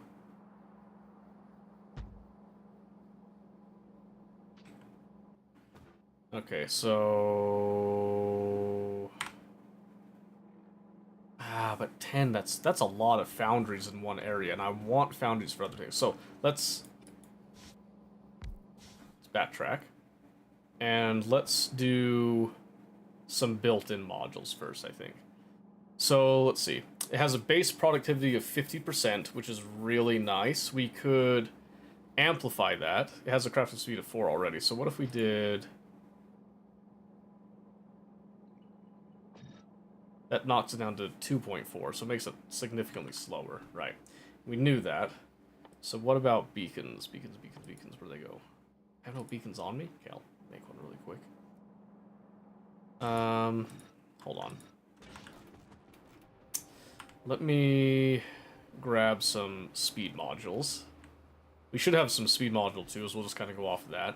And I want to have one area that's for breaking down, if you will, iron, one for breaking down copper. And then we'll have our storage depot where we can actually then have trains request to fill up with these respective liquids. Now I just have to remember what I was doing for modules again. Down there. I see them now. Yes. Okay. Perfect. Give me those. Those are nice and neat. Then I got these prod 1s right there, and I believe we were making prod 2 somewhere, but that's beside the point. So what we want to do is we want to kind of make the ore stretch a little bit more than it already is, but we also want to speed this up so that we don't have to use as many, right? So we're going to come over here. So we do one that does 8. Oh, that's a flat 10. Oh, that's beautiful. Oh, that's gorgeous. I almost don't want to mess with that. Oh, that's beautiful. Because then that would just be 6 on each side. And I think without speed 3s, we couldn't go much beyond that. So let me try something here. So now if I do that, and then if I did another... No, that then bumps up to like 11. Dang it. Okay, what if I did this? What does that do? 13.7. Could be nice, but I kind of like that. And then we can do some efficiency modules to kind of cut down the power cost. Although those are... Let's see, are we doing... We're not doing efficiency module 2s right now.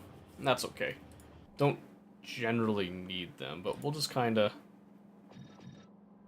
Yeah, just to cut it down a little bit, because these will be power hungry, and we know that.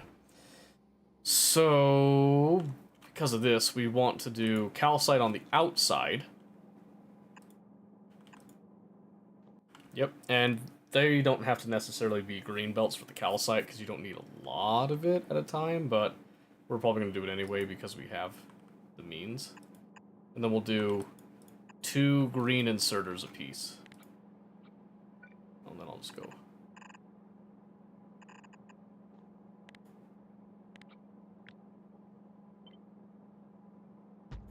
Just like that. Yep.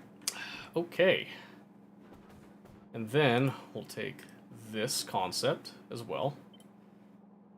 So now we just need 6, so we just need to do like you.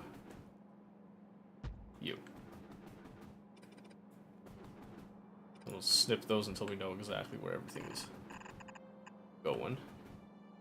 Then these will only go down to their needed level.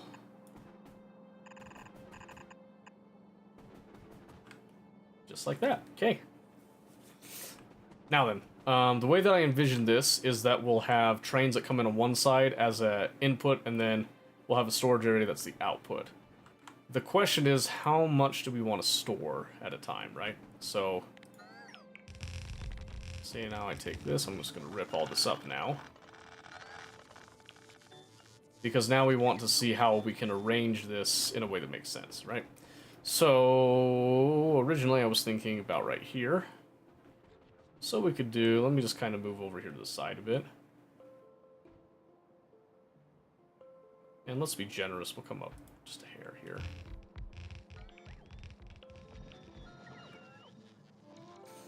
Okay. So if this is kind of the general game plan there, then we want to do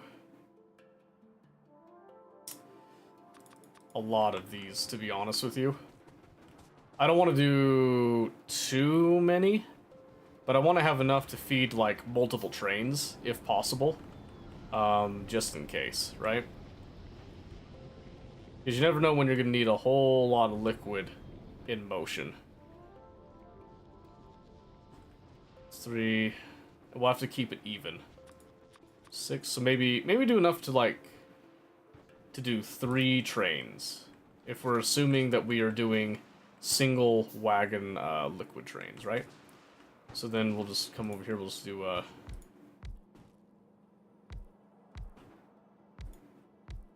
yeah, something like this, which we can then just attach on the front.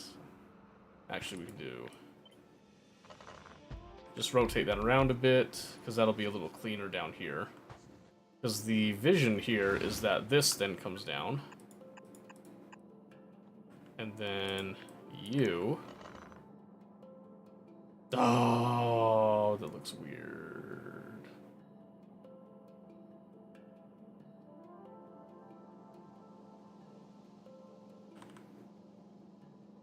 It's gonna look weird anyway. Okay, so we'll just do like... just like that, right?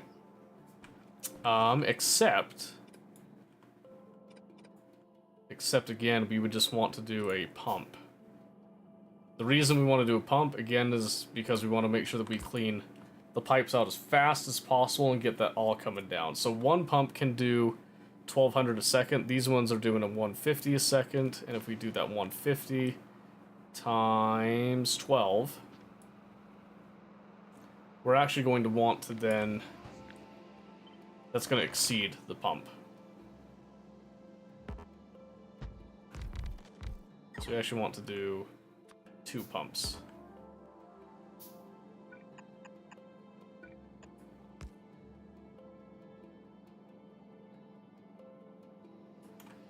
Yep, so that then fills up there, and then we have a station to accept trains.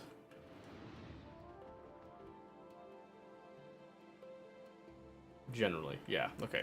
So now I just want to copy this. And then we can even have it feed off of a similar calcite line. So go right there. But then we just change this to copper.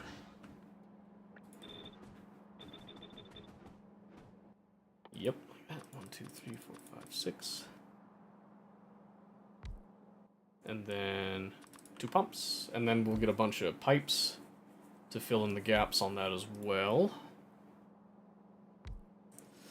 And then there we go. That will be the beginning of our new system when we're providing to things and all that. So right now the starter base is going to be allowed to continue to function just as is. Because there's no reason for it not to keep going in its current state. But this is where we're going to be able to actually do a lot of stuff. This will open up a lot of doors with our distributed factory system that we're coming up with.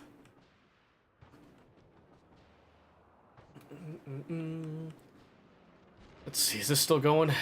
Blessedly, it is, by some miracle. Let me just grab some more of these, and we'll just, again, run up here. And then we'll be able to... let's do a bunch of this. Make sure that the pipes all get filled in, at least the important ones. Okay, now... this is the general setup that I'm liking right now. This should do very well. But now, I'm going to take all this, and then we're going to move it again. That's the beauty of drones, is that you can just kind of rip up and move things around. Oh dear. Oh. Yeah, I guess that would affect things. Okay. Now, let me, let's look at something up here. So now we're going to come back up here to where we have a little bit more free space to look at again. We're going to place it down again because now we're going to look at how we accept the raw ore. The output bit of this is extremely simple. There's nothing really crazy going on here. The real challenge is the ores coming in. So we imagine, of course, that we'll probably just do ore pickup, ore trains. Let's do a generic ore unload.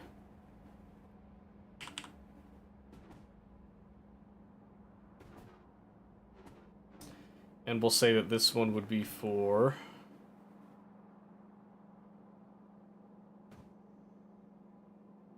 oh, hold on. Blueprint with rail signal can't be flipped. Oh, there's a rail signal in this? Oh, there is. Oh, yeah, that was part of it, huh? Okay, hold on. Let's say that I want to do...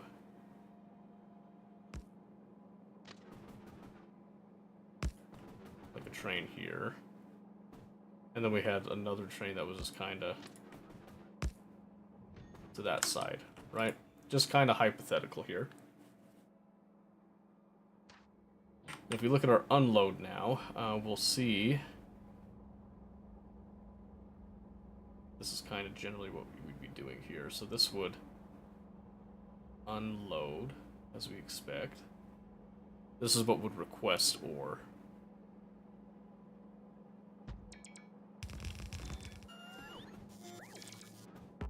So let me rip these bits up. Put that back. And then let's just see here. So this is...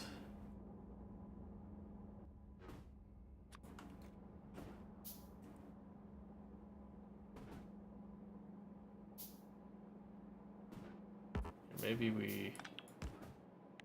and then I'll just copy this, and then... train stop cannot be flipped either. Okay, yeah, that makes sense. So maybe if we just... copy everything but the train stop? I do. Oh, wrong flip. It'd be like that. And then we would copy you. And then...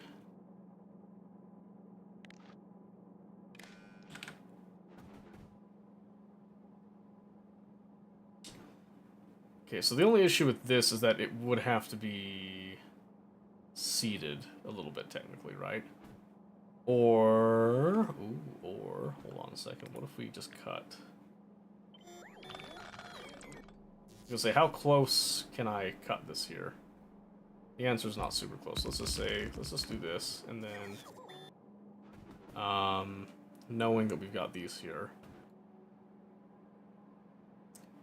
because the idea is that all of the ore goes to these places anyway, so it doesn't really need to be super crazy here. Let's see, we don't want to go like that close. So maybe we would just go...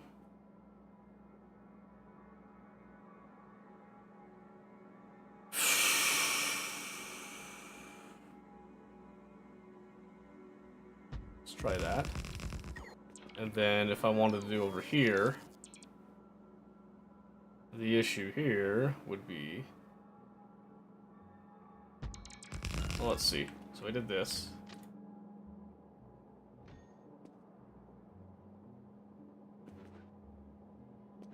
So the idea is that I would like to have trains kind of come in and out right here.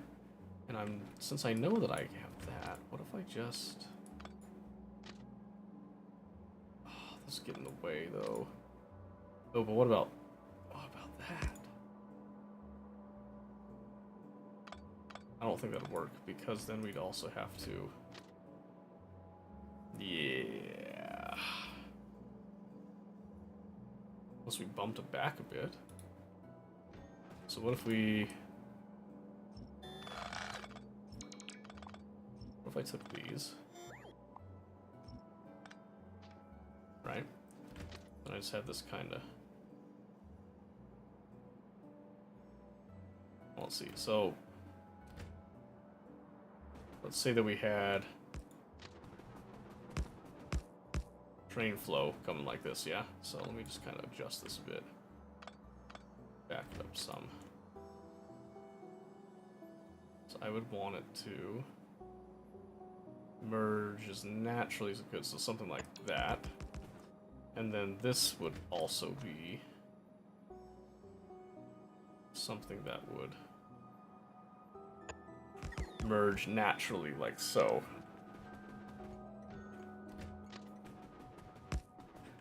And then coming back on.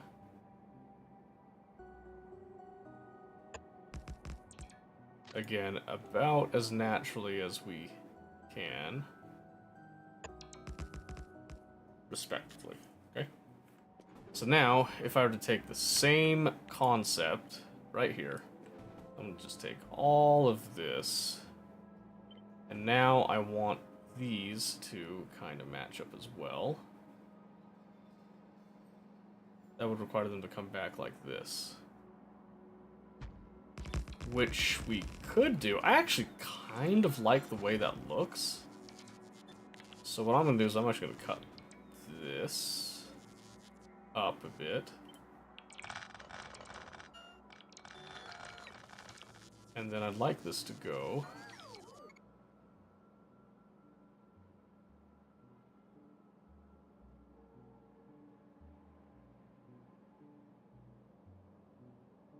so. And then what I'm going to do here is we're going to remove those, and we're going to do this.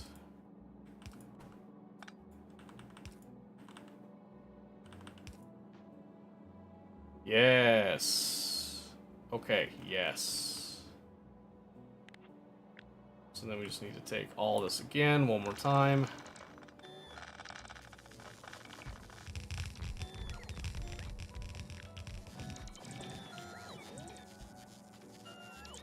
Over there, and then these go on the insides, and then we've got over here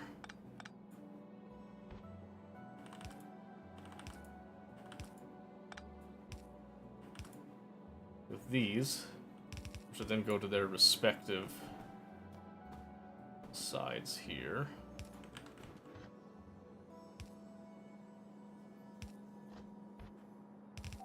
Oh my word, and that merges just beautifully.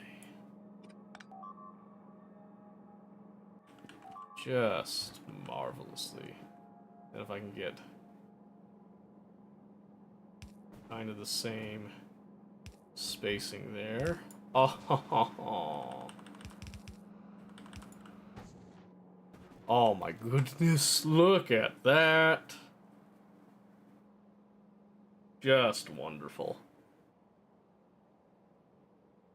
Yeah, I really like the way that looks. Okay, so now I'm just gonna come over here. We're just gonna rip up all these belts because we're just gonna do a little bit of a copy. No. Dang it. Okay. Hold on. Hold on. So what if... Well, we just have to bump this over a little bit. That's fine. Okay, so let me just copy this piece of it then.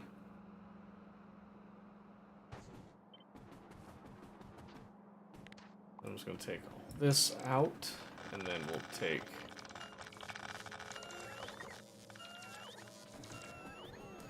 No, we got to get rid of those. Okay.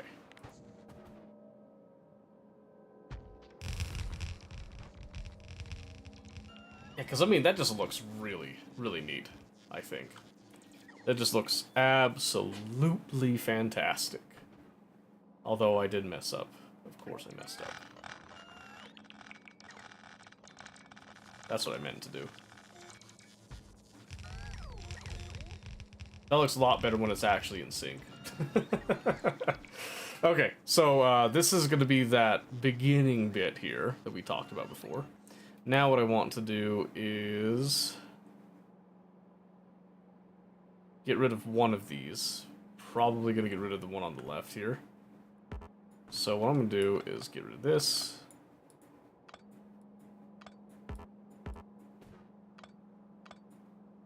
Just make sure that I kind of weave through that. Because now that looks like how it should. And then I'll just come in here. I was mostly just trying to get a visual of that right there. I got the visual, so now I know I can come over here, rip these up. And then we're going to take this. And now we're going to make it so that it matches without interfering. Which will be about right there. So, again, come over here. Snipping off these rails. So I want to get as close as I can without fully interfering with anything. Looks like it's going to be right there.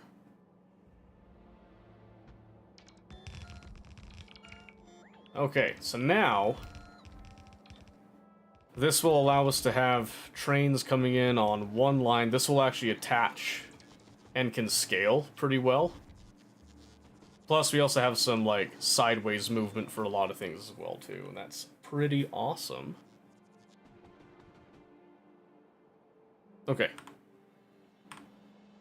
Let's go get some stuff to make the rest of this.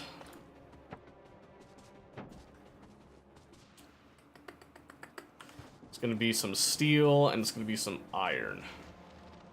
Fortunately, we only have to deal with the two products because we're not going to be casting iron here. We'll cast the iron on site, which means that we'll also subsequently cast the steel on site to where it's needed as well, because that will just end up being much more efficient. 3.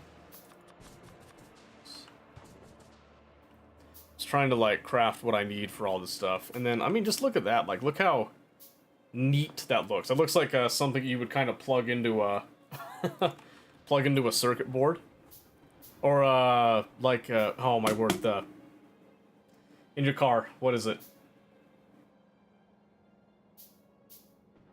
It's like got the little, it's like for your voltage and all that, actually controlling your power with things. I cannot for the life of me remember it. My brain's frying right now. What was it again?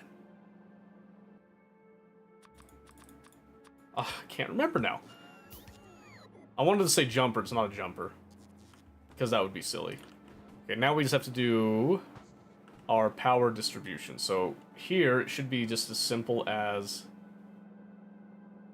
that, because we just need to encompass those things. Then we come down here.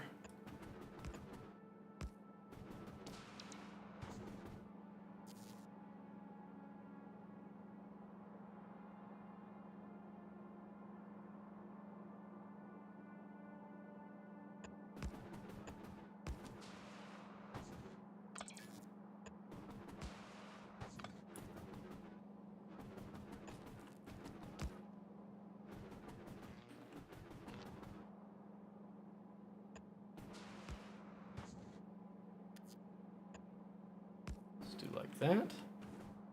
Yeah, I think so. Yep, because that would cover all of the power needs and all that. We'll just have to adjust the drops here a little bit, because one of them we're going to need to have this be... This one is going to be a calcite drop. So we're going to change that.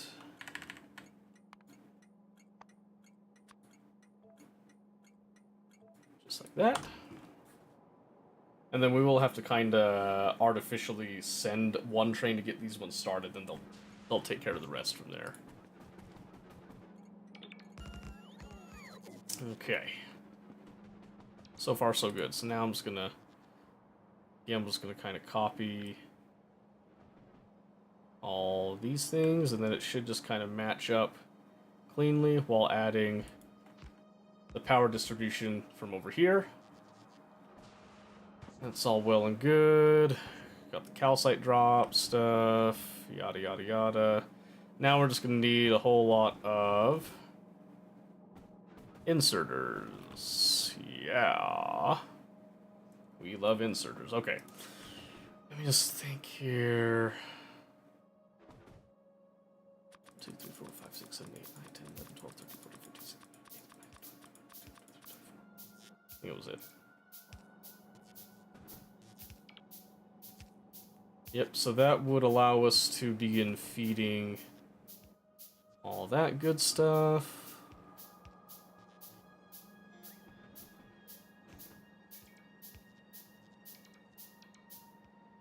Yeah, I think this is good. How many? I think we'll stick with the 3 trains. I think 3 is enough. And then let's see, we needed 13 arithmetics. 6, 8, 9, 10, 11, 12, 13. Yeah, it looks like about. And then the stack inserters are for the loading and unloading. Yeah, okay. Do we have... like 75 stack inserters left. So while we're making that, let's go grab those stack inserters. We'll say like 100.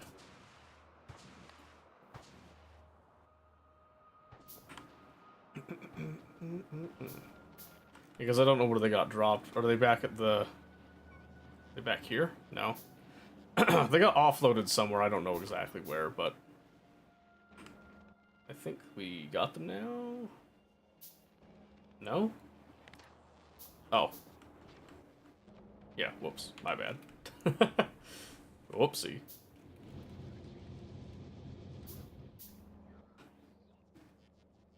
Okay. So that'll give us our additional arithmetics. Oh, wait. Do we have, more of these guys? I got some. Okay. Oh. Let me think here now. So now the question is a question of placement.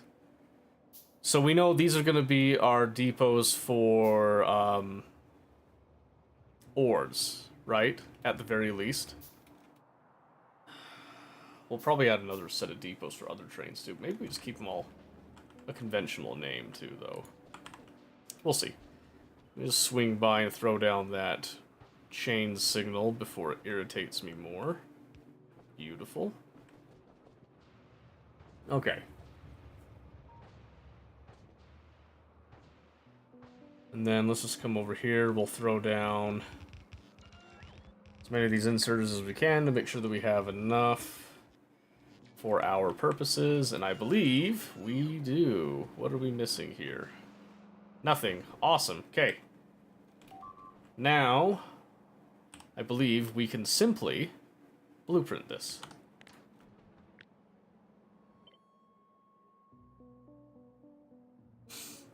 Oh, we're missing chains to indicate direction.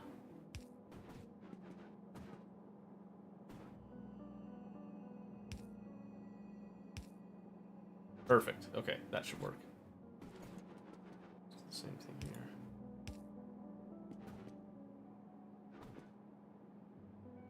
I guess I could do chains at these points. And then we could do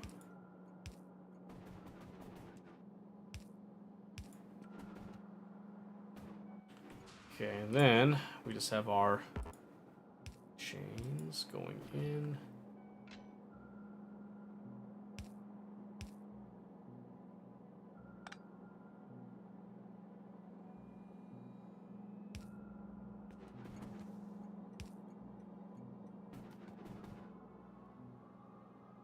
Or something like that. Should work. Should work when you get like this, yeah. Yeah, okay. Those work. So they won't work, oh, they do work with that. Okay, perfect.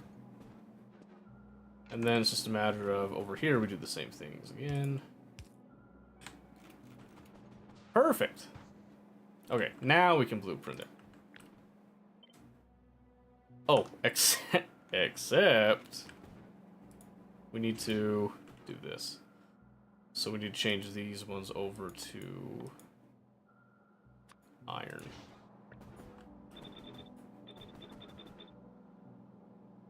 Or I guess we could do. No, let's keep them. Let's keep them this way. We can change the blueprint later for that. That's fine. All right, and we're gonna name this, and this is our ore smelting process. Okay. And where did that? Did I exit? I exited, didn't I? Okay, hold on. Ore smelting process and create. There we go. And then we'll stick it right down there for the moment. Now we're just gonna pack this up, and then we can begin finding its true home. This will be the first of its kind. Truly will we be blessed. And I'm gonna pick up a couple extra trees because I can, because why not, really?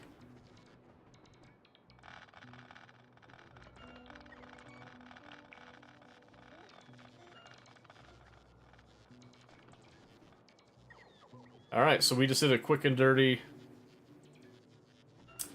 crunching right there. That's exciting, isn't it? Gotta love that, right? Okay. Now, where to put it? So if we did like right here, I don't know if this works very well with our signals now. I think it actually does. I think we designed it just right for that. We just have to adjust some of the signal placements here. Sent me a flowchart? Oh, okay. Are we flowing?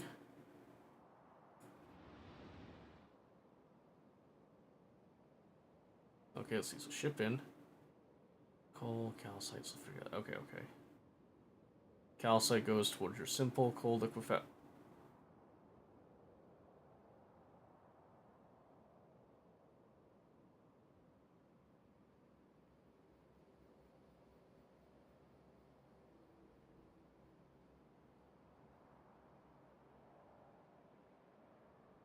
What are we trying to determine with this flowchart? Because according to this flowchart, you're wanting to do regular coal liquefaction and simple coal liquefaction. Is that correct?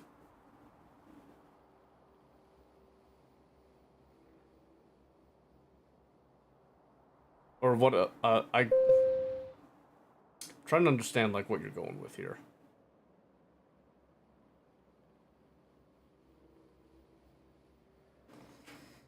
Like what is it that we're trying to ascertain with this flowchart? The simple is to jumpstart the coal liquefaction. But you probably have some heavy oil on hand already. Why not just have a shipment come over to jumpstart it? You want to see about to make it more descriptive. Well, so right now the main issue with this flowchart is that it's not very clean, right? So you got a lot of kind of weird lines going around. It's kind of makes it difficult to see what's going on, and usually that's kind of a result of an overly complex system here. So really, you could get rid of the simple coal liquefaction thing and just assume that you're going to bring some heavy oil in order to kickstart this, since it does require a little bit, and then it just feeds itself forever. You never need that again. You just set some oil aside for that. So we could nix this, and then that would bring a lot of this down to be a lot more clean to look at.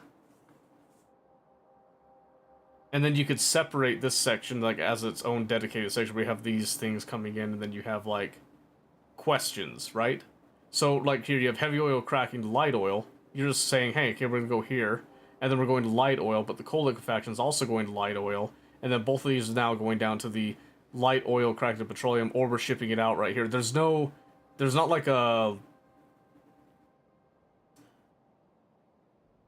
there's not a logic to this, right? There's not decisions actually being made. This is just showing the flow of where things go, which would be helpful if you've got numbers with it, right? So if you're just kind of looking at your numbers, I think, oh, what's the tool? What's the tool? Torio. Flowchart, let me see. I think there's like a... Is it Factorial Calculator has like the flowchart thing where you can visualize? Yeah, okay, so have a look at this. So here's kind of a better description of like how you can do this. So you can do like a box line. So see how this one would automatically produce it, how there's a little bit cleaner stuff going on. So for one, it's color coded. But you can see here that it has simple shapes, but it's got numbers with it, right? So for example, right here, this is just an example of buildings where we're doing one building, I guess, and we're wanting to do like 5 red circuits per minute, which is pretty easy to do. You can see here that you can do it with just a basic assembler here. But then you can do like, I want to do an additional building with this. So let's say that we have the red, but I also want to do like, like the iron chests and stuff, right? And then you can see over here has like, there's some shared processes here with this where you're going to be smelting down your iron, but then, okay, you're going to reserve 10 of that per minute that goes towards this process, and the other 480 can go towards this process because this is your excess. So this is your 490 a minute, and then you're dividing it up. So a flowchart like what you're kind of showing here, this benefits from having numbers represented with it. Similar to what this does. Without the numbers, this is an equally terrible flowchart, right? But you can also do like a fixed thing here. You can also do a left to right direction, top to bottom. So there's different styles of flowcharts with this type of a thing. So if you do left to right is actually the simplest to read. A lot of people tend to really respond to left to right. It's a lot cleaner to see. But look at the difference in what you've got going here. Where there's like some weird little like sharp bends and stuff. Look at this, how it's a lot more of a flow, right? So this kind of comes down to placement, and I'm pretty sure with Mermaid you can get like a little bit better placement with it, but Mermaid can only do so much when you're dealing with too much, right? And I'm pretty sure we could break this, so if I wanted to add like something else like Great, like we did artillery wagons with this, and then if I were to add so you did like roboports, and then if I wanted to add yeah, do like that again, and then what if we added, let's come down here, let's do something like the rocket fuel, okay? So you can see here, this one is automatically doing it, and it's looking a little bit cleaner, but you can see there's going to be some weird things where then it's just going to assume certain things with it. You do the top to bottom, then you can see right here, top to bottom, this just becomes a mess. You got a lot of stuff like crossing over and all that, so there's a certain point where certain graph types with the flowcharts are better or worse than others. Yeah. So you want to try to keep it as simple as possible, because the simpler you're doing this, the easier it is. What you could use this for is you could actually use this to determine your circuit logic when it comes to your cracking system. And that's what I would suggest you use it for. Not do it so much for the what's shipping in and shipping out. This is still cool to visualize. You just need to clean it up so it looks a little bit more presentable. Practicality-wise, what I would do is you actually go from your coal liquefaction stage right here, and then you want to determine, okay, if I'm getting this much steam in, I'm getting this much coal in. You don't really care about the heavy oil. That's just kind of a... You're going to be getting that no matter what with it. You want to subtract the heavy oil coming out, and then get the actual output of what's designated for all this stuff.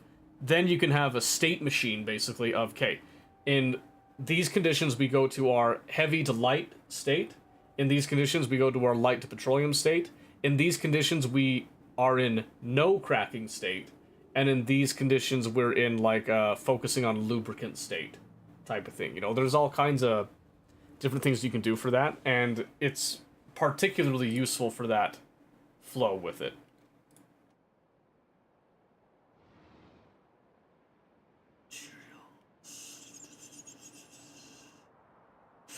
Yeah, so I think you can send this over to like an LLM to kind of help you with like making this a little bit cleaner, because one of the beauties of using like ChatGPT or like GitHub Copilot stuff is that you can actually sit there and say, hey, this is what I've got right now, but I want to make this output look a lot cleaner, and I want it to make a lot more logical sense, and see what it spits out, and then you can compare it and say, hey, you know, like, this is looking good, but it doesn't look that great, so like, you know, what do I do with this, right?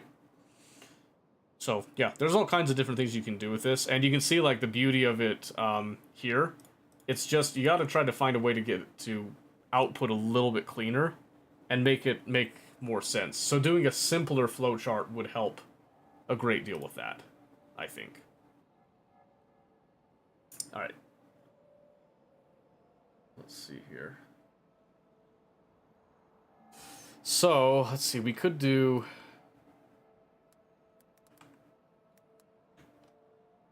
Oh, I guess I was on a web browser there. My bad. Okay. Let's see. We did this. I mean, that could be one way. We could also jump up here with it. Wait a minute. Oh no, did we do the wrong direction? Oh no, hold on a second. Okay, so if let's put this down as an example. I think we just made a mistake. We might need to change this a bit.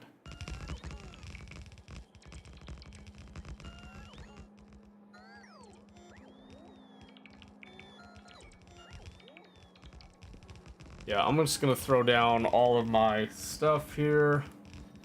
But I think we did make one error here.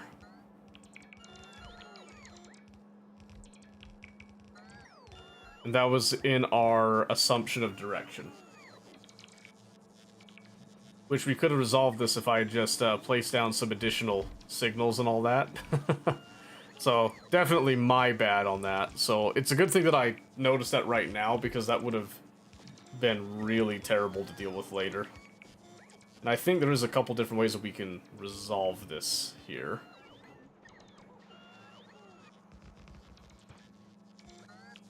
Okay, so if we're looking at this, we can see that we've got signals on this side, meaning that it's all passing right to left. Which this one is assuming we're going left to right. Which is not what we are doing. So we need to alter the direction of this a bit. So we're going to do this. I'm going to go taking off the train stations here. Only way to resolve this is violence. Yeah, probably. It's true. It's very true. Okay, so I'll do that, but then I'm just going to take this. I'm just going to flip. Just like that. Yep. So now I'm just going to set this here, and then I'm going to go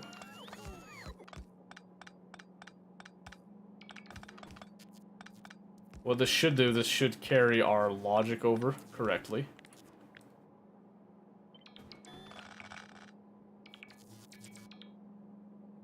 Just like that.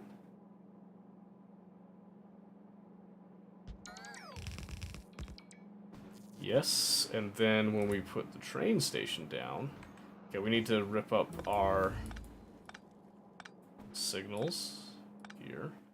So now when we put this down, it should...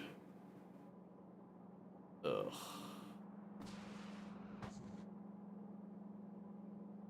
This is what we wanted to do right there. Okay. So now we need to shift these a little bit. Oh, thank you for the hydrate, Mobius. Nice to see you too. Okay. Yep, nice to see you too. I think we go... Let's go right there. And then let's see... Oh, we need just like a little bit more space, I think. That sucks. Okay, that's fine.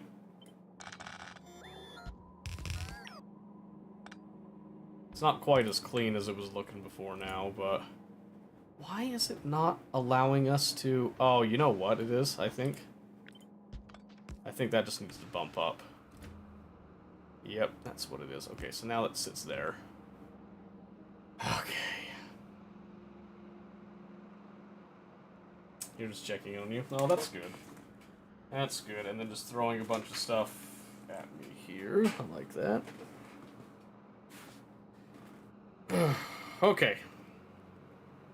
Where's the best place to buy broth?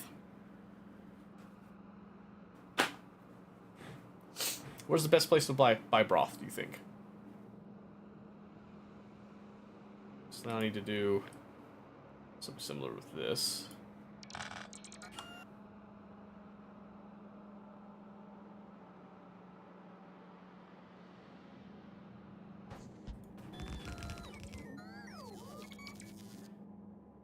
Don't say the brothel. No. It's the stock market.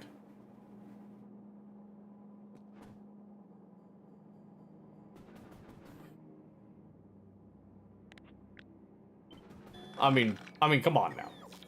You saw that coming. Okay, I need to adjust these just a hair.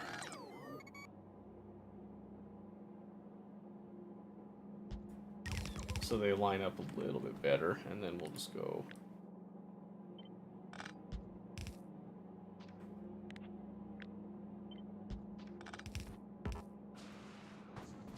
Exactly, yep, exactly. Okay, there we go. So now this one is going to be our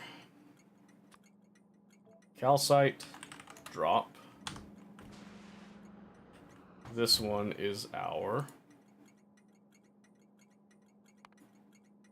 iron drop.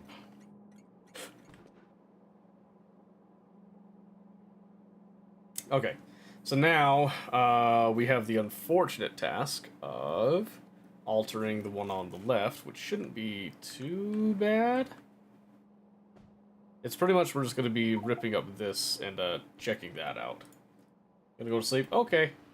Well, like I said, just kind of think a little bit about how you want to do that flowchart a bit. Because it will make a difference. If you can, like, adjust how much clutter there is there, if that makes any sense at all. Chain in.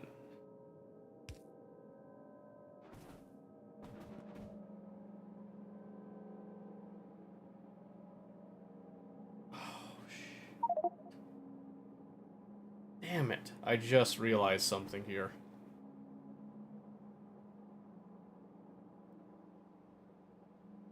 We need to shift the whole thing over. That's what's gonna, like... Okay. Here's what I'm gonna do. I'm going to delete this section so that I'm not looking at two different things there. I'm gonna focus solely on this one for a bit. Yes, train cheese, exactly. Train. Liquid transportation.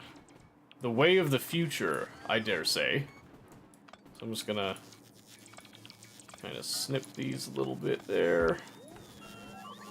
Because I have to adjust this, because I designed this going the wrong way. Which is completely my bad. Let's see here. So we need to do... Try not to do the train station in with it. I don't think I can help it, though. Here, hold on. I'm just gonna rip up that train station for just a bit, and then we're just going to adjust just a hair without ripping up that. So I'm just gonna put it right there for now, and then we'll put our this steel again. Mega base? No. Not a mega base, just experimenting with something.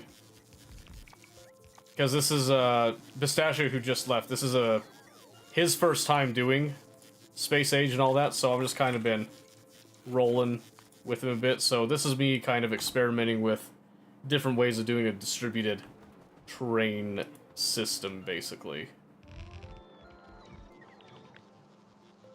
Okay, so now when I do this, I want these to line up.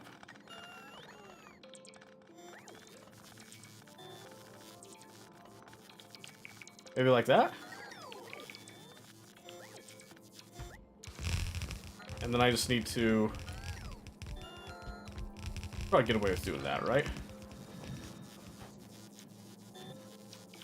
I think. And then we can just cut... Well, that'll be awkward, but that's okay. Is that not gonna line up?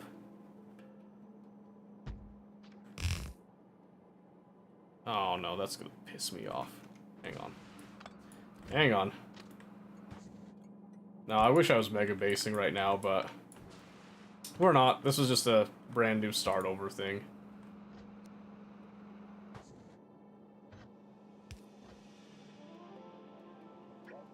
Okay, hold on. Let me just take this. Because I think that'll just look better if we just kind of bump it over. A little bit more in line, if you will.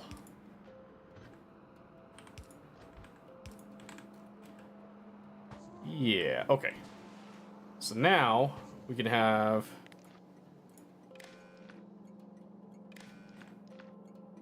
And then this one, again, is the calcite drop. This one is the iron drop. Yes, okay. And then we can have our...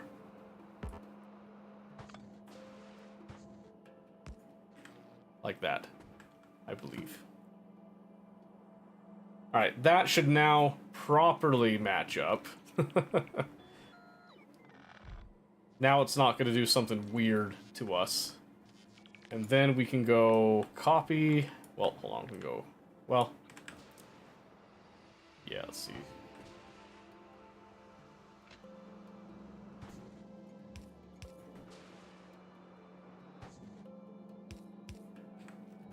A little bit of that. Okay. So now we can copy. And then we just want to have this come over and be similar without crunching into too many things. Kind of make it as semi-tight as we can there.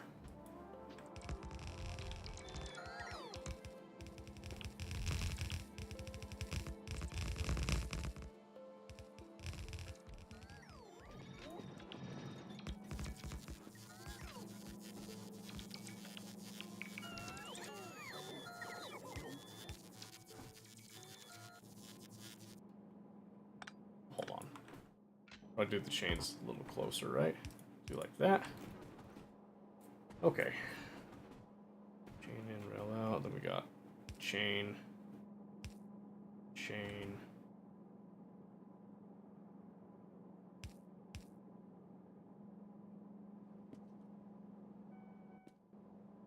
And then it should kind of match up with some of the other signals there. Okay. And then it's just a matter of swapping one of these to copper, which I think we'll do this one. Change that. Copper. Not E-drop. Relax. There we go. And then we change these recipes over to copper. Ta-da! Okay. And then again, it has enough for 3 trains worth up at the top. Then we'll go from there at that point. Okay. Let me just get rid of that. And then this should be the new blueprint.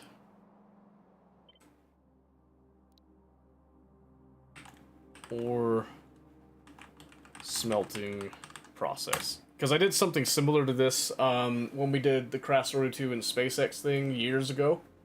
And I really enjoyed it. It was a lot more complicated process than this is. This is very, very straightforward in our particular instance here. So now we're just gonna rip it up and then decide on where we're gonna actually put it. So I want to put it somewhere that's relatively easy to bring the ore to it, but then I also want to be able to easily load up the liquid trains with it, respectively. I also need to probably figure out how I'm going to actually, like, pull out the calcite from space and get it onto trains now. How do we want to do that? Because right now the landing pad is tied it's married very closely to the science process, so. Okay.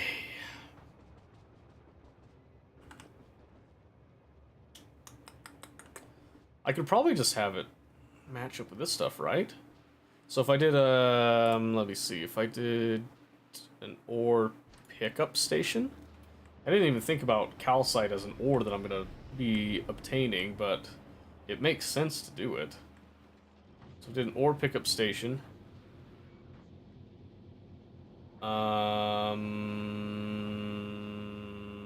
Yeah, actually, we could go super simple with it here. We could just go, like, right here. Although...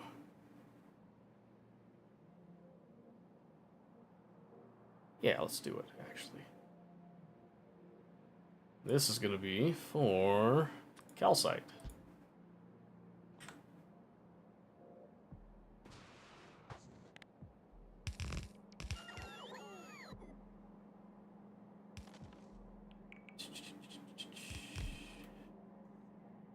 Yep, and then because we did calcite, this is its own unique thing now.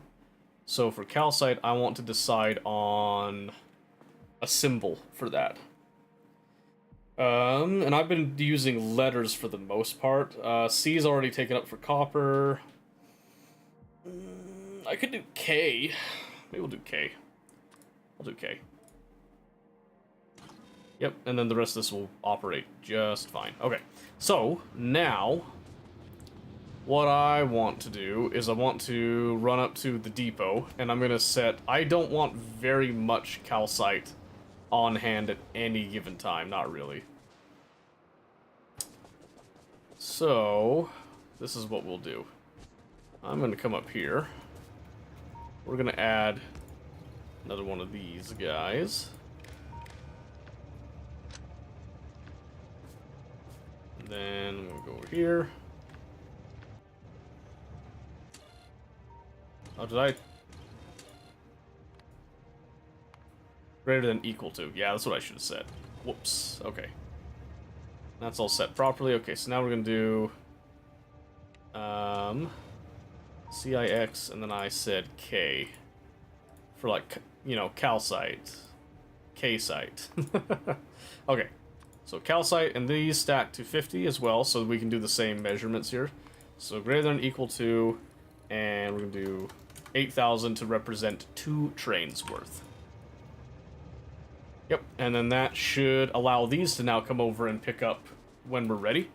Now, it's just deciding how we want to feed in. So, this is one of the trickier bits. We do have some stack inserters that we can use for this.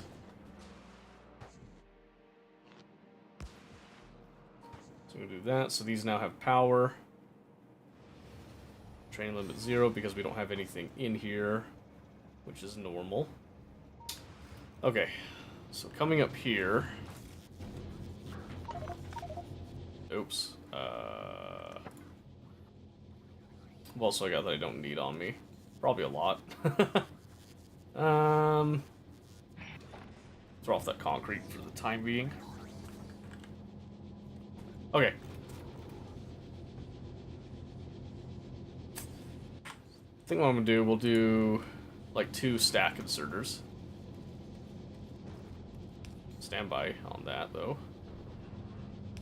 Okay, there we go. And then we're gonna filter out for calcite.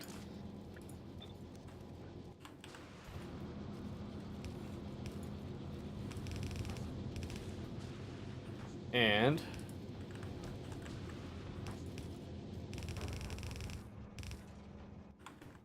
bring it over here. This is gonna be kind of like a Band-Aid solution still, but... And since we are basing this primarily off the reorder, this is gonna be just fine to do, like so. Oops.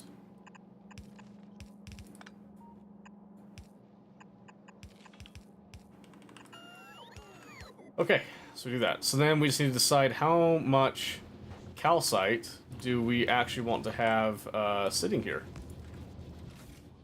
We got plenty of space, so we could request, oh, I don't know. Let's say like maybe 500 calcite can sit here. So then when we come over to our orbital calcite collection, that will begin to start actually sending it down. And then we'll begin to load up.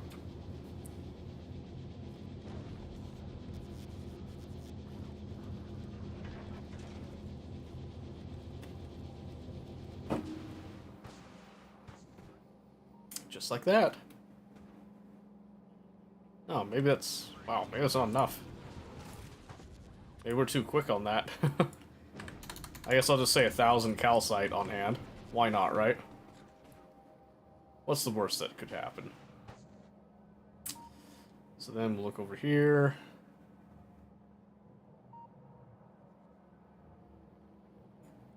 Okay, so now that's going to start preloading some calcite to have it ready to ship. Now, again, it's just a matter of deciding where we actually put the stuff.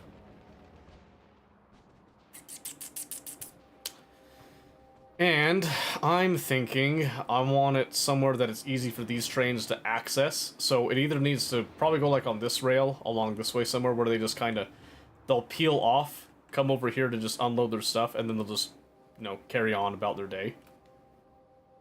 No problem type of thing. Which means I should probably add a roundabout or a U-turn somewhere. I have like a pseudo U-turn right there, but I don't think, well, we could probably, yeah, we could just fit in like right next to it. That would mean that we're not expanding this depot anymore, which I'm actually okay with, I think. Yeah, I think I'm okay with that, so let's do this. I'm gonna just kind of snip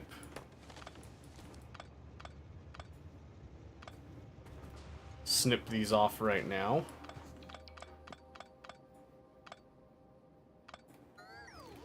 Yep, just like that. To kind of designate the finality of this particular depot. And then it'll be convenient because we can just have this be right next to the depot. No problem. We'll even go, we'll kind of hug it in tight-ish. Just go like right there, yeah? Maybe give just a little bit more space. We need space for some liquid trains to come in.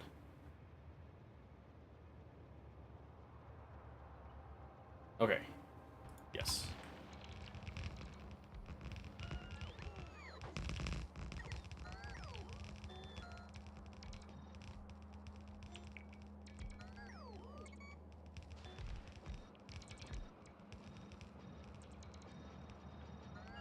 The question is, how fast will this turn on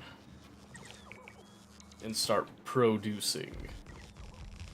I don't know. So we got an iron drop, we got a copper drop. Ah, we just don't have the... Well, one of them has the stuff hooked up.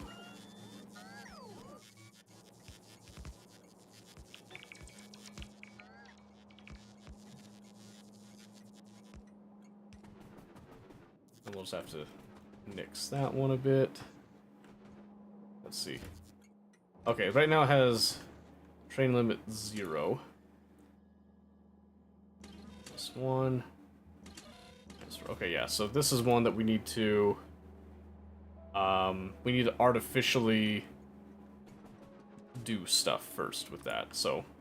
We'll have to do the same thing with the calcite as well. Artificially get one coming up.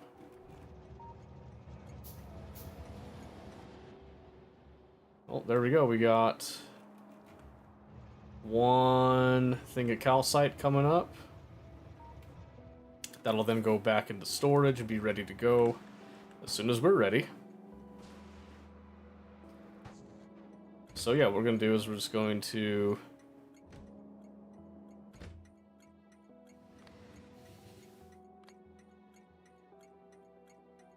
Yep, I'm just going to do 1. And then I'm going to set train limit. Then I'm going to do 1. And then set train limit. That should work now. Just have to kind of like preload it, so to speak.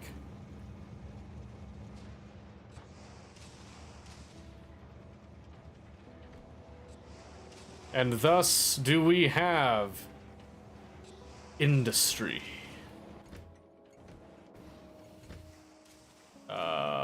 Except...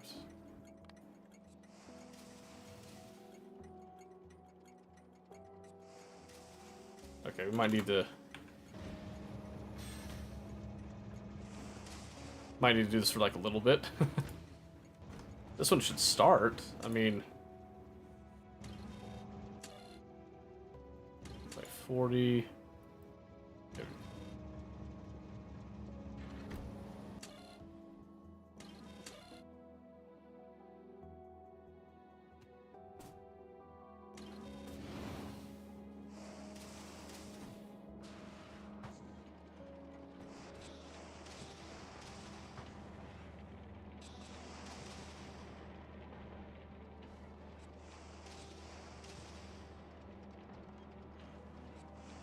It is incredible how fast that fills up.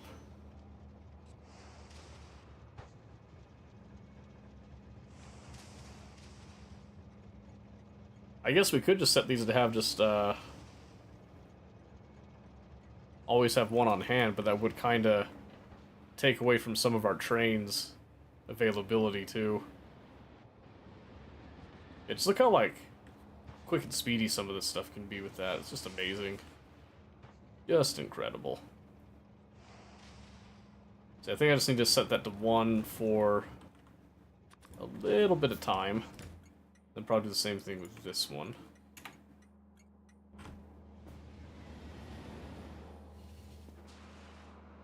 And this one we're just missing a couple combinators. It was actually 2 arithmetics, that's my bad.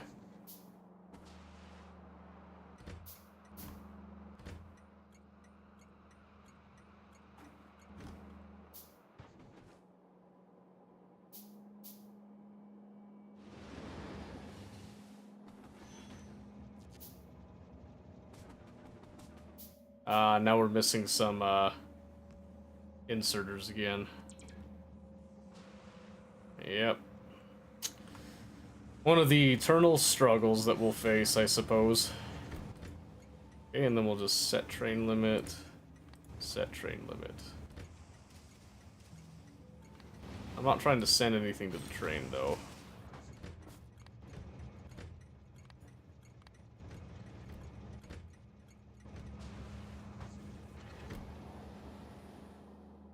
Okay, now it's starting to get some proper train limits in, I think. Yes.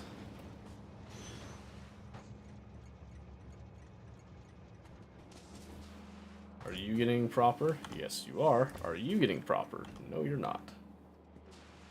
So this one we'll need to do a 1 on you. And a 1 on you. Which that's just kind of to be expected right now while we're trying to get things set up a bit. So hopefully we get... Yep, it's kind of a bit of a trickle right now getting the calcite in, but... Luckily, again, we don't need an intensely high amount of calcite either, so it's not a huge deal right now. Ooh, and this will all even out in the end.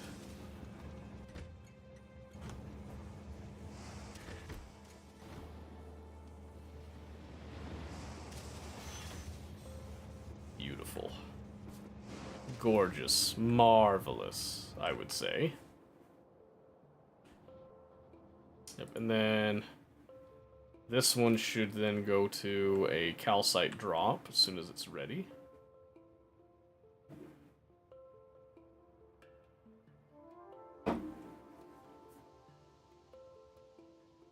Yep, and it'll just go straight to the iron one, and that's okay.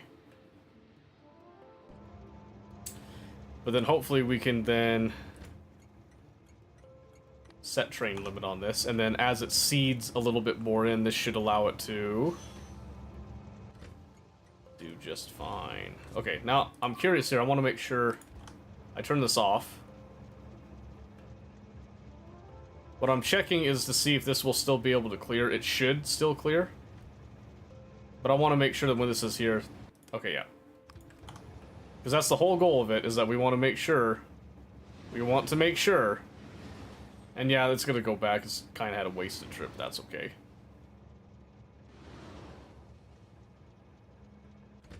And now, perfect. This now has its proper train limit set. So we'll just have to... I think I can actually do... I can do this a little bit.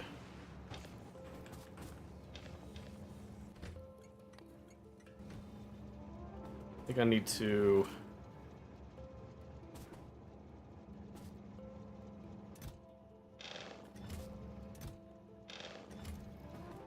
Gotta seed it just a hair here. That's not what I meant to do. Because it needs to be able to divide enough of it. Oh, the price we pay...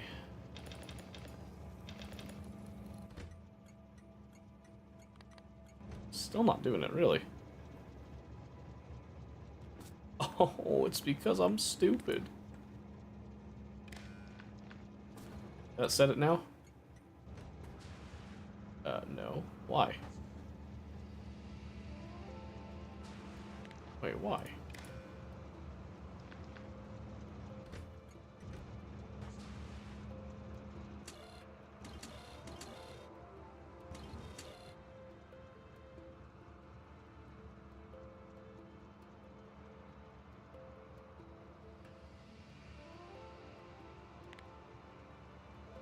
Each divide by 40.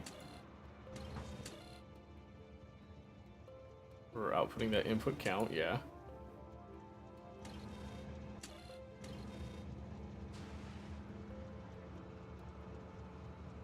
So why are you not? 0, 1. Inverted. It's 4.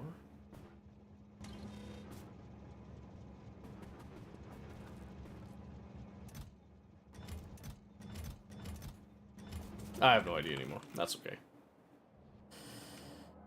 And you are not looking so good.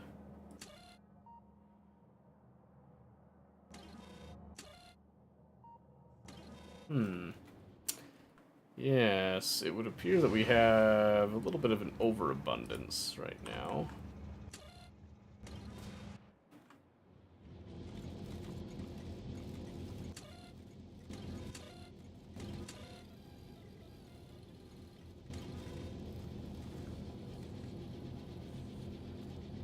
Okay, they are supposed to be.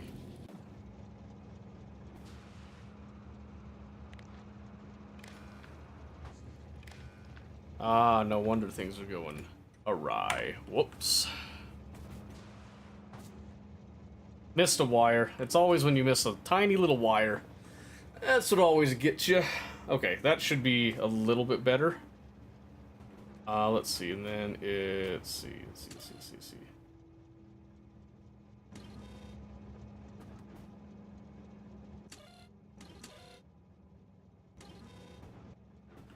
Can I get a decider here?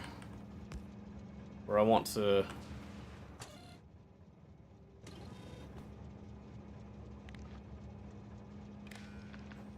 So I want to say if...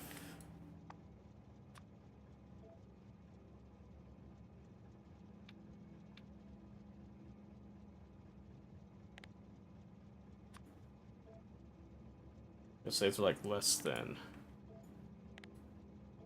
40, then we set L to 1.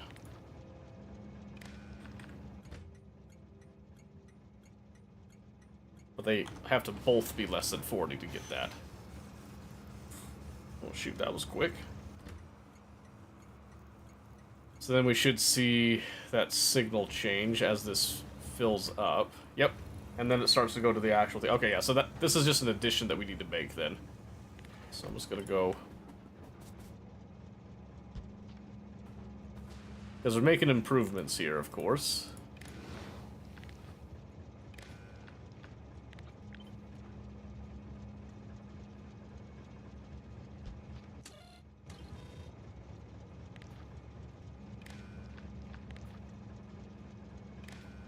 That's kind of more of like a seeding thing anyway, but I wanna put it in anyway.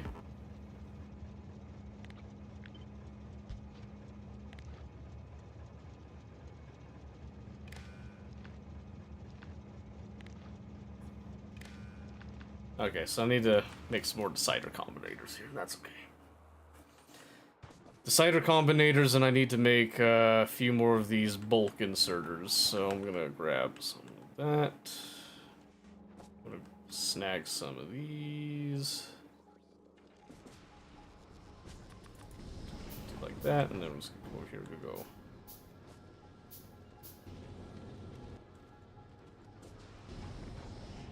Wasn't I making fast inserters somewhere at some point? I'm pretty sure I was. Yes. Right here.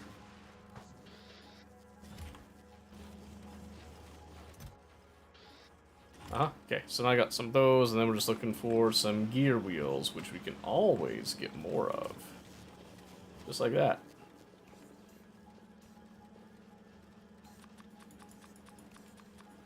That's fine. We'll make a couple of green circuit boards by hand. Why not, right?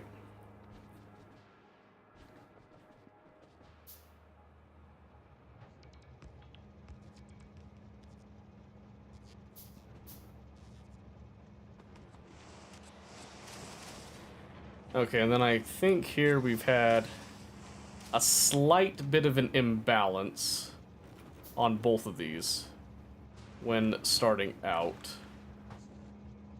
144, 144, yeah. So this one, I don't know how we got to this. -4.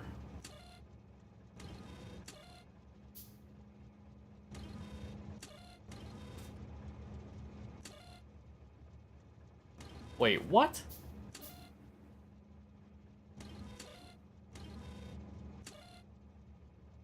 Zero, 1 foot. Ah, ha, ha, ha, ha, ha.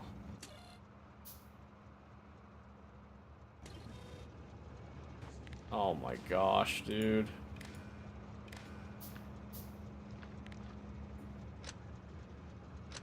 Like I said, 'twas a wire issue. No, wait, no, it's still doing that. What?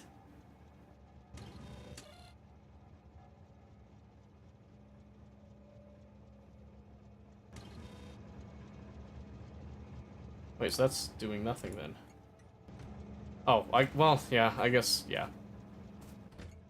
Because that just always turns it on at that point. Oh, I'd have to, oh, I see what I did wrong. I would have to go...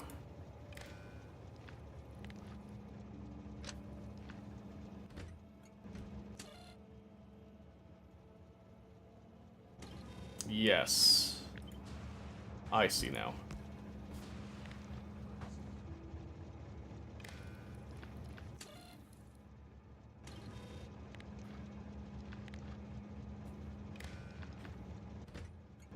I see what I did wrong now. Okay, well,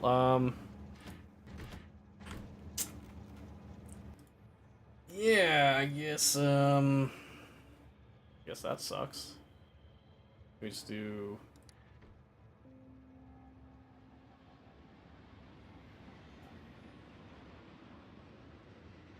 It kind of bites, but it is what it is, I guess.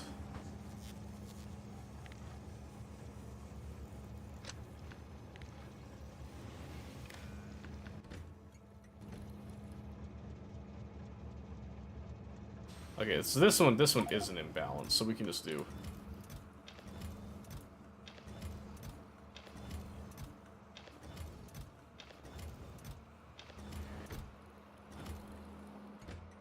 do a little bit of that.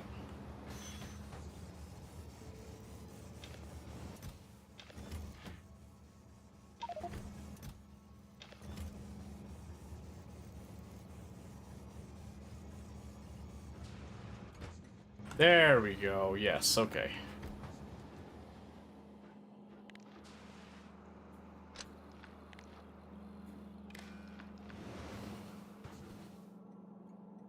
Perfect. Sometimes we can be stupid. It happens to all of us. It's a natural thing, really. Let's see. Yep, now we're just back to trying to get that calcite collected. We thought we had enough before, but obviously that was not the case. Hopefully that will now be changed and resolve a few things. Okay. So let's see here.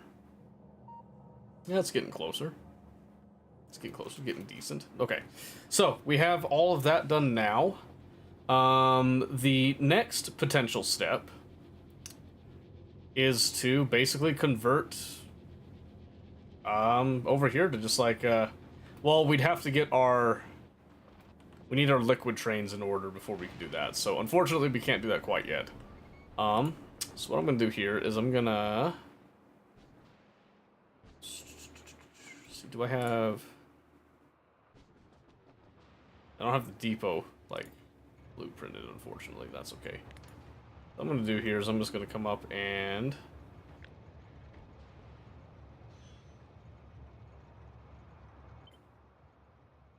do this. I'm just gonna nix those. We'll keep like the same little circuit logic because I think that's really fun.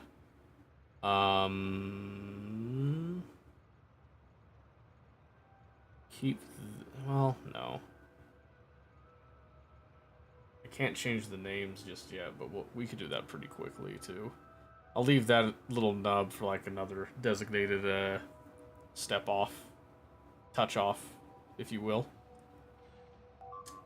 And I think we'll.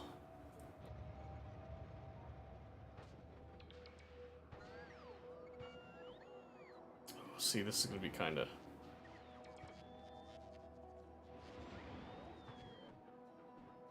difficult here, but I think we could do something to this effect, but then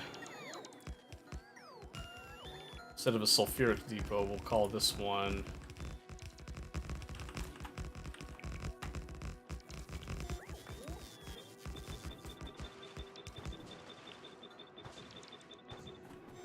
and we'll call all of them just a liquid depot, basically.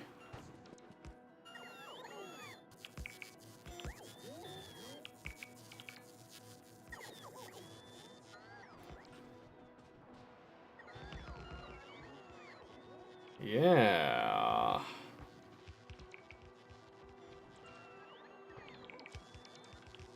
Who knew that we had that many rail signals, huh? In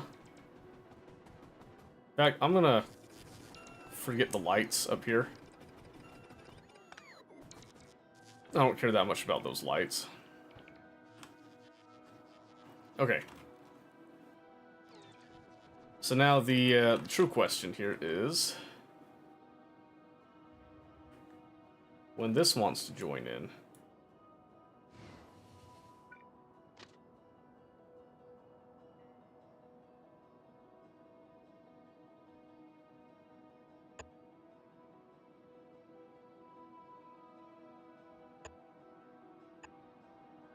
I'll do like a T-junction thing, right? So there'll be like, we can go down, or we can go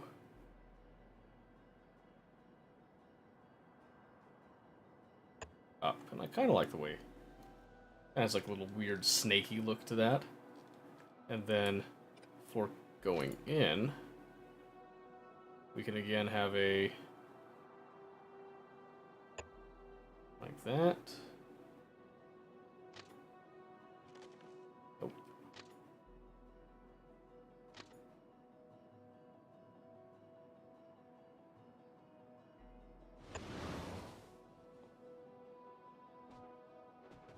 Yep, and then we could do, there's like the chain signal right there.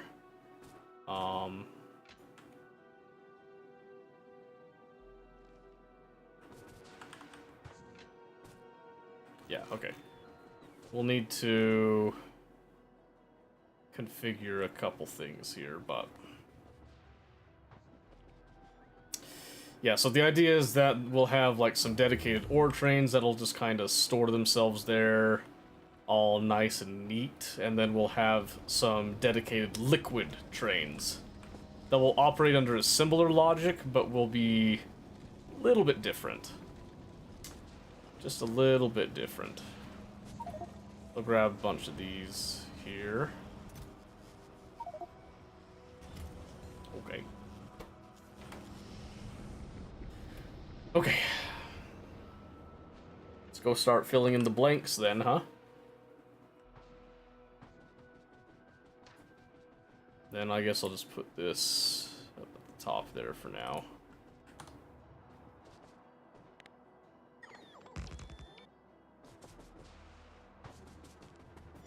Which means that we're not going to be using that particular feature. Which is okay.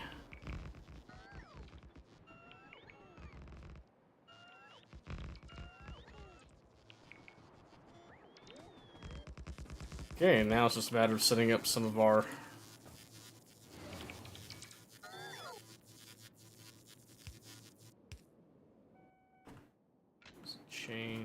Chain.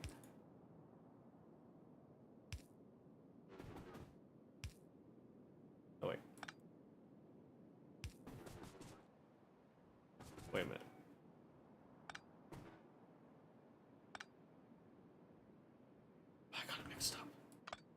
I got it mixed up.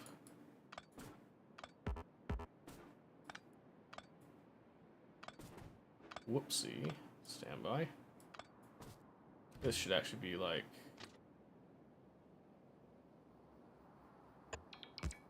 that. Okay. And now we can...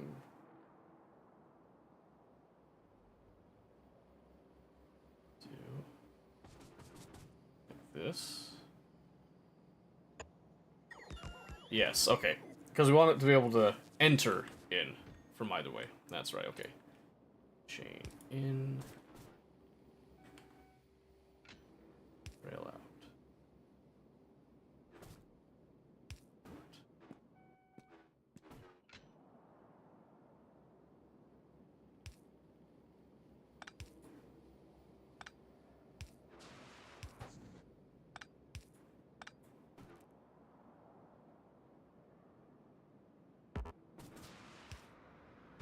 Chains like that. Chain rail. Then you got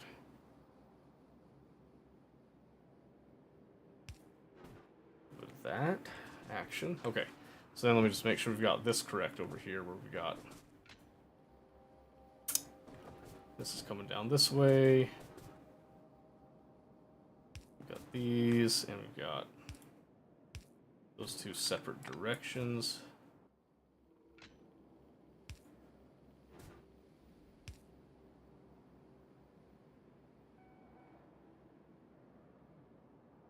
Should be fine, right?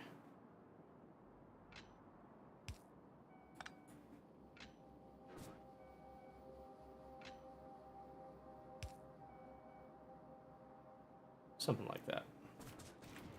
Not super clean, but that's okay. Okay. And then, like I said, these should all be liquid depots.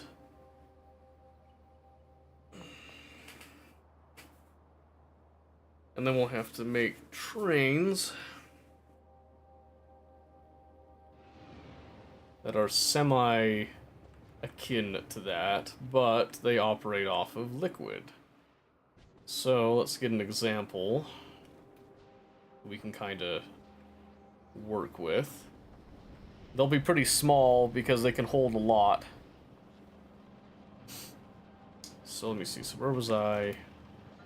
We were up here. That's right. Okay.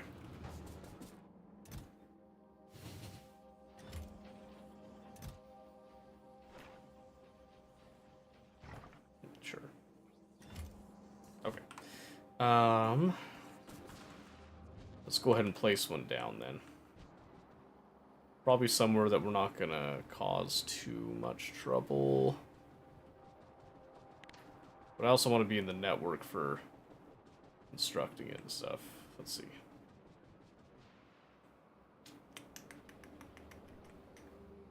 Oh, coal. We usually don't get in the way of coal, so let's just do this. I'll go right here. And then I will have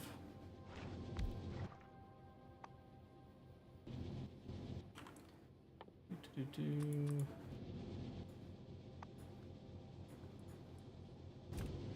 that, and then what I'm going to do is I'm going to go over here. We'll do a novice ore train as an assignment, but then I want to novice liquid trains. Aha!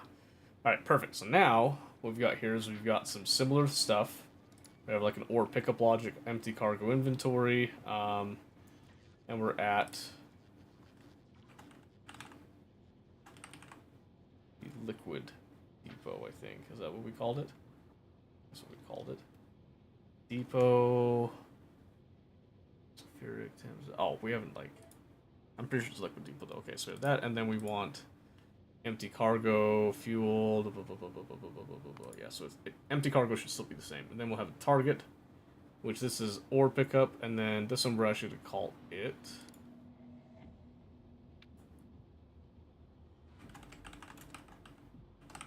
liquid pickup instead. And then we're going to be changing this. Oh, wait a second.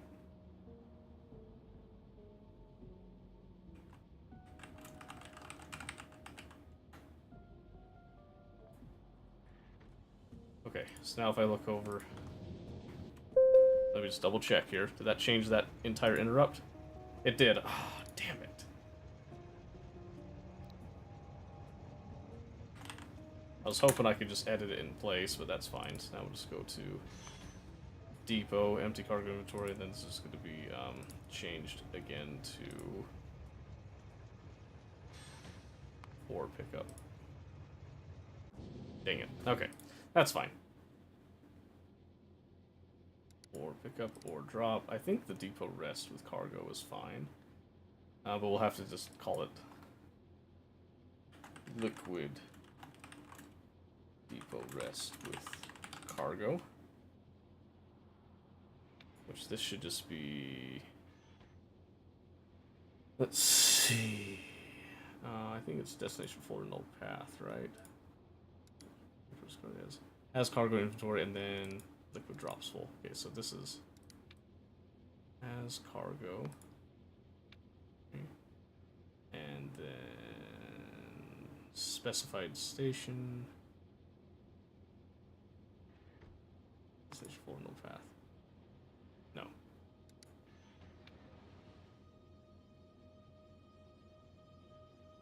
Station's full. There we go. Which should then be our wild card. Fluid. Drop is full. I'll just double check here.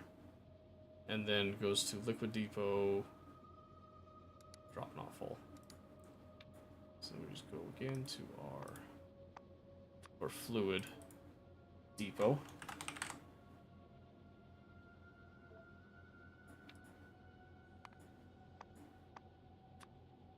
Fluid depot. Station not full. No, wait.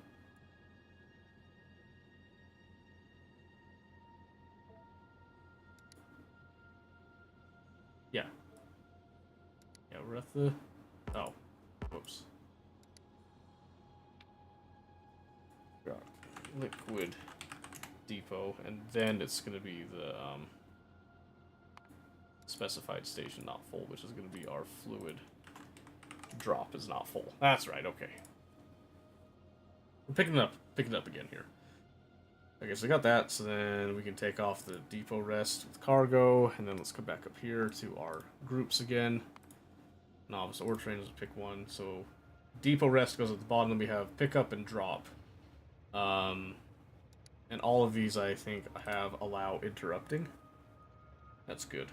Okay, so now we'll just come back over to our liquid train. So we have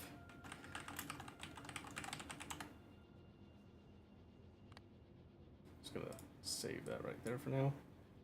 And then we'll have our liquid drop logic. Yes. So then, if I recall here, let me just add the ore pickup logic, and then I'm just going to look at it here. So the conditions are that we are at depot with empty cargo inventory. Yes. Here we are at liquid depot.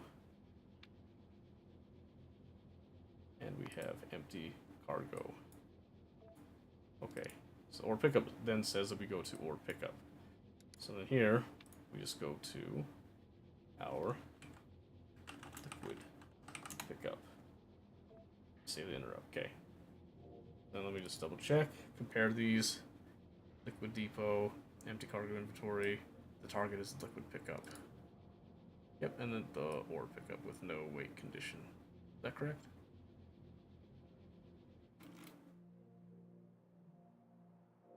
No, that can't be correct. I think I made a mistake. I think it's supposed to be full cargo. Yeah, because look at ore drop. Empty cargo. Yes, exactly. Okay. Yep, so now when we go to liquid drop, then we want to do has cargo in inventory. Right? No, wait. Ah, yes. I did this mistake before too. So liquid drop is then going to be cargo has amount full cargo, empty cargo, item count. No.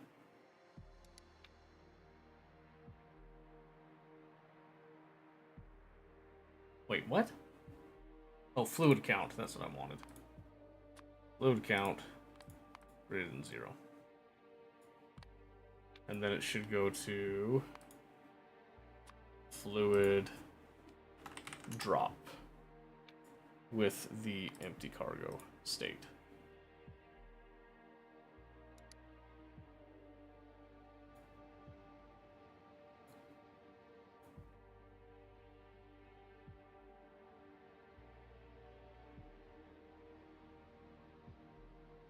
I need to see another train in action here. Okay. But technically speaking, this is now something that should operate swimmingly.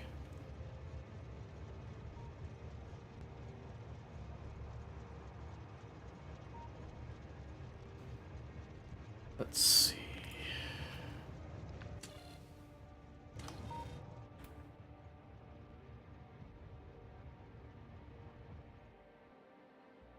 I think I might have messed up my logic just a little bit, but that's okay. Anyway, so this should now all work just fine. We allow interrupting. And then I think... yeah, we don't do depot, we do... ah, it's not in the system yet. Okay, so I have to go change that now. So I need to make a couple train stations so that it has somewhere to go. Because that's what will actually determine if it can go to that station, if our logic is sound. Oh, hang on. Where are you going?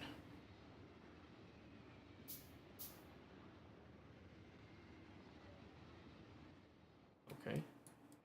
Depot or pickup's not full, is that? Oh.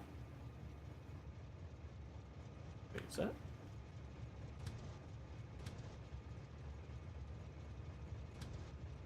Oh. Depot, and then you have to set that. Oh, right. Right.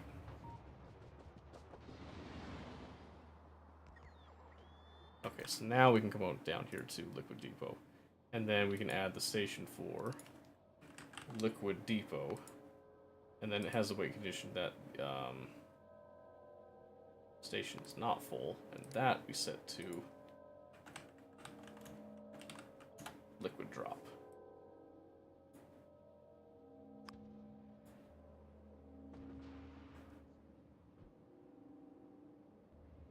And then, because the idea here is that I'm planning to have these liquid trains be a little bit more abundant, we're then going to alter this, and we're going to double our capacity. So then we're going to go here.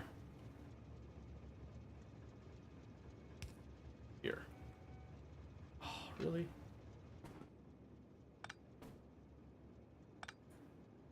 Here? No way.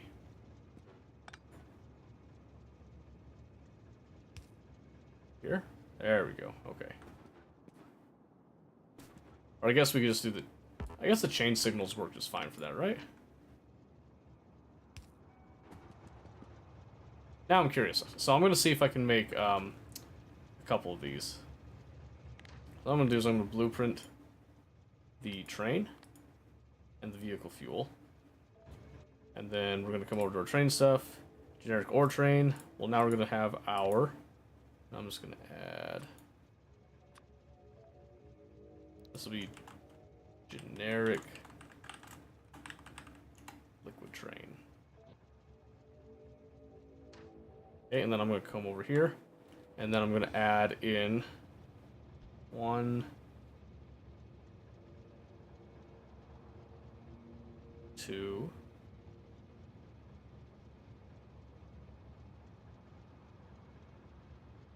3.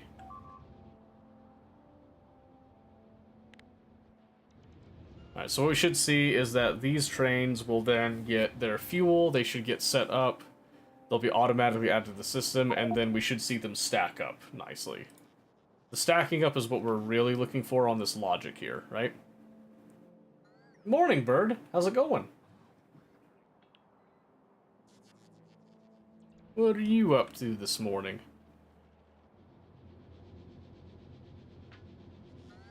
Oh, come on.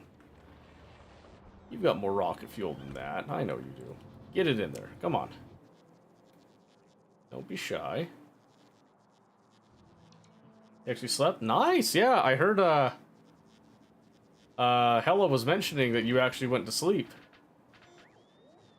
I bet that was a good feeling. Okay, so now I'm gonna see, does this actually... Alright, so went to the first location. Good. Now what we're hoping for is...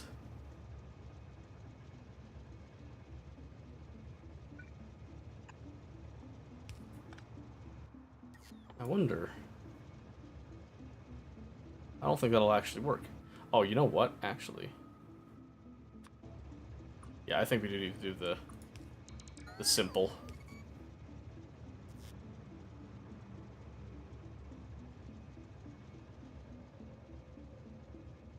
In fact, I'm almost certain of that.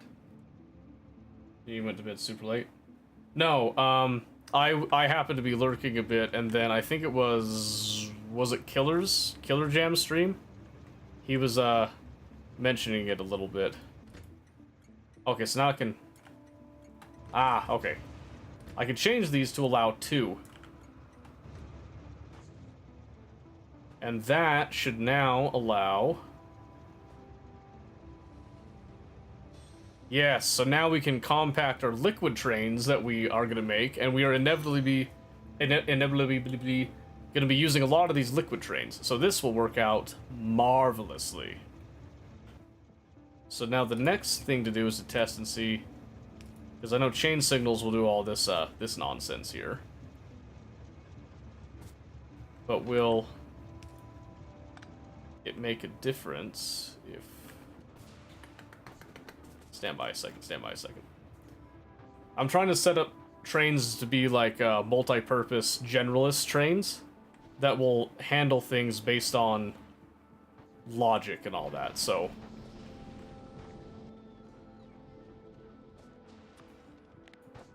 Give me just a moment here to kind of reorient some. Because these trains are working just fine, but now we're going to be implementing our liquid trains into the mix. Just going to change the settings for all those. You're complicating things. Actually, it's complicating at first, but it will actually simplify things down the road. I'm going to thank myself later. Plus, I can also do stuff like this, so watch this. Train stuff. My generic liquid trains now, I can simply stamp them down. Kind of like this.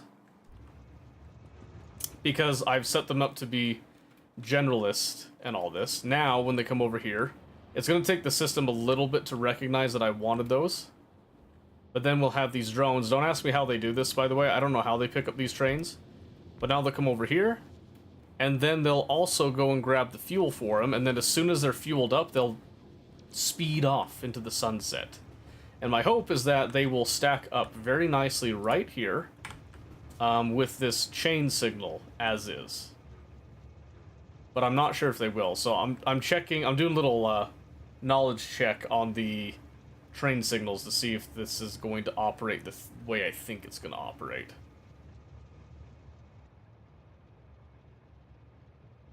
So we'll see. Well, they are moving. So the first one came in, slid in very neatly. But where this one's going red, I think it's just going to stop there. Oh, it stopped all the way back here, actually. Yeah, okay. That makes sense. Yeah, so what we want to do is we want it to... Yeah, we just want them to look ahead of themselves. Yep, so... We'll just be replacing these. Just had to kind of check myself a little bit here. And that will then allow us to section off everything very nicely. And then we'll have double the amount of liquid trains because they'll actually hold a lot more on them. And then it's just a very simple matter of ripping up these signals that we have in place. I was hoping to kind of keep those trees, but that's okay.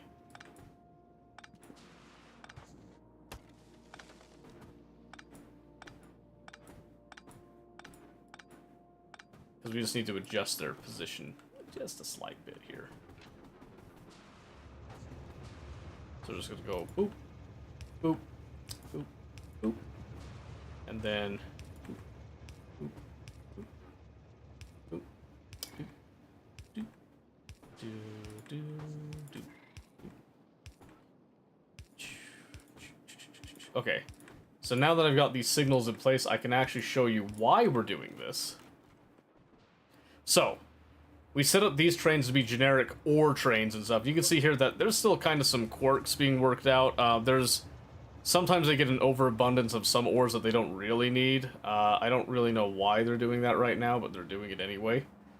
This is the new process for for making our ores. So over here, this is what we had before, and you can see it's kind of bulky, takes up a lot of space. Not exactly the best, it works, but it's not super awesome. Then you look over here, we've got like a nice clean setup here.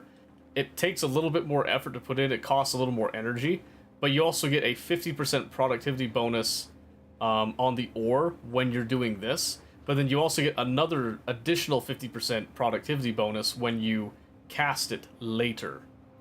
So you're basically doubling the amount of ore that you get from all of this, more or less.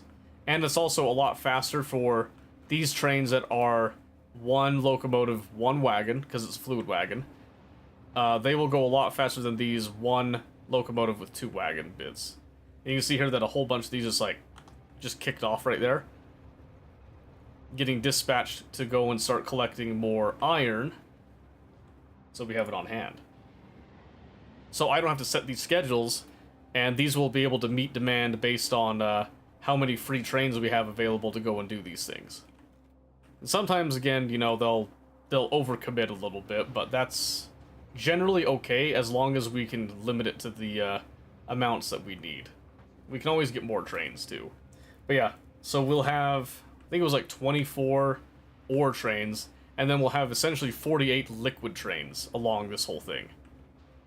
Which is very nice indeed. Very, very nice.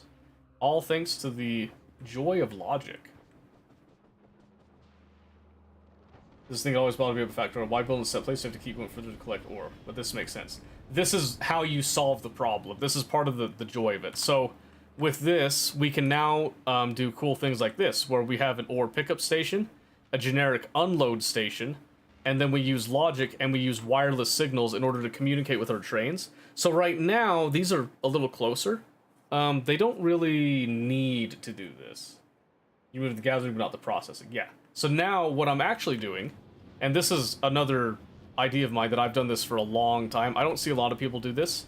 The depot that I have actually will go to these mines, and then it will come back here. It will store right here. And notice that it's very close to where we're actually processing.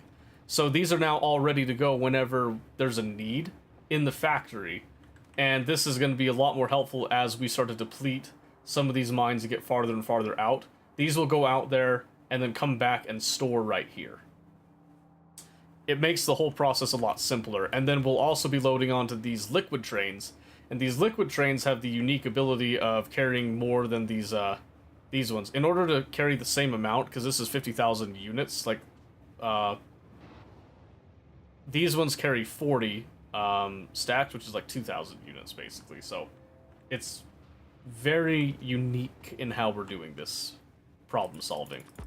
But it does require using circuit logic, of course. And a lot of people get scared about circuits.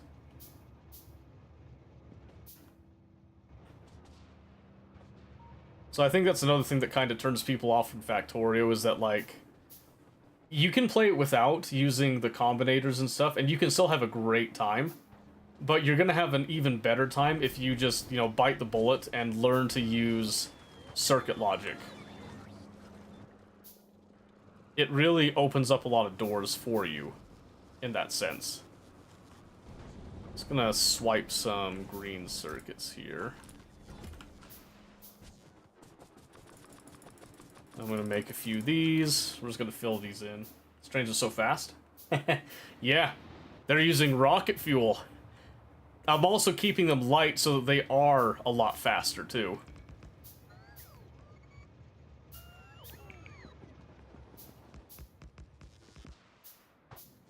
Yeah, so we're kind of adhering to a lot of design principles that I personally greatly enjoy with this.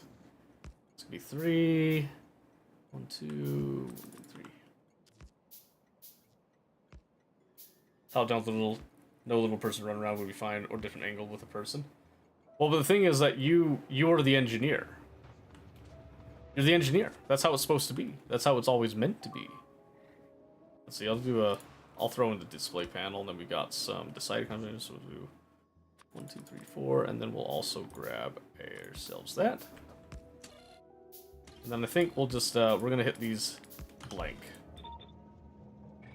Blank slates, because these are not going to be dealing with OR logic and transmitting those signals. These are going to be dealing with the liquid logic. That's okay. Alright. So now what we can do here is when we look at our trains, we can look at our stations, and we know that we have 26 liquid depots, because I added in a couple more. And we just double that for the amount of trains that we need on hand for that. And now we can manage all of our trains. This is why I couldn't get into it. Yeah, I mean, it takes some time to get used to that, but there's a lot of advantages to this top-down view as well that make it really, really nice. In particular, because it gives you kind of that, you know, oh, I'm looking at a circuit board, you know, type of feel. And that appeals to me a lot. It makes a lot of sense for my brain to have it that way.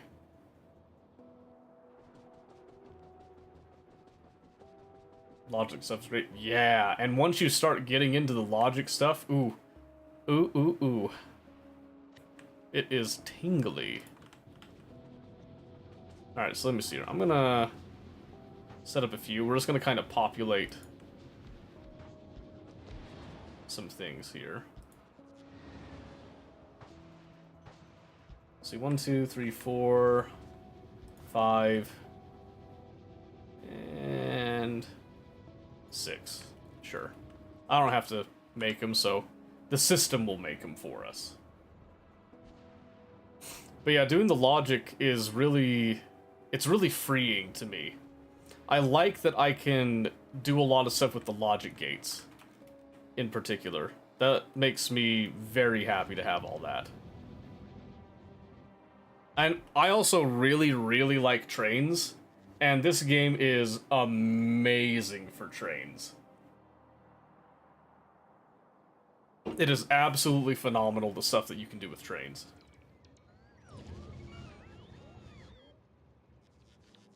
Come on, I want to see these guys take off. I want to see them zip.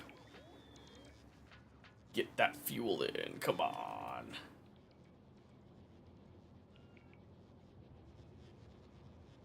I kind of wish I had a way that I could just automatically create trains based on how many stations I had and stuff. There might be a way to do that, but I think I'd have to get a mod for it.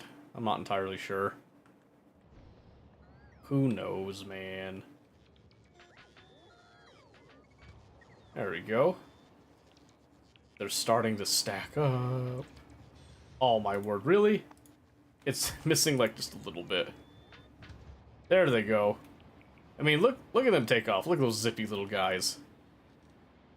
And don't be deceived, those little trains hold a lot. They hold a lot. So it is awesome to see those. And now they'll come up here and they'll just begin to fill in the gaps. And notice here too that even though I have these set to 2, they will choose to go to an open station first, because that tends to give them the ability to actually leave as desired. So, to kind of help that, I'm going to actually bump these guys out so they can kind of fill in, so they're always available. And then we can have excess trains will come in on from behind. Yep, so now they'll come over here, they'll just kind of filter in. They'll usually go to the closest station that they can. That doesn't always work out, obviously, but they'll usually prioritize the closest station based on distance, and I don't think that's based on the track distance. I think it's based on the linear distance from them. Which, there is one way to test that. So if we take this liquid train, right? And if I were to go have him come all the way over here, we'll even go meet him. So I'll have him do like a big old circuit round and round. And this will actually see, because it used to be that they went off of just a linear distance rather than the actual travel distance. So I'm curious to see if that's still the case or if they changed that. They might have changed it a while ago too.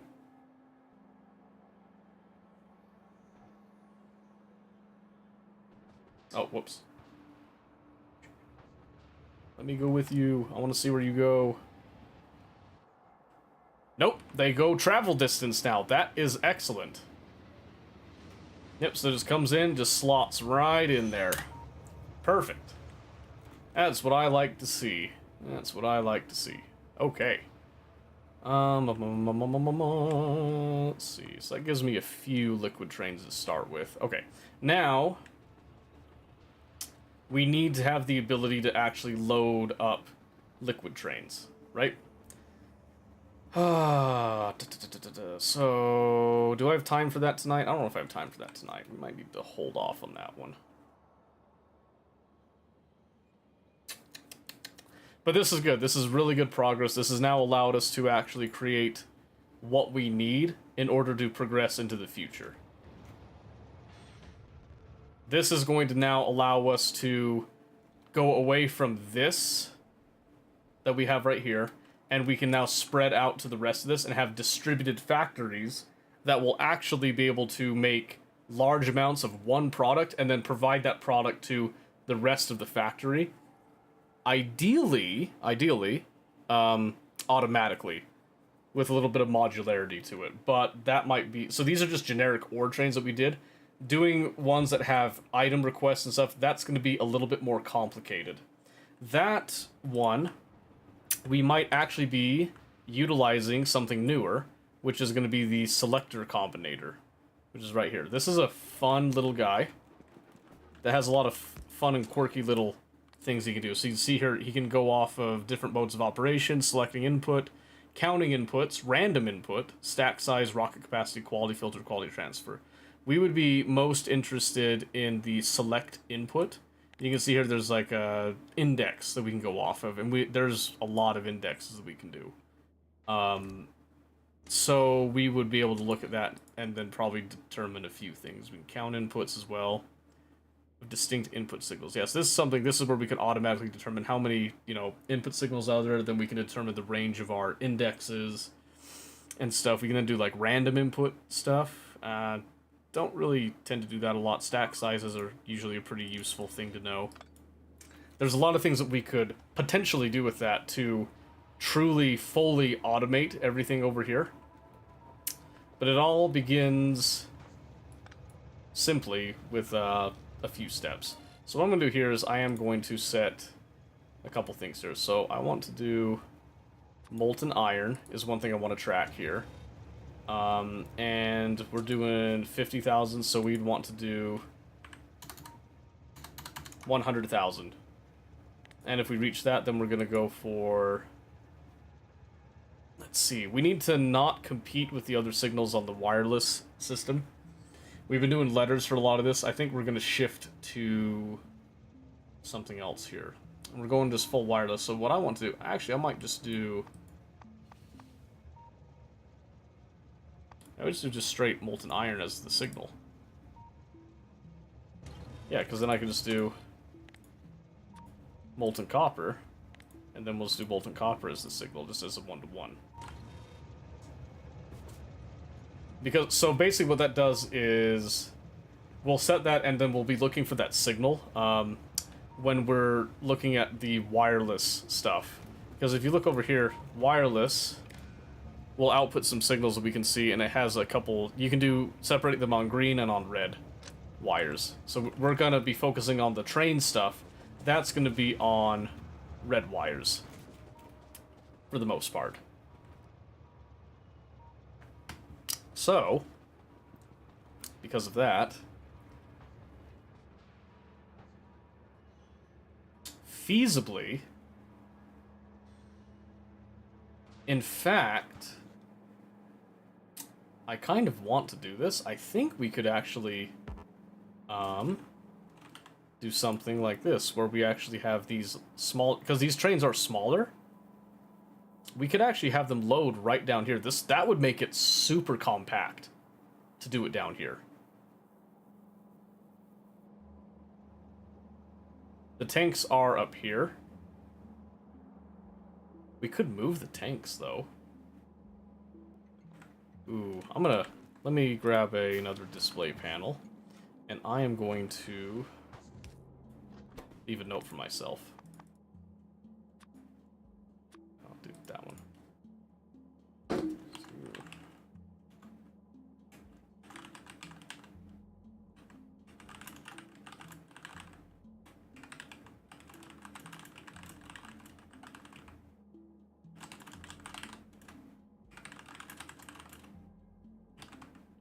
Molten metals might provide a decent throughput without getting complicated on the rails. There. Oh, I forgot to show the normal. Yep, so that's going to be addressed specifically to me, from me. In fact,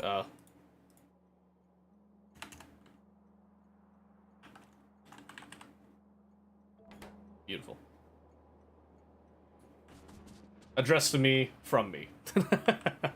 That's what I like. Okay, so the idea here that I'm having, that I'm going to see about the merit of it, is that we could actually separate down here just a little bit. But probably just have one at a time, just to prevent too much flow. But maybe we could do even as many as 2 that we could allow at any given time. But basically, we'd want to come down here and allow the liquid trains to just kind of run up, load up, and then just take off wherever they're going to go. Which means that in order to make this as nice as possible, it's probably best if our first factories actually follow this line where we've got our ore processing, that's all happening right here. And then we allow these liquid trains to come down, load up, and then just take off in order to go to any of our manufacturing stuff over in this area. So this is probably where we're going to be starting with that. It doesn't super matter in the end, because as long as they get there, they get there. And we've got the research for the train braking is completely maxed out, I'm pretty positive. So, where's the train? Yeah, we got the train braking forces at 100%, so that's why they can go fast, is because they can decelerate very, very well. Which makes it a lot easier to do the majority of the stuff that we're attempting to do. And as long as we can at least do some of that, that's what we're looking for. Okay.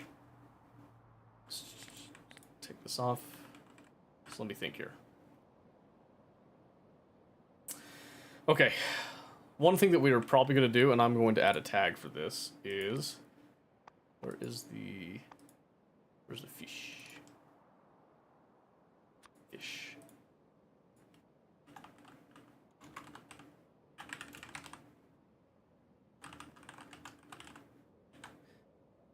I'm gonna add a question here. So what I'm thinking on doing is we might add a sushi mall right here. and then we'll have it hooked up to a drone network where we'll be able to set up a bunch of our initial factories for a few things, potentially, or maybe just for some like general provision type of thing. We might even do it over here next to the cargo landing pad. That remains to be seen. This is going to get a bit of a rework as we shift things away. In fact, one of the things that we are going to do, and I'm going to remind myself of this, is we're going to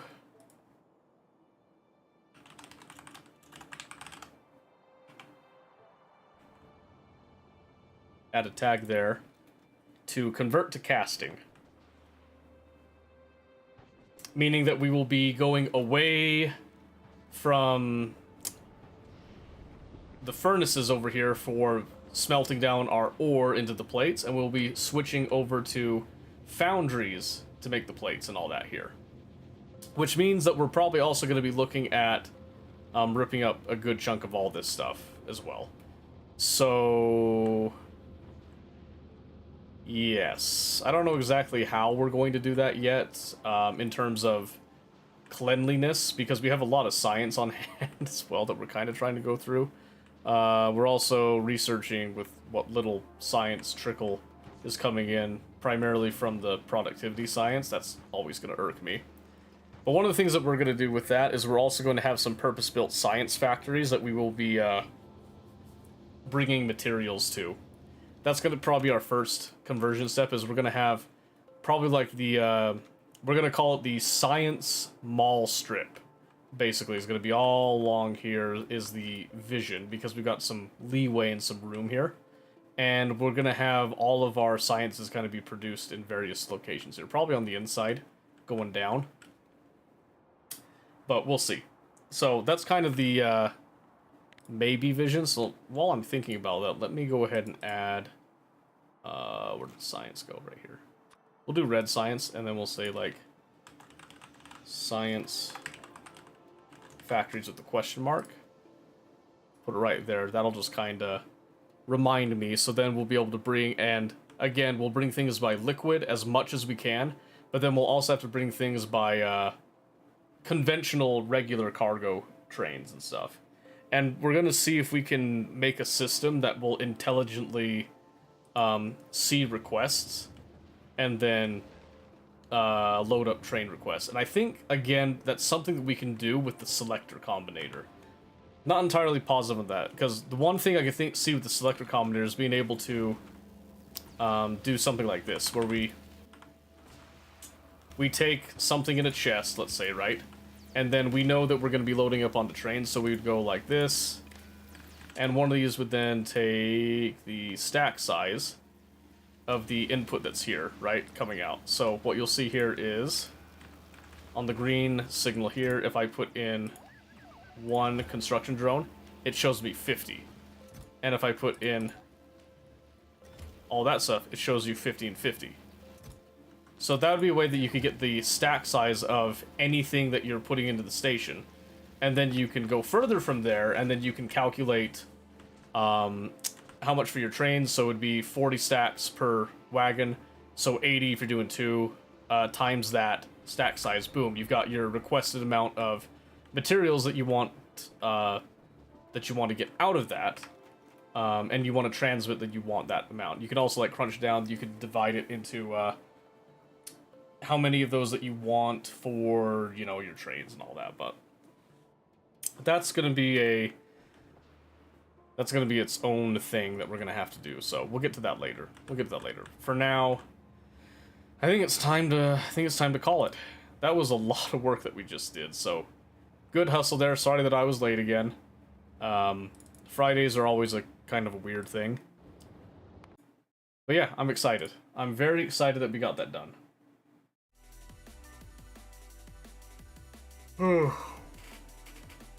Well, I know that Monday is a holiday. It's Labor Day weekend. I just want you guys to know I will still be streaming on Monday. That has not changed.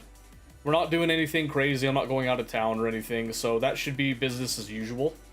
The only thing that might get affected is I might be getting on a little bit late, depending on if there's some crazy plan that gets put out for Labor Day Monday, but probably not. Probably not.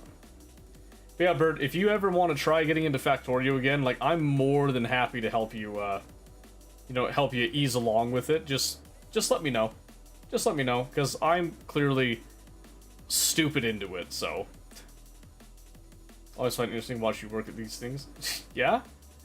Oh, that's good. I'm always worried that people are just, like, bored to tears when I do that, so. I kind of get a little self-conscious when I start talking and I go down the rabbit hole with all that. So, I'm glad that somebody enjoys it at least. Let me just think here. Yeah, we'll just be back on Monday. Probably just gonna be doing some more Factorio on Monday. We might do some Dune. I am planning to play Dune over the weekend, so we'll see if I'm bored of Dune by the time Monday comes around. Just depends on how much time I have to do things, so. Rabbit holes are pretty amazing. That is true. That is true. Anyway, if you want to see the continuation of the more advanced LTN Light train system, we'll be doing that on Monday. Don't forget to follow if you haven't followed already.